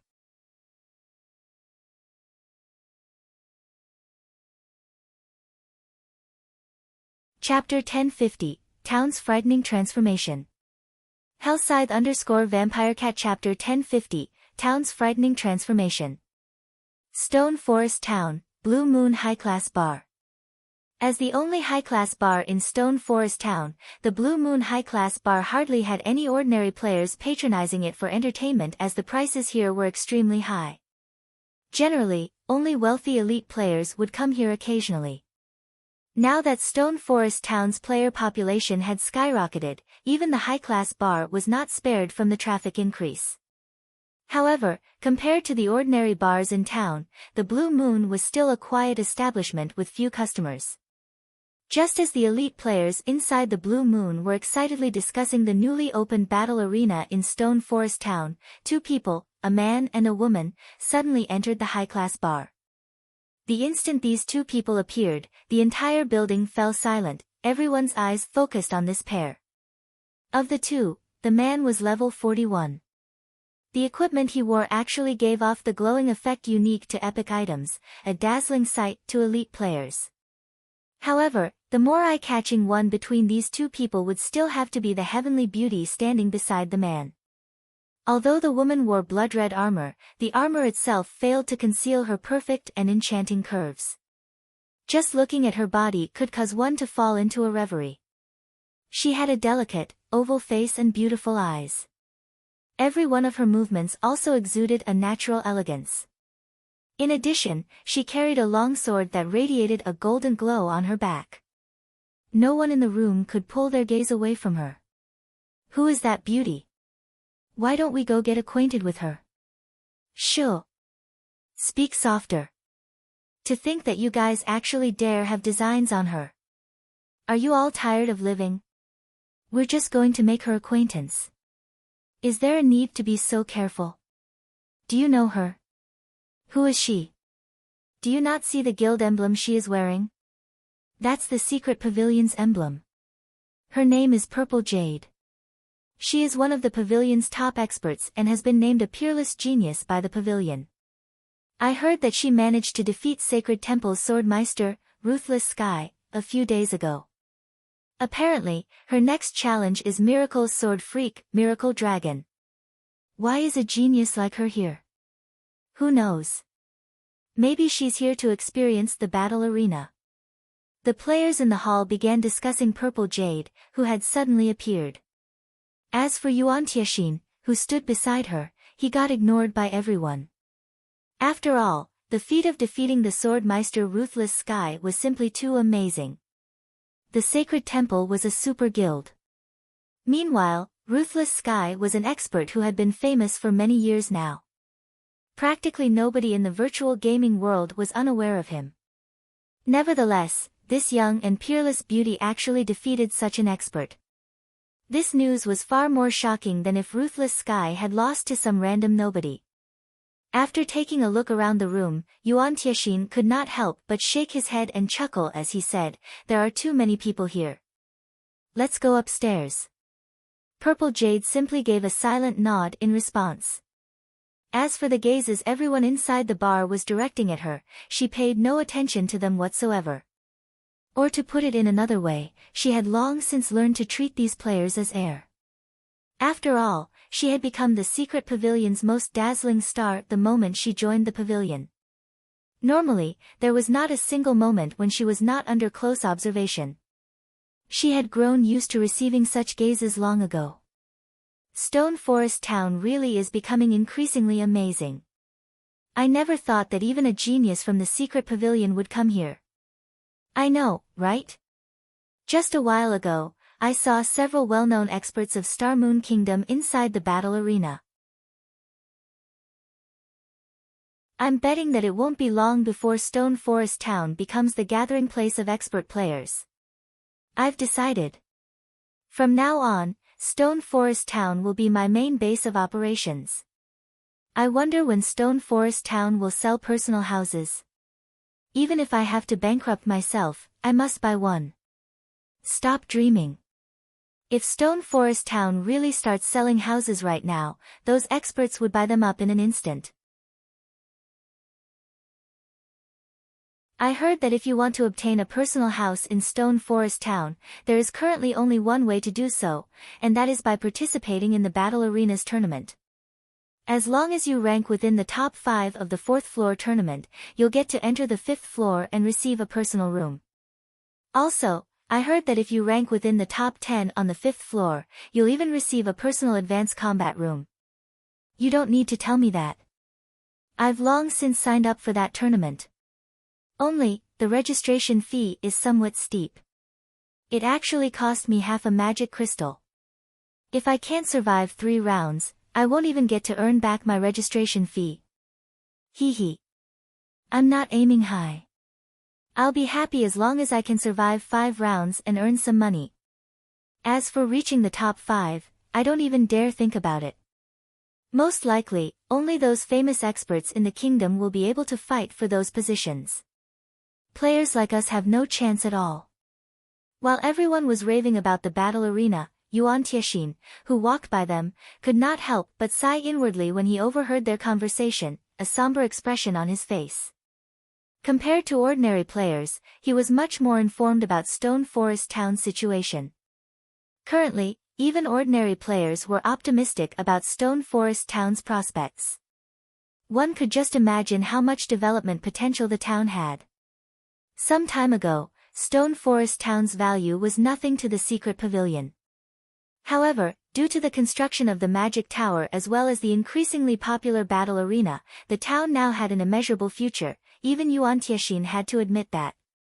Hence, he and Purple Jade had also come to Stone Forest Town. Despite their having been gone for only a few days, Stone Forest Town had undergone an earth-shaking transformation.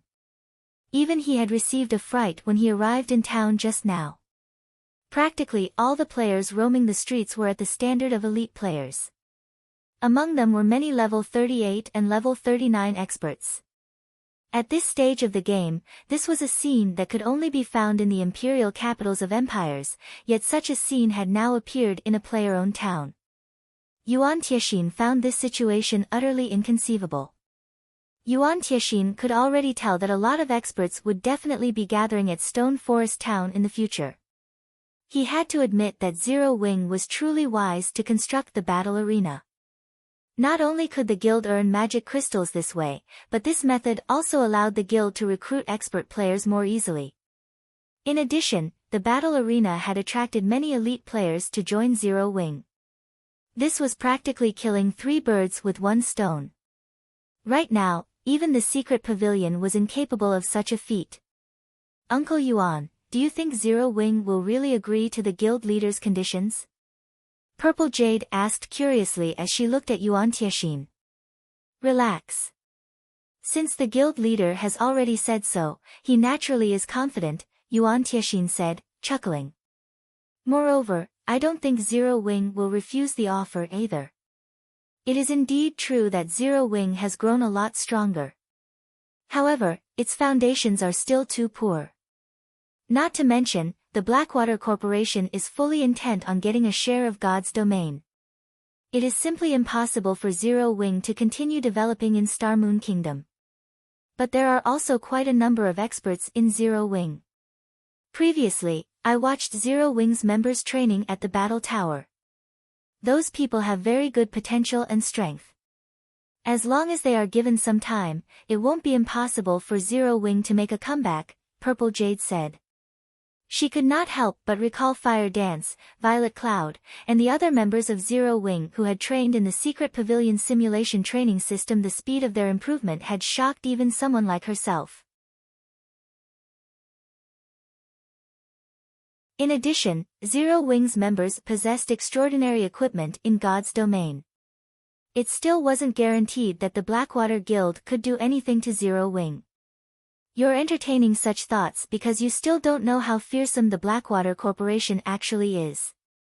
There is a reason why the corporation can boast its current achievements in the fighting industry. Not to mention, Zero Wing no longer has much time left, Yuan Tiexin said, shaking his head. He could not help pitying Zero Wing. Zero Wing could only blame itself for its bad luck.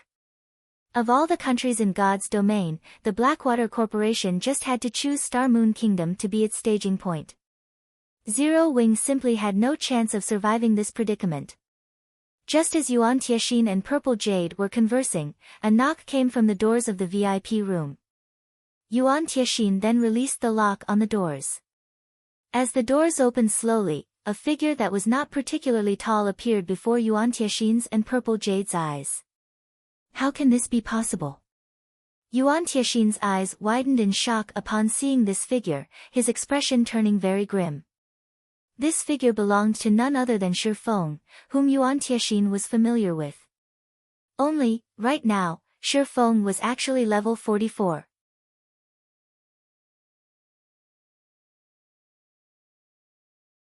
Chapter 1051, Monster Army. Hellscythe_Vampirecat Chapter 1051, Monster Army. How is he so high-leveled? Purple Jade's eyes flashed with shock as she stared at Shi Feng slowly walking over to them. Currently, even the highest-leveled player in the secret pavilion was only level 42. Moreover, that person was the pavilion's famous leveling maniac, who was also the #1 player on the Fire Wing Empire's ranking list, Sleepless Star. However, aside from Sleepless Star's personal strength, the reason he managed to come out on top in the Fire Wing Empire was the resources the secret pavilion supplied him with. Yet, Shi Feng, a member of Zero Wing's upper echelon who was frequently busy dealing with guild affairs, had actually managed to reach level 44. This was truly inconceivable. However, rather than Shi Feng's level, what surprised Purple Jade the most was the danger she picked up from him. Moreover, her alarm bells rang increasingly louder, the closer Shi Feng got to her. What a terrifying monster! Yuan Tiexin was much more experienced than Purple Jade, so he could tell very clearly just how much Shi Feng had improved since they last met. Smiling bitterly, he could not help shaking his head as he said, "Jade, it seems it will be impossible for you to test Yi Feng's bottom line this time. Right now, he is no longer just strong. His strength is already at an entirely different level from ours." Previously, when Yuan Tiexin had met Shi Feng, the latter had contained his aura exceptionally well, proof that the youth's control over his body had already reached a realm of perfection. However, this time, Shi Feng failed to contain his aura that well when he moved. What did this mean? The only explanation for this was that Shi Feng's power was so strong that even an expert like himself could not adapt to it properly.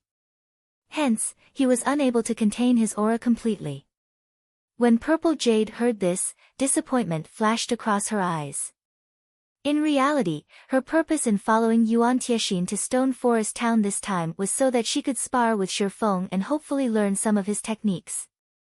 However, if the gap in strength was too wide, Shi Feng could easily defeat her even without utilizing any profound techniques. With this, rather than a spar, she would simply be asking for a beating. "Uncle Yuan, may I know why you have come looking for me this time?" Shi Feng asked unhurriedly.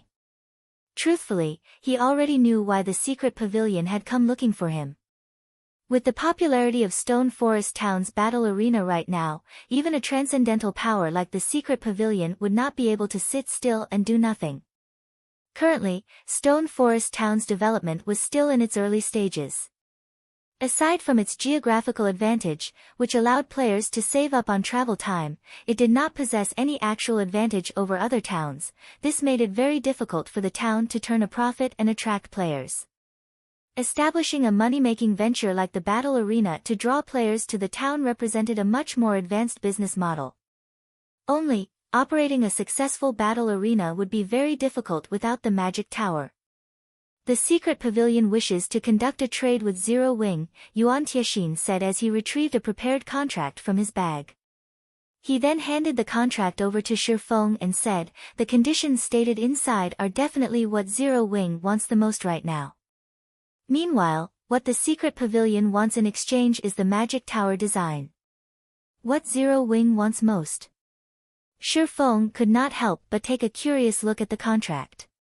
After spending several minutes to scan through the contract, Shi Feng realized that it was indeed just a simple trade. In summary, the secret pavilion would provide a kingdom for Zero Wing to develop in so that it could avoid annihilation by the Blackwater Guild. Meanwhile, all Zero Wing needed to do was hand over the magic tower design to the secret pavilion. The contract had other minor conditions, but that was basically the long and short of it. This is the condition that the secret pavilion is offering? Shi Feng asked strangely after he was done reading the contract. Although Zero Wing's foundation was not comparable to the Blackwater guilds, the current Zero Wing was no trifling opponent. It would not be so easy for Blackwater to remove Zero Wing from Star Moon Kingdom. It was especially true now that Stone Forest Town had the magic tower. Shi Feng truly could not understand why the secret pavilion held such an optimistic view of Blackwater's prospects. However, the secret pavilion's information gathering was matchless in the virtual gaming world. Since the pavilion was so assured of Blackwater's victory, it definitely had reasons to believe so. Shi Feng just did not know what those reasons were. That's right. This is the condition the secret pavilion is offering. This is a trade that will bring only good and no harm to Zero Wing, Yuan Tiexin said determinedly. I understand what you are thinking. It is impossible for Zero Wing to lose. But what will you think after looking at this? Saying so, Yuan Tiexin sent a few video recordings to Shi Feng. Shi Feng promptly clicked to view the videos. And he was stunned when the first video started playing. This is... The video had been recorded from the top of a mountain using a magic mirror. Meanwhile, the location displayed was none other than Black Ridge Town, which the video showed as being infested with monsters that were level 50 and above. There were even level 60 and above lords and great lords among them, as well as the one-horned humanoid monsters that Shi Feng was extremely familiar with.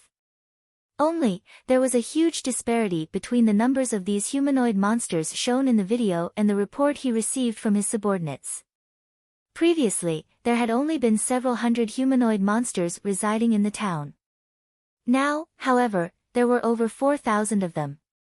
Moreover, a few of these humanoid monsters had even reached level 60 already, their HPs breaching 30 million, equivalent to a level 60 Great Lord, and there were actually 5 of them. The development speed of these monsters made even Shi Feng shudder. Aside from these monsters, Shi Feng could also vaguely make out a figure wearing a black cloak.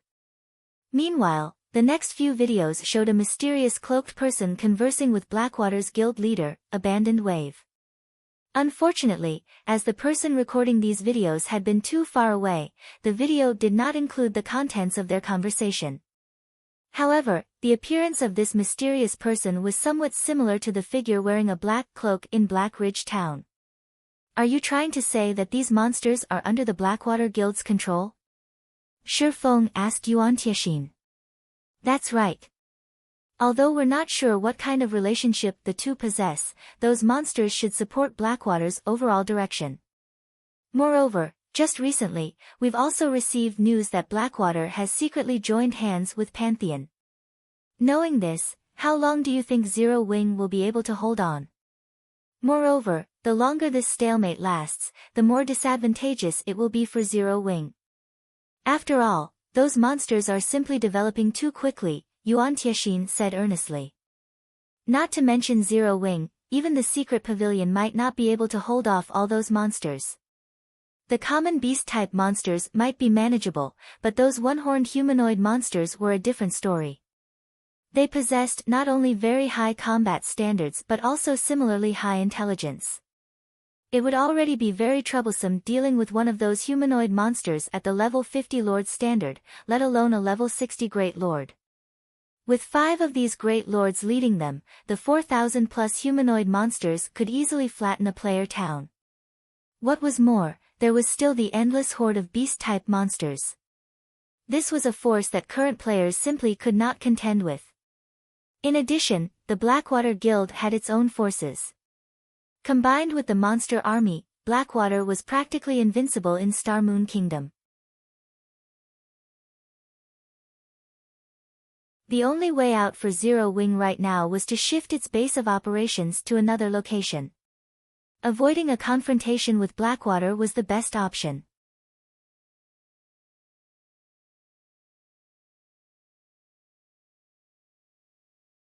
Chapter 1052, War Approaches. Hellscythe_VampireCat Chapter 1052, War Approaches. Yuan Tiexin had anticipated seeing an expression of fear on Shi Feng's face after his explanation. However, even after some time had passed, Shi Feng's expression remained unchanged. Aren't you worried about Stone Forest Town's safety? Yuan Tiexin asked. You should know that Black Ridge Town is only a short distance away from Stone Forest Town. If those monsters take action, they need only 10 hours or so to gather at Stone Forest Town's entrance. With the strength of those monsters in addition to Blackwater's various experts, it is impossible for you to hold them off without level 150 guards, using just the defense turrets you've built. I believe you also know that the attacks of those turrets are very easy to see through, and are short range. At long distances, elite players will be able to avoid their attacks. Not to mention, even the most inferior of those monsters possesses the standards of elite players. The turrets will pose practically no danger to those monsters whatsoever. You should understand what those monsters are capable of. If Blackwater takes action now, Stone Forest Town has no chance of winning. If Zero Wing sells the magic tower design to our secret pavilion, we can provide you with a kingdom with a very safe environment to develop in. It will be enough to let Zero Wing recover back to its peak within a short time. Right now, the longer you delay your decision, the greater the losses you will suffer. Hopefully, Zero Wing makes a decision soon. If you wish to negotiate the conditions, contact us at any time. Following which, Yuan Tiexin left the VIP room together with Purple Jade. In Yuan Tiexin's opinion, Shi Feng could not make a decision on such an important matter. The youth definitely needed to discuss things with that mysterious guild leader of Zero Wing, Black Flame. Uncle Yuan, has Pantheon really joined hands with Blackwater? Purple Jade could not help but ask. Pantheon was a bona fide super guild.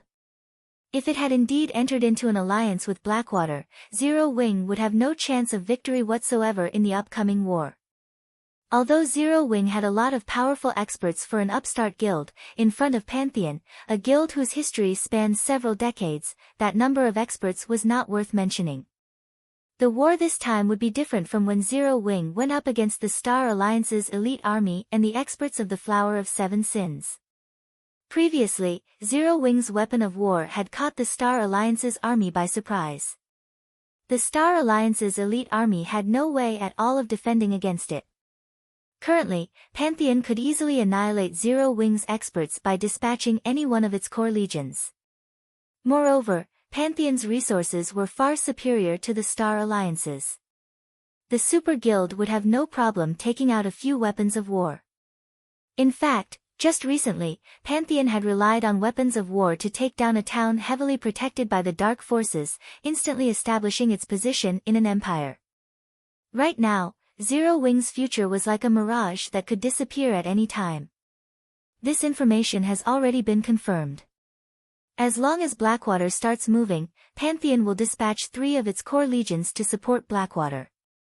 If Zero Wing doesn't come to a decision in time, it will suffer even greater losses later on, Yuan Tiexin said, nodding.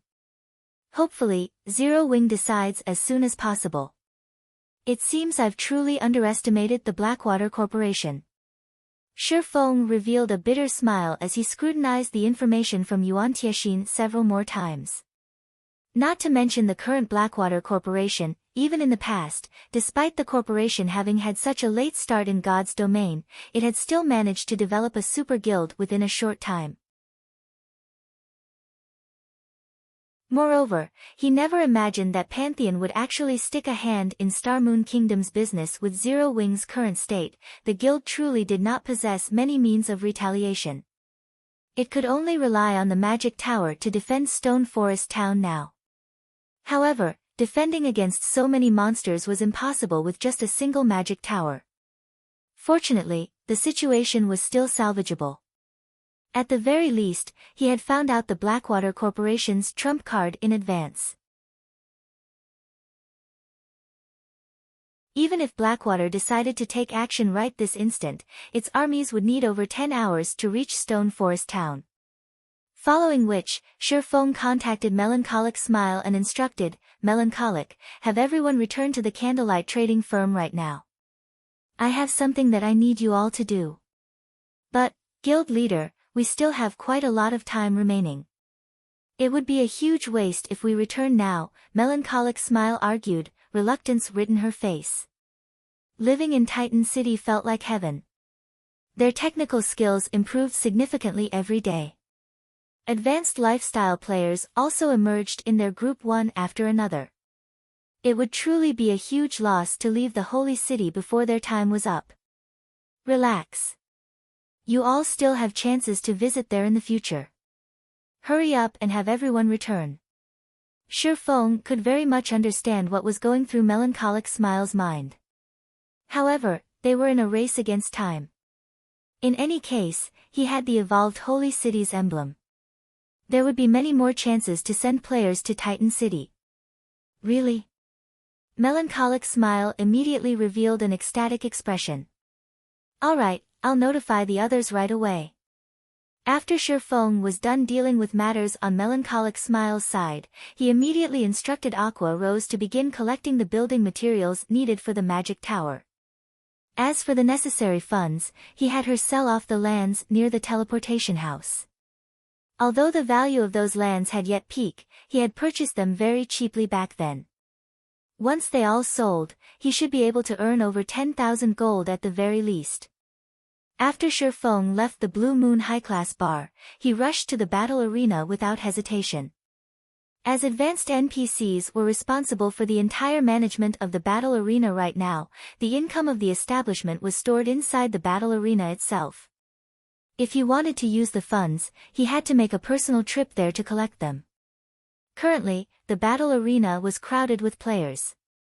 From afar, Shifeng could see many players surging into the building.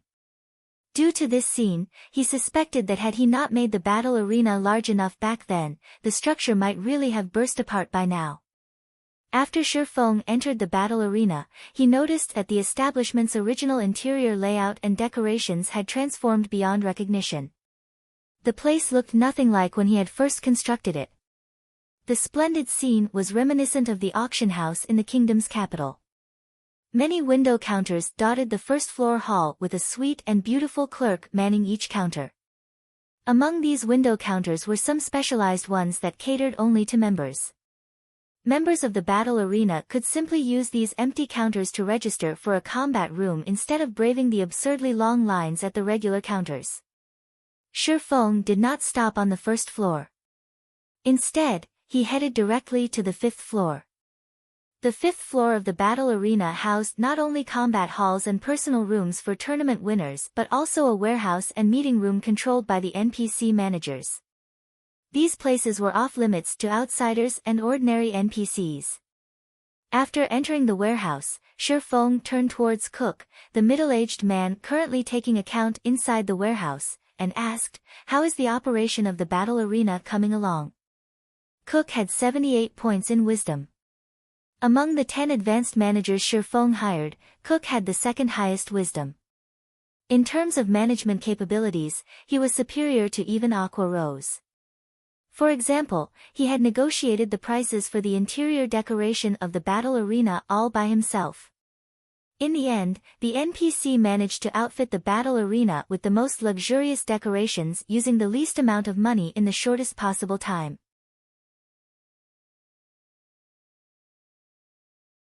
If this task had been left to players to handle, they would have needed more than 2 days to achieve similar results. You're tuning into the Blissful Bookshelf YouTube channel.